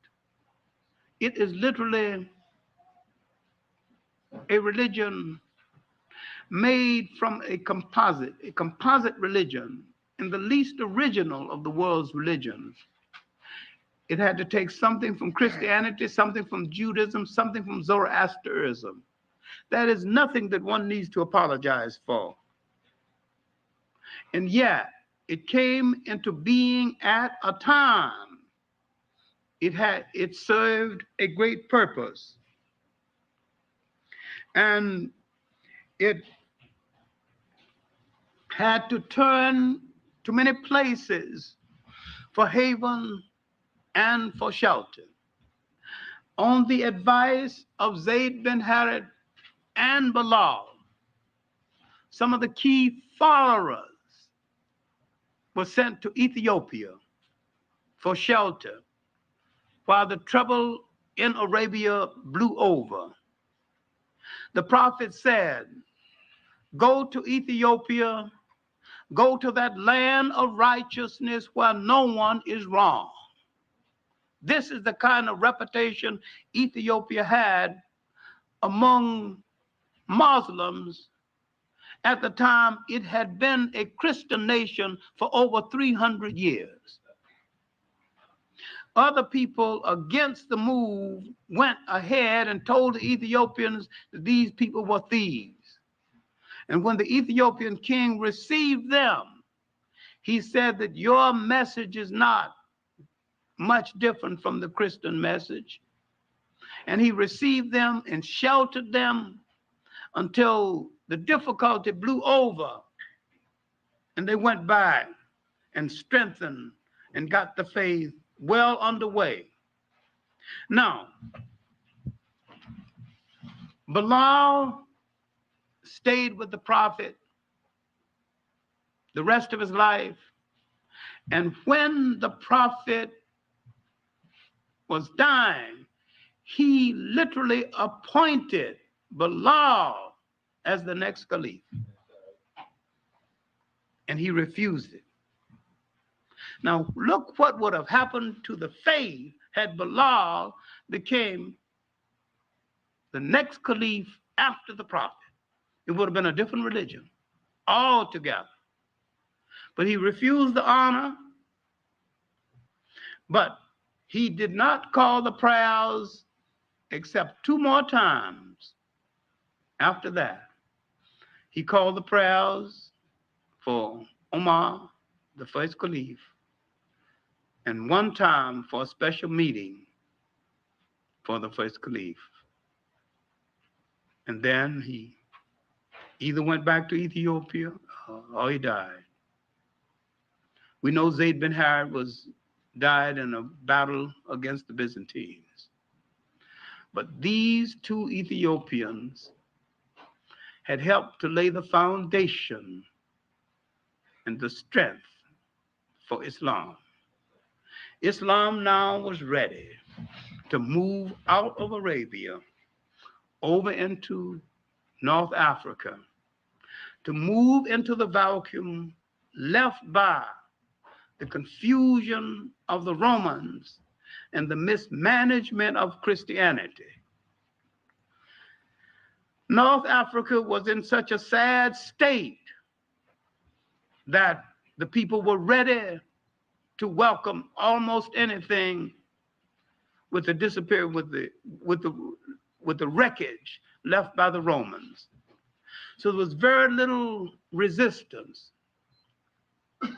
In a little while, the Muslim armies had swept across most of northern Africa.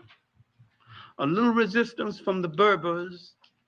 These are relatives of the Arabs who had arrived much earlier. And this resistance didn't last too long. When this resistance died down, Islam swept into the Western Sudan and began to convert Africans. Now, Islam swept into the Western Sudan. Understand me now, if you can visualize a map of Africa, they went down into West Africa, not the coast, but inland away from the coast. That is called the Western Sudan, skirting the coast. And they converted a group of Africans. And these Africans became purists. So much purists that these Africans, after 50 years or so, came back into Morocco and told those who converted them, you are not properly observing the faith. I'm purer than you are. Now, you have to understand this, because Western Africa, the Western Sudan and Western Africans were converted by Islamized blacks. East Africa was converted by Arabs. Islamized blacks knew what part of African culture to leave intact in spite of Islam. You can see the difference to this day. And East Africa, converted by the Arabs, who had no respect for African culture then or now, they destroyed a lot of African culture. They married African women, and after 50 years, they had produced enough black-looking Arabs, and ultimately they would use them to go inland where the Arabs were not permitted to go and start the East African slave trade. Over 600 years before the European slave trade. And the Arab is the only aspect, a branch of Islam to use Islam as an aspect of slavery. Now, the Africans who converted those in Western Sudan left the matrilineal system intact, meaning the lineage coming down through the female remained intact in Western Africa, while in Eastern Africa, the Arab installed the patrilineal system, meaning the inheritance comes through the oldest son and the lineage comes down through the male side of the family. It has wrecked the culture to this very day. It has confused the culture to this very day. Now, when they arrived in Egypt, they arrived at a culture that had been raped by foreigners for 1,000 years. They had no respect for it or understanding of it then. They have no respect for it or understanding for it now. The Arab traditionally has no respect for non-Arabic culture, and practically none for African culture in other parts of Africa. And this is the basic drawback and the basic difference between Arabs spreading Islam and Africans spreading Islam. African Islam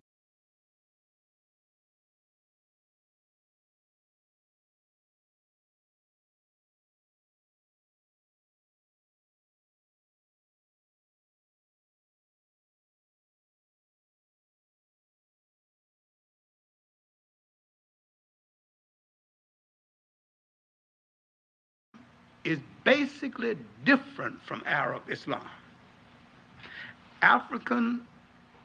Arab Islam is a form of Arab supremacy and condescension.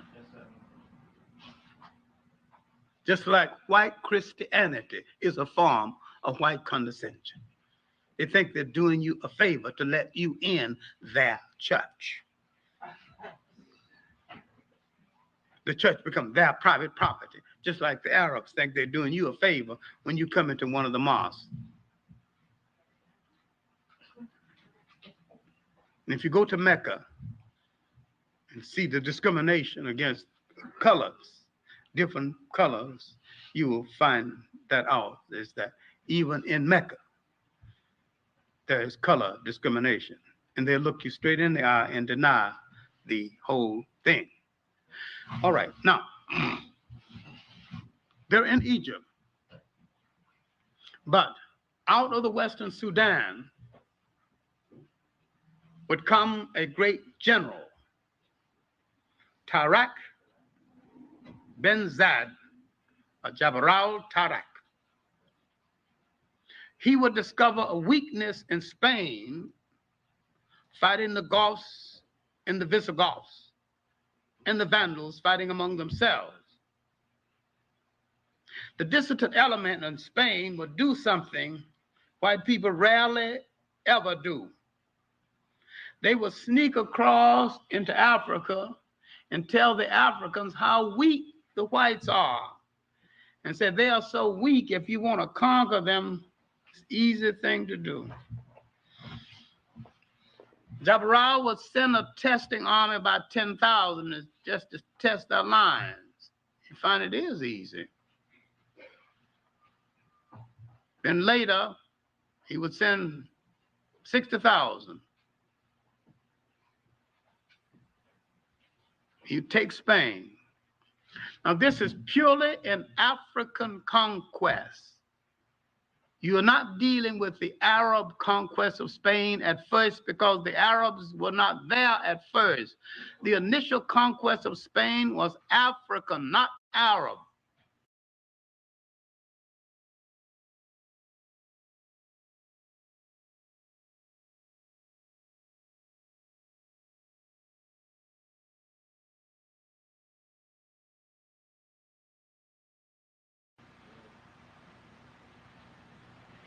That army came from the Senegamia, now Senegal, and parts of what is now Mauritania.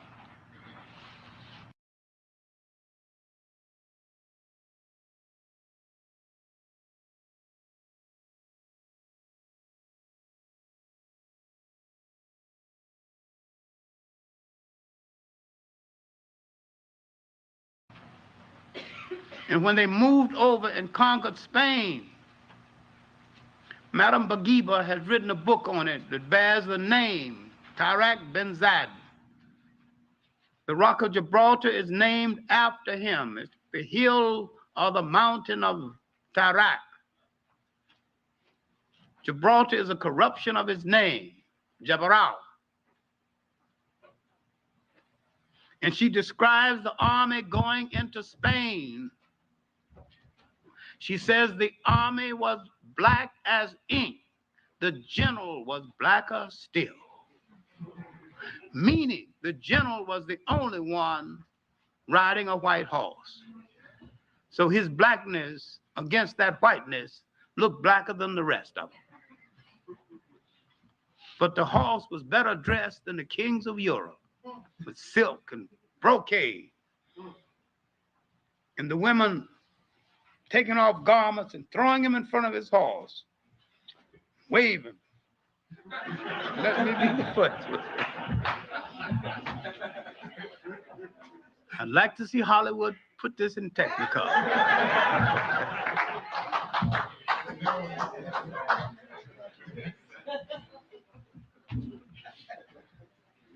Militarily, the Africans took over Spain, and militarily, the Africans held Spain until 1240, while the Arabs did come in. But the military hold on Spain was African. Now let's look at the Africans and the Arabs, that combination called Moors in Spain. What did they do? What did the Africans give to Islam? Why do you find a toleration between Christians and Arab, Christians and Muslims in Spain that never existed before ever? It is the African spirituality. They coexisted with the Catholic Church side by side. They worked out a humane agreement. No mass killing. They built public schools. They built public baths. There's a chapter in John Jackson's Introduction to African Civilization called Africa and the Civilizing of Europe. You would do well to read it. That chapter alone is worth the price of the book. But there are many other books on the Africans and the Arabs in Spain. They gave Spain the greatest civilization it has known before or since. They built a great university, Salamanca. They translated the great works of the masters of Europe, including a lot of works they had stolen from Africa. Europe had forgotten its own masters. The Africans translated it. It was the African that suggested that the Jews be appointed to the chairs in the Mayan sciences. God, what an error. All the ideology chairs. It was the Africans who took the Jews into Spain and made them the grandees, the money managers of Spain. And when the Africans lost power, some of them went Holland and found the Dutch East India and the Dutch West India Company and became managers of the slave trade. People find no compunction of turning on us when it's to their convenience to do so. But their performance and the partnership between the Africans and the Arabs and the Berbers in Spain was a long and beneficial partnership and a fine moment in their history and in world history. The African and the Arab and Islam had united and held Europe at bay for almost 1,000 years. And when that partnership went bad, both of them were in trouble. By 1450, the Africans and the Arabs began to argue among themselves over nonsense at first. But 1240, the Portuguese had broken away from the Africans, but Spain was still under their domination. Then half of Spain, by 1455, had broken away, the Castilian part. And now they had colonial aspiration of their own. And they went to the Pope to discuss the matter. He was the leading authority of the world where Europe is concerned. Now they wanted a piece of the world.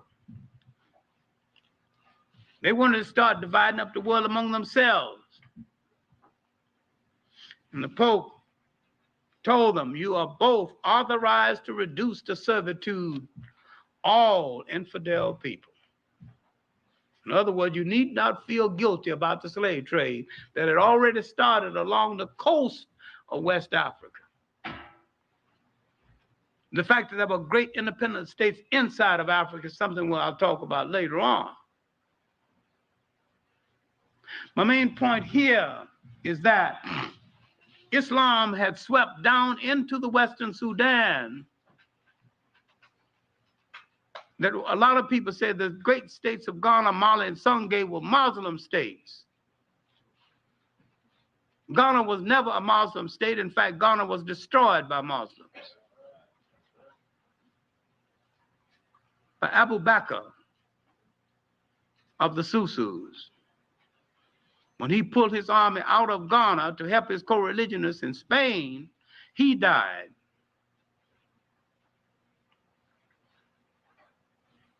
Now, I'll be talking about these other states in more detail in another way. But what I'm concluding with is that the spread of Islam into the Western Sudan had brought a language, a sense of accounting,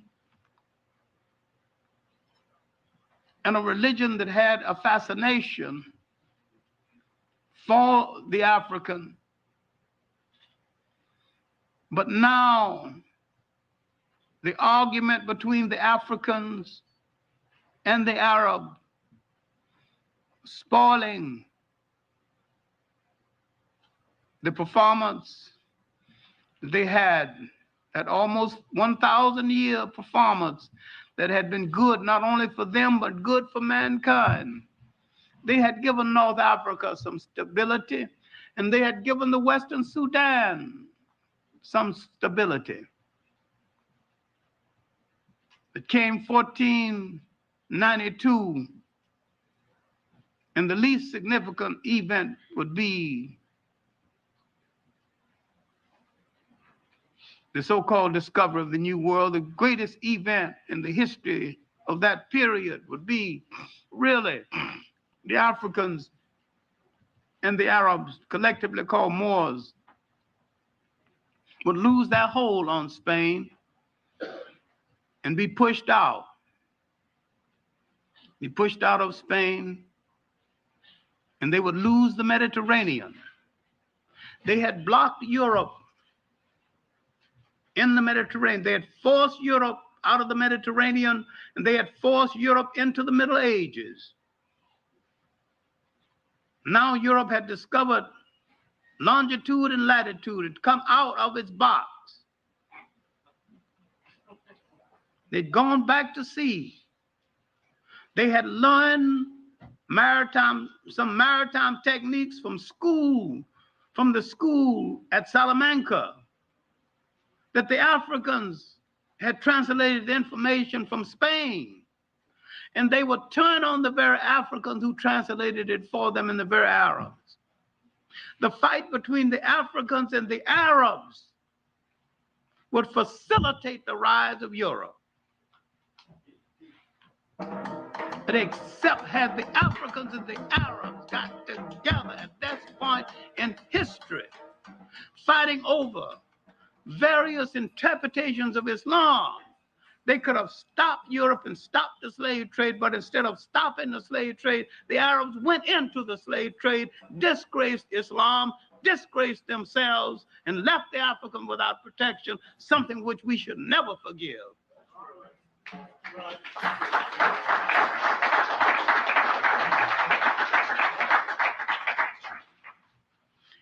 And after this, the Africans, mixed Africans, Berbers, and Arabs in Morocco, sore heads, turned inward on Africa to rob the nations to the south. They recruited European mercenaries with modern weapons for that day, and with some guns supplied by Queen Elizabeth I, they invaded the Western Sudan, destroyed the great state of Sangay in the long night that was to last 500 years had started, and the good that Islam had done was being spoiled. Now you had Muslim against Muslim facilitating the spread of the slave trade inland. I am saying that while this is one of the world's greatest religions, its redemption is going to come from Africans who will rescue it, give it a real meaning, make it a world religion, make it a world force for unity, and give it the sense of tolerance and respect for other cultures and religions that it once had, and integrate it into the concept of African culture and African liberation. Either do this or throw it into the ash can of history. Thank you.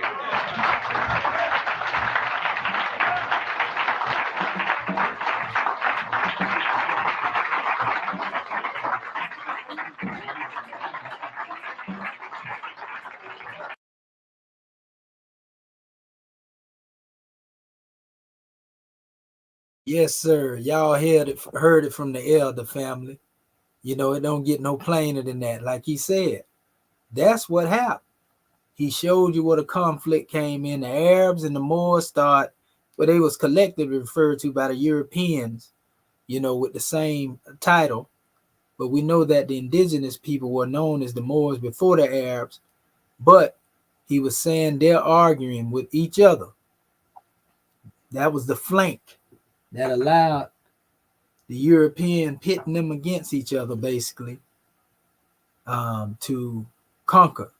All the good that had been done according to Islam was unraveled because the Moors, you know, known as the Haritans, and the Arabs ended up fighting with each other, and the Arabs ended up basically enslaving, you know, our people. And so that's the correct story. It's not a story that deal with the dark-skinned Moors enslaving our people. It was the Arabs that did that, and it's the same people that's doing it right now. You know what I mean? So it don't get no plainer than that right there. The elder put it in the proper perspective, and he respected what was being demonstrated. We got a good brother in here, Dejon Williams. Let me see.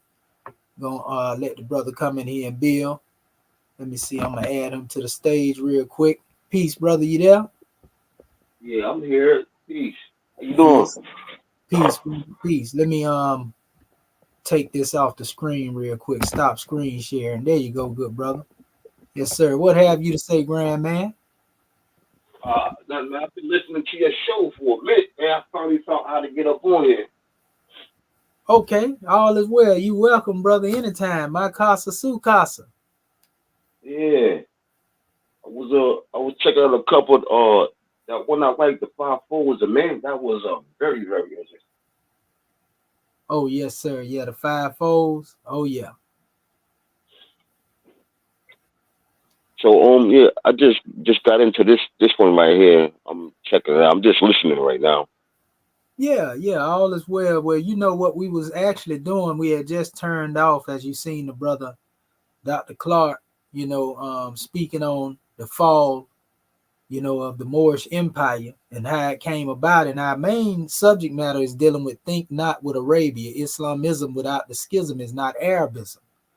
And so, in other words, we trying to let our family know in the paradigm we teach, we're not trying to teach them Arabism. We are teaching, our pretty much our system that has been passed down to us, and it's mentioned even in Quran when we deal with the teaching of the Sabians. When you get into the doctrines of what we call Tasawwuf and Sufism, that's the spirituality that the brother was referring to as being in West Africa, as opposed to the political form of Islam that the Arabs had in East Africa. And so just really giving our insight to our family, letting them know who the so-called white Moors is versus the so-called black Moors. You know what I mean? Our people Oh need to yeah, know this, and it'll stop the division that's been going on. Go ahead, brother. I didn't even know there was any such thing as white Moors. I'll tell you the truth. Yes, yes, sir. It is, brother. It's a group that was known as Al Bidan, and they wasn't basically accepting of the title, so to speak, but they took this is special expression, and this is why the history has always recorded where they say the Moors involved in the enslavement of it. It was talking about the Al Bidan, the white Arabs. I'm gonna show them to you real quick right here so you'll know what I'm talking about. And they literally still enslaving our people right now, bro. You see, Oh, that's the crazy part about it. And that's what I've been trying to tell our people. These people literally still enslaving our people right now. I'm gonna show them to you. The Al Bidan, and I actually have a lot of I got a PDF I had put together recently in the last measure that I did like a few nights ago, because I've been pretty much on a roll, brother, with these things. And this is actually what right here, the one dealing with the Syria people. We built on that because the Syria people are the Demarco Moors. And I'm gonna go down in here real quick and show you a measure because that was all a part of it too, showing them, who the so-called hold up, there's another one up here too. The Alabidan versus the other Moors. So give me a second here. It's a little further down in here than I thought, but it's right here. Okay. Oh, I know which one it is. It's right here. That's my bad. It's actually over here. Let's see here. Scroll up here. Because our people have to know this stuff right here, good brother. The more we know, yeah. grow. Let me see right here. HIJKL. You see all this information I got it. These are all my little slides up here. So I I got see. a lot of research right here, brother. This is hard work. I be up. You see what time I be up. I love my people that much. So here we go right here. It's actually in this. This is in the PDF form. So in this particular PDF here, which is a wealth of information, you notice I say the so-called black Moors, versus the so-called white Moors. Because these Oh, terminologies come here. See, these are so-called white Moors. These are the ones that's actually enslaving these people today. Now, I'm gonna hit this mm, link right here. And so we be trying to put them in perspective. See, this is chronology of even showing, you know, they have a people's party in Mauritania that has been fighting, against this here. See, it's talking about the Western Sahara, 1978, and the downfall of the government and slavery being abolished. Then it talks about uh-huh. even going here about a group of the ex-slaves, black Moors formed emancipation and a movement. So they've been fighting, you know, right during the time that the Panthers and all them was demonstrating against this rule. And so there was a group known as the Kurwi. The Kurwi, and these are considered another name for the white Moors as well. And they come all the way down from 1984 all the way up in here. See, Senegal, Mauritania. This is where most of our people were taken from the west coast of Africa. See, there was deportation that was demonstrated here. You know, these brothers been fighting, brother. So see what it says here, the black Moors were therefore caught in the middle of a dispute between the white Moors and the Kurwi. You see what I'm saying? Yeah. And you go all the way down here, this is a timeline. But they were being enslaved long before that. But this is just showing you how far that it came, all the way up until now. And it's still going on right now. I'm going to show you the pictures of it in a second. But I want to show you back during that time, the picture that's right here. See, this was one that is known as Al-Bidan, a white Moor right here. Going after, you see he has a young Moor seed right here on the horse, like maybe trying to take the baby or whatever the case may be. But you see he has the scimitar drone, right? Mm-hmm. Down here says Maris, Pelants, Unvillage Negre. Now, this actually comes from a website, so I'm going to take you there so you can see it. So this tells you about a visual record of the African slave trade and slave life in early African diaspora, right? Notice it says Moors plundering a village for slaves in 1780s. Very deceptive. They don't tell you that this is the Al-Bidan, the so-called white Moor. You see, they want you to think Moors, and so next thing you know, the Moors enslave our people, but this is the Al-Bidan. You see? So it goes into showing how they raided the village and so forth and so on. You can even see it back here. A lighter skin raiding the dark skin. See the dark skin running here? Yeah. You know what I mean? So these were brighter skinned Moors. Now I'm going to show you that this ain't something that's just made up. These are terms that actually exist.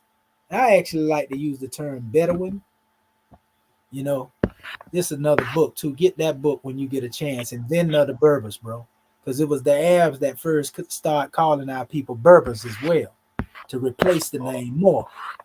These two brothers here, also very famous now.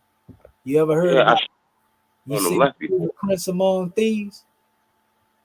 Yeah. That's Lo Solomon right there. You know, the Moorish Rite, you know, Freemasonry, they look at him as the patriarch, but both of them brothers was from this same region of the Syria people and the Moors and the Futa Jalon, you know, Sokto, Messina, all of that area is where the Moors were, and they were known as Moors. This brother was the first one to actually use Moorish nationality, so to speak, to free itself from slavery. You know, the prince. He was known as the Moorish prince. See, right there, Abdul Rahman. And he give history to you when he was sold into slavery and everything. But getting back to these so-called white Moors versus the so-called black Moors, and I use that term so-called to make a distinction so that our people know what's going on. They were known as the Al-Bidan.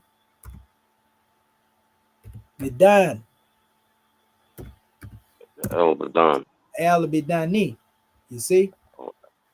Well, actually, let me do it this way here because it'll go there. They spell it different ways. See this right here? Bidani. See here? It says Bidani or Bidan, also spelled Bidan, Baidan, Arabic. It says a term used in Mauritania to refer to the lighter skinned or white Moors, in contrast to the term Haritan, which refers to those with darker complexion or black Moors. You see? It says also, it says the Bedouin, who are mixed Arab and Berber ancestry, represent 30% of Mauritanian population. So they only represent 30%, but they the ones that's actually ruling over the people right now. See, The language of the Bedouin is Hassaniya Arabic, Al-Bidan, which translates the land of the whites. Huh? Damn. Edenim, So used within Mauritania and West Sahara by the Bedouin people to refer to themselves. You see? yeah. So go ahead, brother. So the 30% is what else they got into them? They got what other culture they got in them? I mean ethnic groups. The Arabs mixed with Moorish blood, but then you know that's why they are lighter and brighter. But those are the ones that's actually controlling, you know, our people. Them the one that got them in slavery over there right now. You see what I'm saying? And it's a lot of history behind the Al-Bidan, you know, and it'll tell you that they are not the indigenous people. You know what I mean? See it right here. Here's another right here in the Britannica. See what? I got a book on them then. Yeah, it's out there. The Moorish population self-identifies as Bidan, singular Bidani, translated as white Moors, which indicates individuals of Arab and Amazigh of Berber descent. See, it says the Haritans speak the same language as the Bidan, and in the past were part of the nomadic economy they served. It says as a domestic help and laborers. See this here? Right there. It says for the nomadic camps, although some remain, they were the first to depart from the urban settlements and collapse the nomadic economy in the 1980s. That's that information I was showing you. While there's a correlation based on skin color, what determines status is credible lineage that can document noble origins. Thus, one might encounter a black or white. It says, and some Haritan might pass for Bidan if their name or lineage is unknown. So you see that the population over here, you know, when you deal with our people, was way more than the what you call them? Bidans. You know, the Bidans, you know. Yeah. And see them right here. So this is like your Fula, you know, all of them are Wolof. These are considered Moors or Mauritanian. Then you have this portion dealing with the Arab Berber and a mixture, but yet you still have the Bidan, you know, 30%. But it says roughly 1/3 of the population is made up of mainly 4 ethnic groups: the Tukulur, who live in the Senegal River Valley, Fulani, who are dispersed throughout the south, and Sonike, or some people say Sonke. It says who inhabit the extreme south, and the Wolof, who live in the vicinity of Rosso, in the coastal southwestern Mauritania. The Moors of Tukula and Sonke, see, share a broadly similar social structure. It says, inasmuch as these groups were hysterically divided into a hierarchy of social classes, at the head of these socioeconomic layers were nobles who had dependents and tributaries. And these well-born populations were frequently supported by servant and slaves. In Moorish society, the nobles consisted of 2 types of lineages: Arabs or warriors and descendants of the Banu Hassan, known as the Hassanis, Muribit, called Moribats in the French. It says known in their own language in the Zawiya, after the name of the place religiously, Caesarea. It says, well, the holy men are the scholars of religious texts. You know, warriors generally claim Arab descent, and many of the Zawiya trace their origins to Amazigh. So that's the mixing in, you know. But if you go on, you will find that the true ones that were indigenous to the land are actually the darker skinned population. You know, the darker skinned are the indigenous Moors, and the Bidan are the ones who came in later and that are still, some of them are participating in the enslavement, you know, of our people. The majority of the religion, though, over there, the brother John Henry Clark was speaking on it. You know, he was saying political Islam was more in the East and spiritual Islam is in the West. And this is because 95% of those in the area now of our people study the teachings of Sufism. They're not dealing with Orthodox Islam. You see what I'm saying? And so all this information out there, you know, we giving it, but it needs to be known. That way people stop saying that the Moors enslaved our people. They need to get the truth right. and understand that we're talking about the Alabidan, who have been called white Moors. And so here's the images right here again. You know, these are prime examples of what the Alabidan look like. You see how bright they is? Mm-hmm. You know, we ain't got to go there. You already see them. Now watch this. Now when you say the Haritans, and sometimes you'll see an intermixing among them. You know, this is what your Haritans look like. And I'm going to show you what this is called. So nobody will never be able to deceive you. See where it says Haritan? Also spelled Haritan, an ethnic group found in Western Sahel or the southwestern Maghreb. The Haritan are mostly found in Mauritania, where they form the plurality of Morocco, Western Sahara, Algeria, Tunisia, Libya, and referred to as the Swashin. You know, they go all into that, make me think about the Meshwesh as well. You know, they speak Maghrebi Arabic, Berber dialects, and so forth and so on. You know, but these are the ones, again, down here, the origin in the name had to do with Berber origin. They talk about they are more specifically dark colored in skin. You know, this is your Zanadas and so forth and so on. You know, it also goes into telling you again about the enslavement. You know, some communities differ as types of slaves called the Abbot slave or the Haritan or the freed slave. Literally, family. You know, so it also tell you here in Mauritania, the Haritan form one of the largest groups and account as much as 40% of Mauritanians. They are sometimes referred to as black Moors, in contrast to the Bedouin, white Moors. The Haritan of Mauritania also primarily spoke Hassaniya Arabic, you see, as well, after being colonized. See, I'm talking about the white Moors and the black Moors again. So that's the thing. So it's no different when they saying white Moor, black Moor here, they using that terminology. It's no different than we say American over here, right? And they say white American, black American. You see what I'm saying? It's the same dynamic that's over there. And that dynamic has existed throughout history. Just like you had what you would call actually white Arabs and black Arabs. I'm talking about this is what they call them. We don't use that terminology normally in the Moorish paradigm. In other words, darker skinned Arabs, which were the original, and I talked about them tonight. Those are what you call the Cushite Arabs, the indigenous Arabs that came before the Arabs that you see now. But people don't understand this. Just like in India, you have those who are of the dark skin, but then you have those who are of a lighter skin.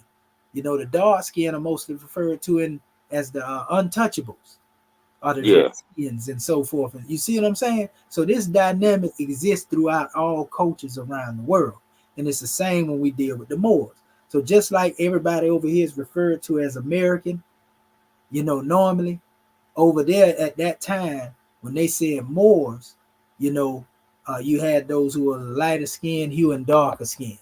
You know, so Moor is definitely a national name that referred to a people. And it was used as a name that was a blanket term as well, you know, for Muslims in general, no matter what their skin color was. You see what I'm saying? So that's how they got the title as well when it comes to that word Moor. You see? And so, go ahead, good brother. No, get finished what you're saying. I didn't mean to cut you off. Oh no, you didn't cut me. I was just actually stopping and getting ready to say that's the unspoken truth that most people don't get. So when they hear the term Moor, they be saying, "Oh, the Moor were the white people." No, family. The indigenous Moors was of dark hue. It actually mean that, you know, and the name took on many different forms depending on who was referring to the people. But this term Moor was used before the term black became popular. You know, even in books like the Bible, the first Bible, the Geneva Bible, they were using the word Moor there. You see what I'm saying? You can find a lot of old material. It's only recently that they start referring to people as black. Then they came up, you know, originally they were saying Negro, black, then they got colored people, and so different things. And this denationalized us as a people. You see what I'm saying? And that's why our people don't know who they is. You see what I'm saying? Go ahead, brother. Yeah, that's what I was about to get with you about. Like, I didn't really find out about this the Moorish empire probably like maybe 5 years ago. Then for some reason, your talk show came across my Facebook feed, and I was like, hold on, let me see what you talking about. And then since then, I just been listening to you. Yes, sir. And I bought a couple books. I'm still trying to, find my way through to the light. So I'm just gonna hold on and study. Yeah, well, brother, anytime that you would like to come here and build, we can build. Because the main thing, that's what we on. We on building on the governmental level. We're not really focused on trying to teach our people religion per se, but we know the Mm. history, of the Yeah, religiosity. And so we trying to let our people know when we demonstrate, we're not trying to push religion on them. We trying to get our people to demonstrate self-determination, because we have already been accepted, as a government. We already been acknowledged as being that. We just supposed to be out here putting this message out here to our people, and letting them know that y'all got your own government. All you got to do is come into it. It don't matter what you call yourself, Hebrew, Muslim, whatever you call yourself. The only thing that's going to unite all of us under one umbrella is government. They ain't got no problem being under the United States government and saying that they Hebrews, or saying they NOI, or saying they New Black Panther Party, or saying they RBG or whatever. So we trying to let them know we already have government that's already been acknowledged, already been accepted. Come home, and then you can say you whatever you want to call yourself. You feel me? yeah, No matter what you are. And so Noble Drew Ali brought what we call a divine and a national movement. And a lot of this goes in line with what Brother John Henry Clark was speaking of. The divine aspect has to do more with self-mastery. What we deal with when it comes to spirituality, we ain't trying to push one to do this or you going to hell. That ain't our measure. Our measure teaches us more to deal with self-mastery and work on ourselves, character building. That's your own yeah, personal process. Ain't nobody make you be what you don't want to be. You feel me? And so yeah, when it comes to the nationality side, that's just letting our people know who we are. We own the land. We the original inhabitants of the land, the aboriginal, indigenous, whatever you want to call them. We that. Go ahead, brother. yeah. So now I listen to that talk show, the Five Folds of Man, like every night before I take a rest, and that instability of man and that vanity. Man, that's some deep stuff you said, bro. I said, whoa, I gotta keep this in mind because it'll keep me in check, like to watch things. Yes, That's sir. all.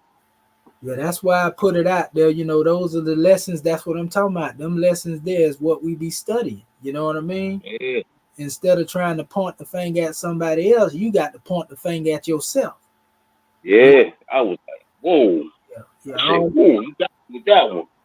yeah. We can't blame nobody else for what take place when we have the ability and the power to govern ourselves. It's Mm-hmm. that we've been taught to create conditions, that we have been unable to govern. You know what I mean? And so, yeah, a lot of that goes back into the Comedian spirituality. And I was talking to our family last night about the Syrup people, and everything, brother. So we definitely are one people. We here to build each other up and not tear each other down. A lot of Yeah, times I'm trying to bridge the gap between us and show our people where we all are one at. But we also have to show the good, the bad, and the ugly. I don't hide nothing. I'm very transparent, with giving this history as it is. Where yeah, some want to sugarcoat it. And tonight we was really going more at the Arabs, and exposing to them that we know what you did. You see what I'm yeah. saying? You got it. Yeah, you ain't got away with it. We know you've been running around with the book of Allah, but you ain't been pushing it like you should be. Mm, It's somebody got to tell you that. So you can't be running around here acting like you holier than anybody else, and telling yeah, people they going to hell if they don't accept the book of Allah when you using the book of Allah to do everything contrary to the book of Allah. And that yeah, same way you go at our Moorish kin as well, when they ain't demonstrating, what it is, So that's the measure. It ain't trying to be like you say, that arrogance and trying to condemn nobody, but we got to display this dirty laundry, unfortunately, before the world, so that somebody that hear it may say, you know what, it's time to clean house. You know, Yeah. I need to get my act together, because if it's, you know, one thing I always seen, bro, it's like if you a friend to somebody, we talk, Prophet Noble Drew Ali say a friend will warn you. So your friend ain't gonna see you finna crash out, bro, and gonna sit there and let you crash out, and they ain't gonna say nothing about it if they your real brother. You know, if somebody let you fall into your detriment, then they ain't your brother. You see what I'm saying? But if they see you doing wrong and say, hey, bro, you need to tighten up, you know what I mean? Then that's your real brother. You see, the enemy gonna want you to fall. He don't care nothing about you. You know, you can go all the way into a serpent's pit, you know? So that's what it really boiled down to, because we at a time, bro, where playtime is over. Especially when it come to our people, we got to unite, bro, or else. Yeah. You know? Yeah, we got to unite or else, bro. Whatever it is we stand on. I always put anybody that know me on all the platforms I ever been on, bro, that's always been my message. Now, you have some who may have a misconception of who Moors are, and they think that one coming with a Moorish agenda to make themselves know, bro, my sole measure is trying to get our people to honor and respect each other no matter where they at. So that's why you see me coming up here showing you the good, you know, in these books that deal with the unity, showing you that this teaching is the same as this teaching in this book. They just using different terminology. You know, it's bridging the gaps. But then you have those out here who have so much hatred for the books to where they go to attacking me as if I'm trying to push some Arabism on them. And so we had to set that record straight tonight and let them know, no, bro, you got the wrong idea in the way we do it straight. So this is answering the question to all the critics, you know, for those who see it. Now, those who don't know, they're going to continue to make that same argument, you know, but everybody that sat here and watched this, shouts out to the 12 that's still here and the 19 that was on here tonight, all in all, they now see what we teach, you see, and so now nobody can bring a false charge unless they just try to use that as a straw man argument, you know, just to show opposition. If they disingenuous, they'll do that. But if they got a right state of mind, if they ma'atic, you know, then they're gonna say, all right, we see where the brother coming from. He ain't one of them individuals that's pushing Arabism. You know, he pushing back against that, you know, and so that's all it was. That way nobody ain't got to assume. They know what it is I stand on. And I read it to them out of the Book of Fire so they can see it. That's what we teach. Go ahead, brother. I got the Book of Fire over here too. I remember when you was like, y'all gotta cop one of those. I said, let me grab me one of these books, man. What you think about it, bro, after reading it? Tell me what you got out that thing. I know you like, whoa. Man, let me tell you, I only got the page 165. That's all right. This book is, man, it's the Book of Fire for real. There's a lot of information in this book. Sometimes I read it and I'm like, whoa, he just hit me in the head with a whole bunch of stuff, but I gotta sit down and meditate.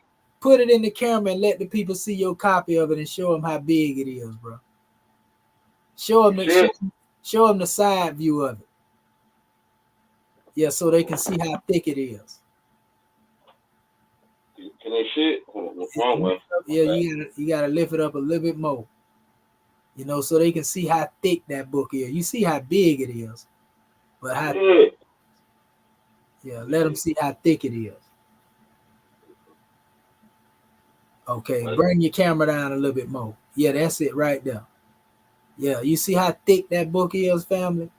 And that ain't to count how big it is, you know, in size. It's a very big. That book got weight to it, family. That's what? You know this. Go ahead, good brother. This one of them books that, yo, everything you need in here, they can't pull the wool over your eyes. You get to studying this, and that's a heavy book right there. Yeah, that's a really heavy book. Yeah, it's all in there, bro. And you know, they've been stealing my chairman book. I was telling them earlier. You know, they've been stealing it on Amazon, I'm gonna show you right here, bro. They've been selling the book on Amazon, and then claiming that Noble Drew Ali is the author. You know, to not give him the money. What? Yeah, bro. For years they've been Man, doing that. For years they've that's been doing crazy. it. You know, and so but the Europeans, when they quote the book, bro, Mhm. look at that. They got it up there. That's a used copy somebody trying to sell for $95. Bro, they had the book up there for like $2,000 one time. You know, yeah, they got the book up there, you know. And so like it's crazy, bro. Yeah, Amazon. that's And it ain't that's a must go ahead. for a lot. See that there? Brand new. 120. You know how much this book costs from the chairman? How much? The book don't cost nothing but $40, but the shipping price on it take it up a little extra, but you know it's always been around $49. That's I a mean, bit. that's good, but the information on here is worth like, woo, this It's book worth. worth about $1,000 something for all the good information in there. But I Yeah, guess it's for the people. yeah, It's to wake them up. yeah. That's exactly what it is, man. And he wrote this demonstration, bro. You know, for the masses. The original cover was right here. You know what I mean? That's the original cover. You I know. can't see it. Okay, hold up. Let me see here. Is my screen still shared? Yeah, it's up there. I see. Okay, yeah, right here. See that gold book right there? Well, my cursor is flowing, the biggest thing on the screen. You know, that's the original cover of the book when it first came out. So, like, bro, it's here. So Okay.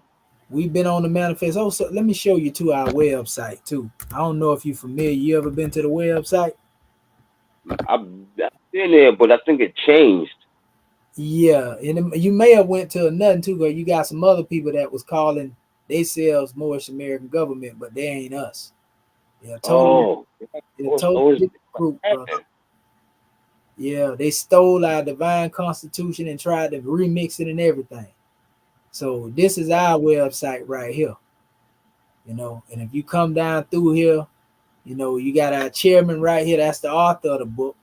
You know what I mean? And that's one of the wives.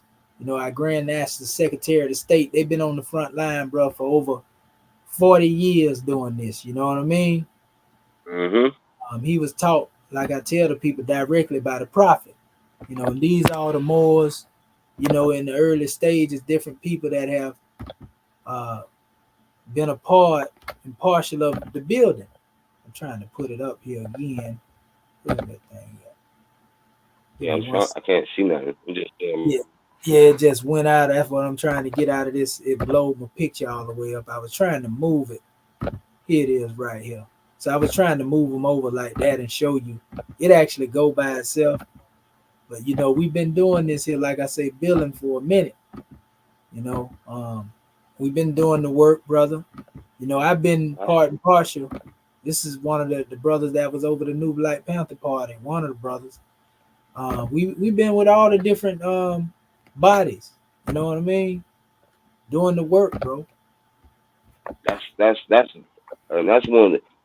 one of the good things. And plus, I think I seen another video you did with the I think it was the FOI. This is about a couple of months ago, and y'all you was bridging the gaps with them. Like, I'm not there trying to argue about what you're doing. I'm just trying to bridge the gap. We just Yeah, different factions of a Muslims. yeah. Our good Um, brother Mustafa El Amin might have been on that yeah, broadcast. Yeah, that was a good broadcast. I want to get up with our brother Mustafa. You know, and yeah. I was slapped a couple times. I'm like, well, that's what's up right there. yeah, man. And so like we got everything here in the government. You know, we just building, bro. We doing the work. You know, our people think it's a game. You know, we got, for example, the departments here. You know, Department of Economics, Trade and Commerce, Department of Law, Defense and Protectors and Justice. You know, we gotta have strong men and women, man, that's when they come in here with their talents and do the work of Yeah, up and fallen humanity. You feel me? We also have the different products, that being sold. We reach out to Act One. You can purchase all these different measures. The prophets, oil, teas, and compound, the book of fire, all the literatures, the flags, the medallions, constitution, all of that is on here for the people. We got the tab of truth. If you hit the tab of truth, this actually shows some history when the chip was in Chicago. Huh? The tab. Yeah, this is the truth tab right there. When you click it, it come up. I forgot to show you this too. Because the chairman was in Chicago on that. This is just showing y'all the officials, of the government, everybody that's here on the front line doing the work, uplifting fallen humanity, our executive rulers and divine ministers.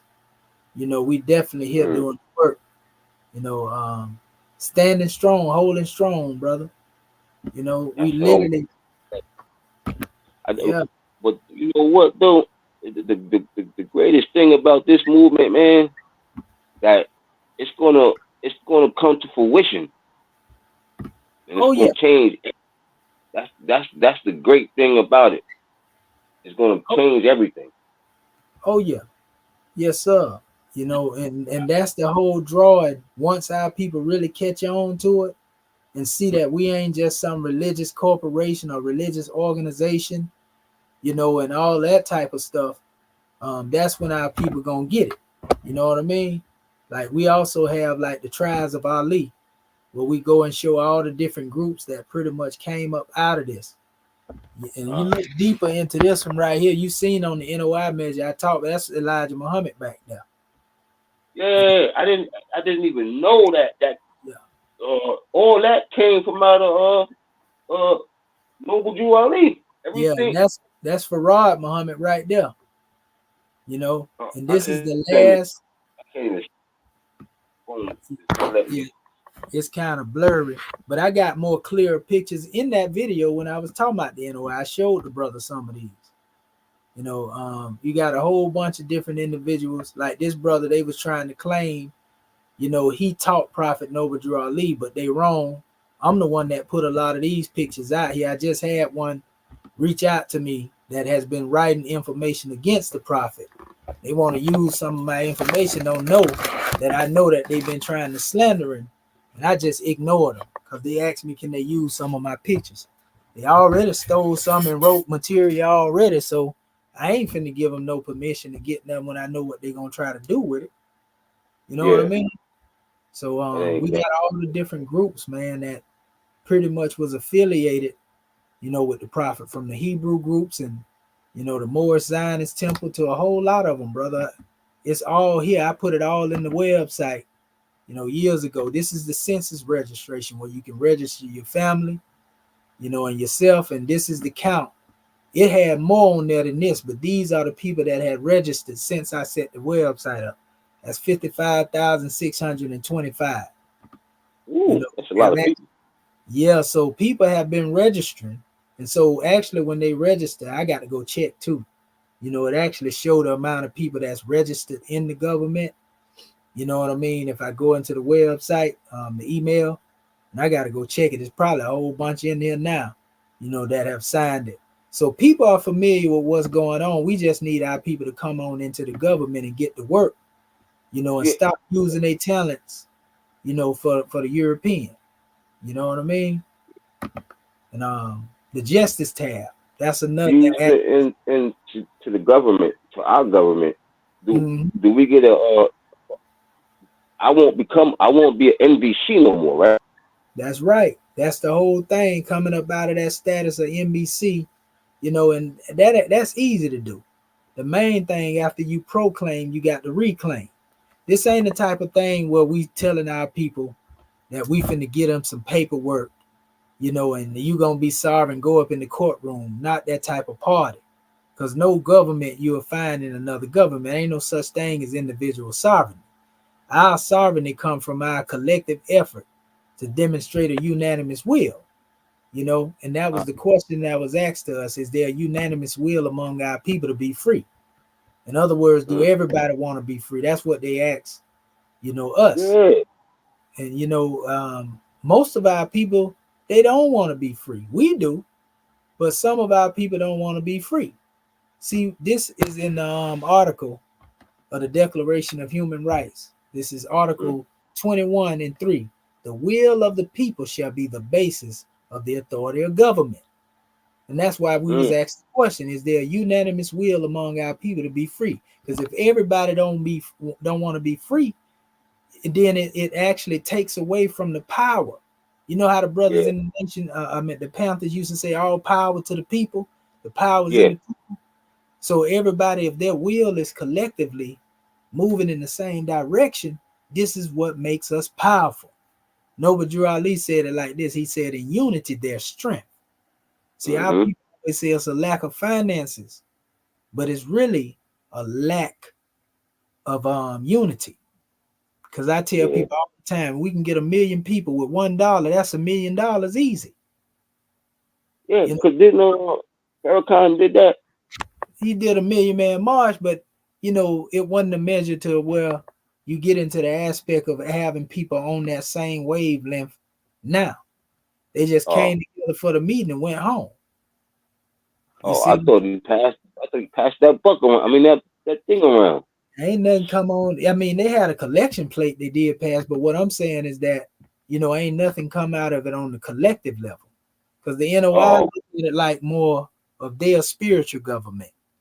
They ain't trying to build. Even Farrakhan in his last speech, one of them he made was that American government, he referred to it as his government. The American flag, referred to it as his flag. But and so he content with that. They content with that. They content with just being a religious corporation. We talking about building a nation. You know what I mean? Yeah. And that's a different. People saying nation of this and nation of that, but until you have a real nation, brother, you just basically romanticize. That don't mean they ain't got a whole lot of membership, but a lot of the membership is mainly based on emotionalism, and that's taking a shot at the family. That's basically those who like to just be spoke to without getting out there to do the work. But even Farrakhan, I was on a panel with them, and there was a group that was trying to get together on some government, and he was asking the question, well, what kind of government y'all want to build? You know what I mean? But Elijah Muhammad himself even said, basically his work was laying the foundation for government. So the NOI should be building government, but they ain't putting it out there. You know what I mean? They ain't demonstrating. So the chairman pretty much was the only one to come forth and start this type of movement. And now you got other imposter groups that's trying to act like they with us, and acting like they doing what we do, but they're not actually affiliated, and they actually misleading the people. And I think they're agent provocateurs. That's what I was about to say. I think they doing it on purpose to convolute what it is that we doing. Because we peace loving, we doing it the right way, and they know that we have already been acknowledged. We already been acknowledged by the UN. They just go get our men, women, and children. You know what I mean? That's crazy, man. It's kind of disturbing because the chairman picked up where nobody wanted to go, and he put the government there for us. Say, come on, let's get in here and let's get this thing going, get right, so we could be acknowledged as a nation. And we could take back what ours, and they trying to hold us back. Our own kind sometimes, bro. Our own people, brother. They the main ones that's been delaying this process because they want to play, and then they putting a bad taste of Islamism in the mouth of our people because they telling them, hey man, come over here and get this paperwork. And so they got people thinking that Moors want to scam them. You see what I'm saying? I'm going into the documents right now to show them to you, some of them. I'm gonna show you right here. See, this is our Declaration Proclamation of Status that we sent before the UN. This is the actual document. See, it got the stamp on it. I can't even see it. Oh, you can't see that one? No, I can't see a screen. Okay. Let me, is my screen sharing right now? Nope. That's what's going on. Let me do it right here. Thought I was just sharing it. Nah, I thought that was, but it's just the feed from the Okay, here we that I was go. watching YouTube. Okay, that's somebody just said it. They said re-share my entire screen. I appreciate y'all, family. That's what you were saying earlier. So this is actually, the Declaration Proclamation of Status right here. But it was already sent before the UN, and they accepted it. So our thing is just building on it. I'm trying to show you the actual inside of it though, because that's just the okay. Let me see. I'm gonna show you real quick.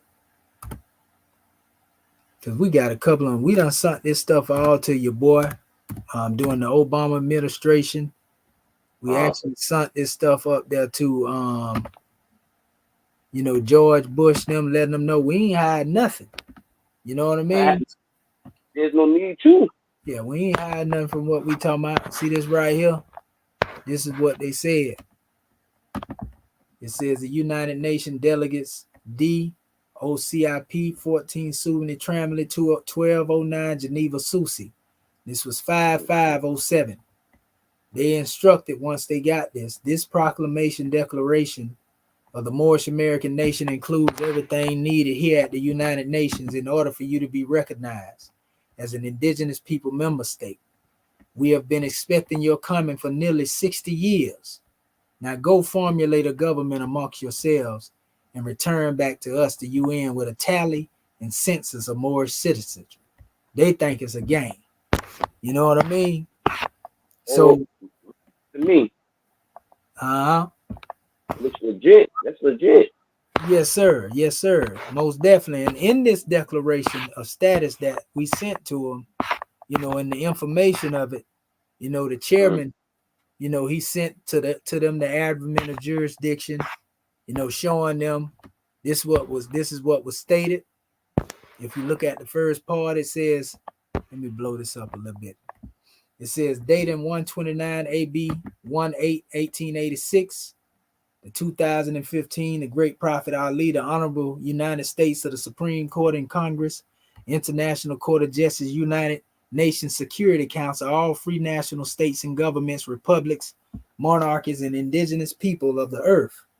The world's theocratic orders of holy books, guidance, Muslim, Christian, Hebrew, Hindu, and Jew, in every country, kingdom, indigenous tribe, and all members of the human family of nations, ETL. Hear, yea, now, all creatures of thought. For wisdom speaks from out of the highest plane of spirit life for the redemption of man, from its sinful and fallen stage of humanity back to the highest plane of life through this. The Moorish American government, Moorish American nation petitioner, adverment of jurisdiction versus the United States of America, United States Congress, United States Supreme Court respondent. Now comes the petition of the Moorish American government, a peace-loving nation in proprietary persona, or appropriate persona. It says, "Sejuris, and with the divine and national constitution de jure, to move this adverment of jurisdiction to extend the status of the Moorish Americans, hereby challenge the defendant of the United States and the Congress and United States Supreme Court, ETL, and hereby recognition as a pure and clean nation is now the order of today's judicial business. The supreme laws of the United States and all the free national governments judicially upholds there can be no legal proceeding without the right order of establishment or proper one, status and opposite jurisdiction, and two pillars of law must be in place and have been precedents before the adjudication of all formal matters of lawful substance can be addressed." Then he quoted and cited, the United States Supreme Court decisions of Amistad immunity of 1841 has never been overturned. Dred Scott decision 1856 has never been overturned. 13th, 14th, and 15th Amendments of the United States Constitution has been ratified into corporate laws, consent possession of human property since 1865, 1868, 1870 has never been overturned. you know, and then he goes into it, you know, and Yeah. this is what they read all of this and they accepted all of this. And again, that was their response that I read earlier, you know, and he acknowledged all of us. He acknowledged, you know, every nation that's amongst us. You know, when he put this in there, this is claiming all of our people, no matter what religion or what it is. This ain't just for the Moors. This for the NOI. This for the 5%. This for the Hebrew. This they don't even know. We done already, you know, been working on their behalf.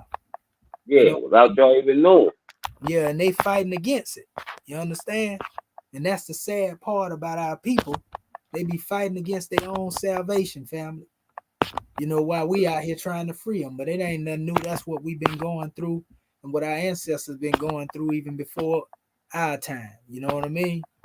Like the prophet, you know, what the chairman said, you know, like he said it's a poor animal that can't heal itself. You know, and one of the hardest things that he had to accept is that all of our people don't want to be free. You know what I But mean? then when things start changing, it's gonna happen. They're gonna want to be free. They'll say, "I'm gonna go on that side." Right? Yeah. They waiting to see what happened.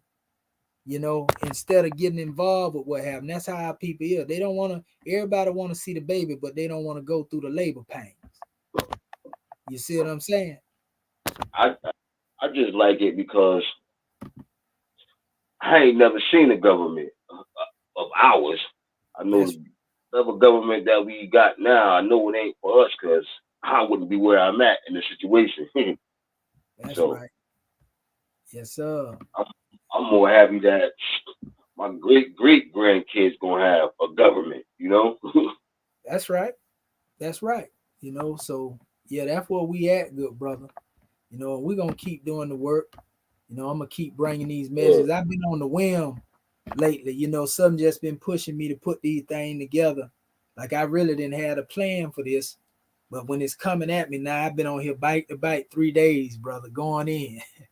You know, so that ain't nothing but the ancestors. You know, see, I've been Yeah. on here.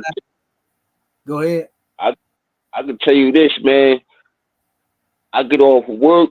I do what I do. I come in my room, and all I do is go. I got you on subscribe. So I just scroll up, hit any one of them buttons, pop, and it'll be like 3-4 hours. I'm just listening to that and reading the book.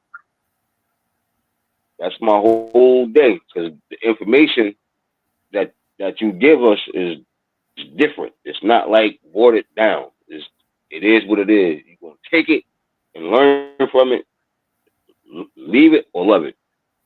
Oh yeah, everything I say, that's another thing, bro. It's gonna always you gonna be able to find it, bro. That's one thing I learned from studying with some of my brothers that was 5%ers, you know, show and prove. You know what I mean? Mm-hmm. That's one thing I learned. And so long ago, that's why they don't be understanding when, you know, I be having all this source material, you know, it's because I ain't gonna never get up here and say something that I don't know. And if I'm Yeah. talking it off the head, I'm talking what I got over here in the pocket. You see what I'm saying? I can spit this stuff Mm-hmm. off the head without even needing the books in front of me. But if I do that, in most cases, they're going to be like, oh, brother, you need to show us a source. And even if you do that, sometimes they still don't want to see it. You feel me? Mm-hmm. I'm going to show you my computer right now out of memory. I'm finna have to buy a whole nother drive, bro. These terabytes. This a Whoa. terabyte. It's like 2 terabytes on this thing, bro. This a brand new computer. I done already ate it up. You know what I mean? Yeah. It be shutting down on me. I can't even put certain pictures in here. You see all this right here? Look at this. This stuff I ain't even used. Some of this, a lot of these different measures that I done clipped out of books. You know, this is the actual whole clip of a lot of the clipping. When they be like, show me the source. You know, this is all of it right here. Just different information that I've been going back and forth, you know, for the last couple of years on. Look at all that right there, family. You know, and this is going and going. So my computer full right now. So this is why I be telling them when they, especially the one that like to challenge what I'm talking about. You know, I got so much over here. The only way you can go in opposition to this, you just want to be ignorant. Because everything I see, I got it right here to back me up. And like I said, a lot of this I ain't even used. You know, this is just this side now, dealing with my screenshots. You got, I got my receipts. I'm gonna show you the receipt. They all in here. Like I was talking about the measure with your boy and them, you know, Elijah and them and Farad and them. I got all that up in here. You know, showing who he originally was, and you know, I got all that in here. You know, it's crazy, bro. Like I can go on and on and on. And this just this side. Now, when we get to the documents, look at this. These are all the documents I got up in here. Now, these actual PDFs I done made, different pictures I done created, and all this stuff. And look at this. I mean, I could go on and on and on. And some of these PDFs, like 100 pages, 100 pictures long. You know what I mean? So, like, that's documents. And then this the downloads right here. Don't let me get involved with the downloads. I ain't even put some of this out here yet. Look at all that information right there.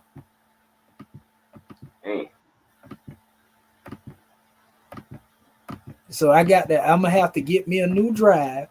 And I'm going to have to put all this stuff, you know, on a OneDrive. And I'm going to try to clean this up again. You know, that way I can get the most out of it. Yeah, it gets free up some space. Yeah, I got to free up some space, brother. It's like literally, I'm talking about ain't nothing in here now. When I say I ain't got no space, it's all gone, bro. And this all deal with nights of staying up 3 and 4 o'clock in the morning doing this research. So everything you see I'm putting out here, you know, a lot of this is basically the research that I've been doing. You know what I mean? And I'm just trying to give it to the masses, you know, and man. I can tell you right now, I am very appreciative of that, man, because sometimes, you know, I do my little research. And then, you know, sometimes I go out to work. Somebody might say something. I'm like, no, check this out. And they don't know the facts, but I'll be like, all right, I'm just trying to give you a little warning that somebody gave me. You don't want it, I ain't going to argue with you with it. Yeah, now you know we be having our conference call too, good brother. Like we have conference calls 7 days of the week. You know, like we deal with the our state of the nation, you know, on Monday. You know, we go into the Department of Education and Truth, you know, and then we go into our we got a whole bunch of classes, man. Herb, health, and healing. We got the goddesses and queens. You know, we got the 12 departments. We got my class on Saturday, which I broadcast the Moorish Perspectives. You know, Sunday school. We got 7 days a week. That be on YouTube? Well, a lot of them be on the conference call. Now the Moorish Perspectives I broadcast. You know, in the Egyptian Adaptive Research session I broadcast. You know, like Sunday mornings. You know, but then the Moorish Perspectives like Saturday, you know, at 7. But all the classes mainly come about at 7, you know, Eastern Standard Time. So, you know, the number is at the bottom of the government page. But if you want to come in and get there, you can go either look there, you know, you actually see me like on Moorish Perspectives. What I do is I give you, if you got a pen, or better yet, I can show it to you right here. That way you can come on and you can hear those things as well when you have the time. And it's right here actually at the bottom of the screen, the number where you can write it down. I'm gonna share the screen for you. That way you can you know, when you have time, when you just out hanging out or whatever, you can listen to it on your phone and hear what we doing there as well. But we definitely in all days of the week. Here we go right here. I'm gonna share the screen for you. You see the number right here? Yeah. Yeah, and that's the playback too. You can go in there and listen to the most recent or go by number and go further back than that. So, bro, we always teach. You know what I mean? 857. So y'all got books there too, right? You talking about on the bottom down here? Oh, that's the Like, same thing I was showing you earlier. It's just advocating seven seal publication. That's my chairman website. You know, yeah, which I'm actually in the process of building up now. You know, but yeah, that's just the stuff I already showed you up there, like the circle 7 and all of that, because we got 70 chapters in ours. Yeah, so yeah, this is the playback and the call in number, and we there 7 days a week. You know, Eastern Standard Time.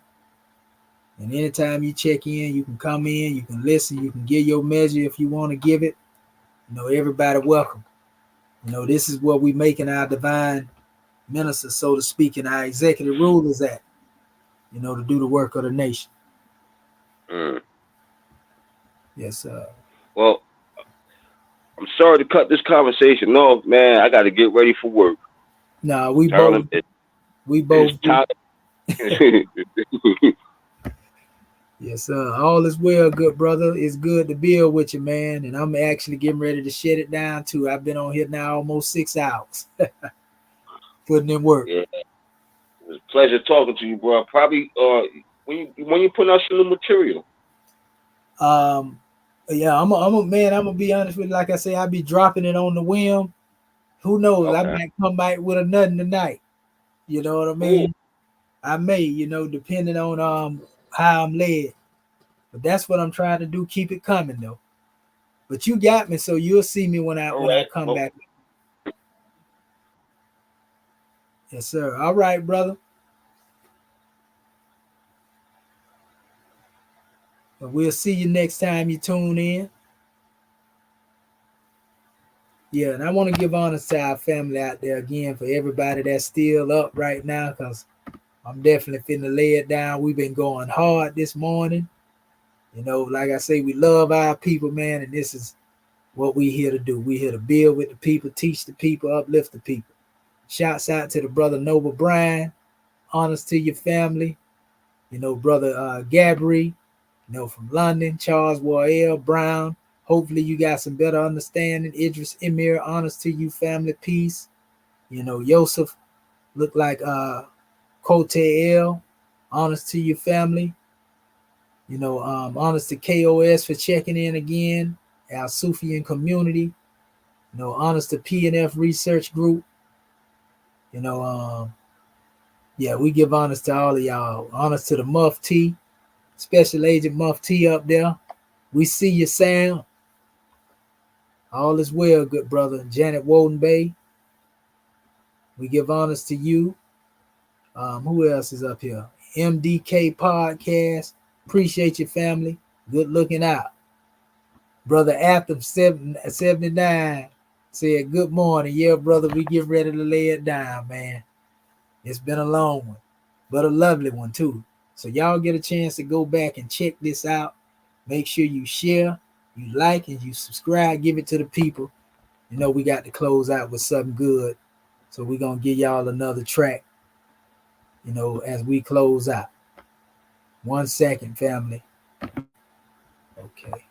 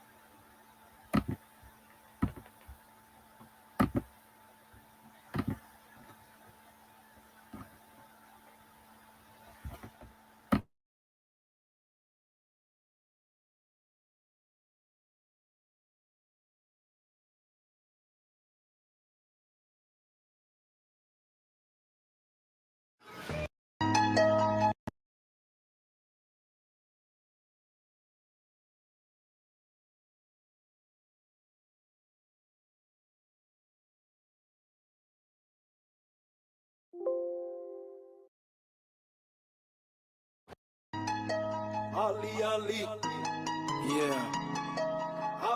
You know, we've been talking about living in the last day.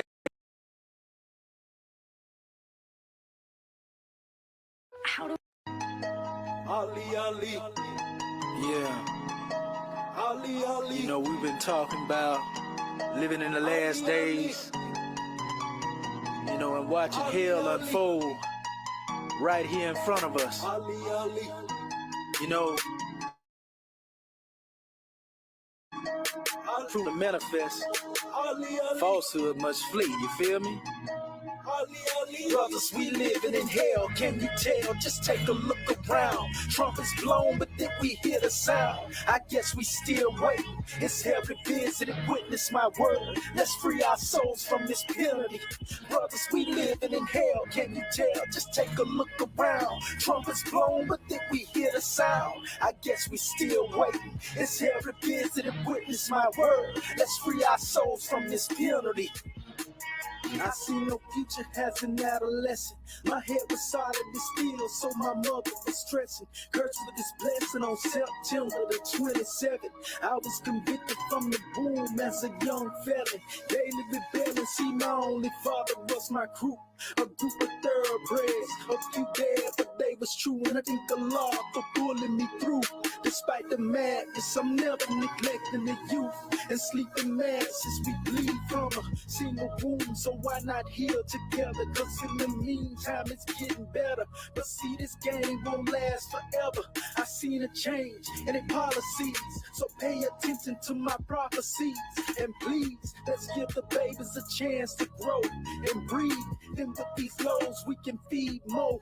Believe, when will we ever learn to love ourselves and see that hell is a cell filled with black brothers, we living in hell, can you tell? Just take a look around. Trumpets blown, but then we hear the sound. I guess we still waiting. It's heaven visited, witness my word. Let's free our souls from this penalty. Brothers, we living in hell, can you tell? Just take a look around. Trumpets blown, but then we hear the sound. I guess we still waiting. It's heaven visited, witness my word. Let's free our souls from this penalty. The greatest wars within, being we all sin. But then and again, let's check them foes we consider friends. Cause like casino, they flip when the issue is chips. But rather than slip, I be secure, so I'm fully equipped. And this a trip is right or wrong, we'll be labor failures. Let's congregate in commemoration, respect your elders. Maybe this life will be the one to bring your Savior's day. If you consider this hour to flee, I lead the way. Knowing this world is crooked, why do we deviate? Missing the mark by miles because of arrogance and self-hate. But I guess we see it in our own time. See, nothing profits a man lacking his own mind. It's a terrible thing to waste, brothers. We need power. Our resurrection is rising above the ways of haters and cowards. See, the beast devoured the lost sheep, roaming alone. So it's a must that we protect our own. Brothers, we living in hell, can you tell? Just take a look around. Trumpets blown, but then we hear the sound. I guess we still waiting. It's heaven visited, witness my word. Let's free our souls from this penalty. Brothers, we living in hell, can you tell? Just take a look around. Trumpets blown, but then we hear the sound. I guess we still waiting. It's heaven visited, witness my word. Let's free our souls from this penalty.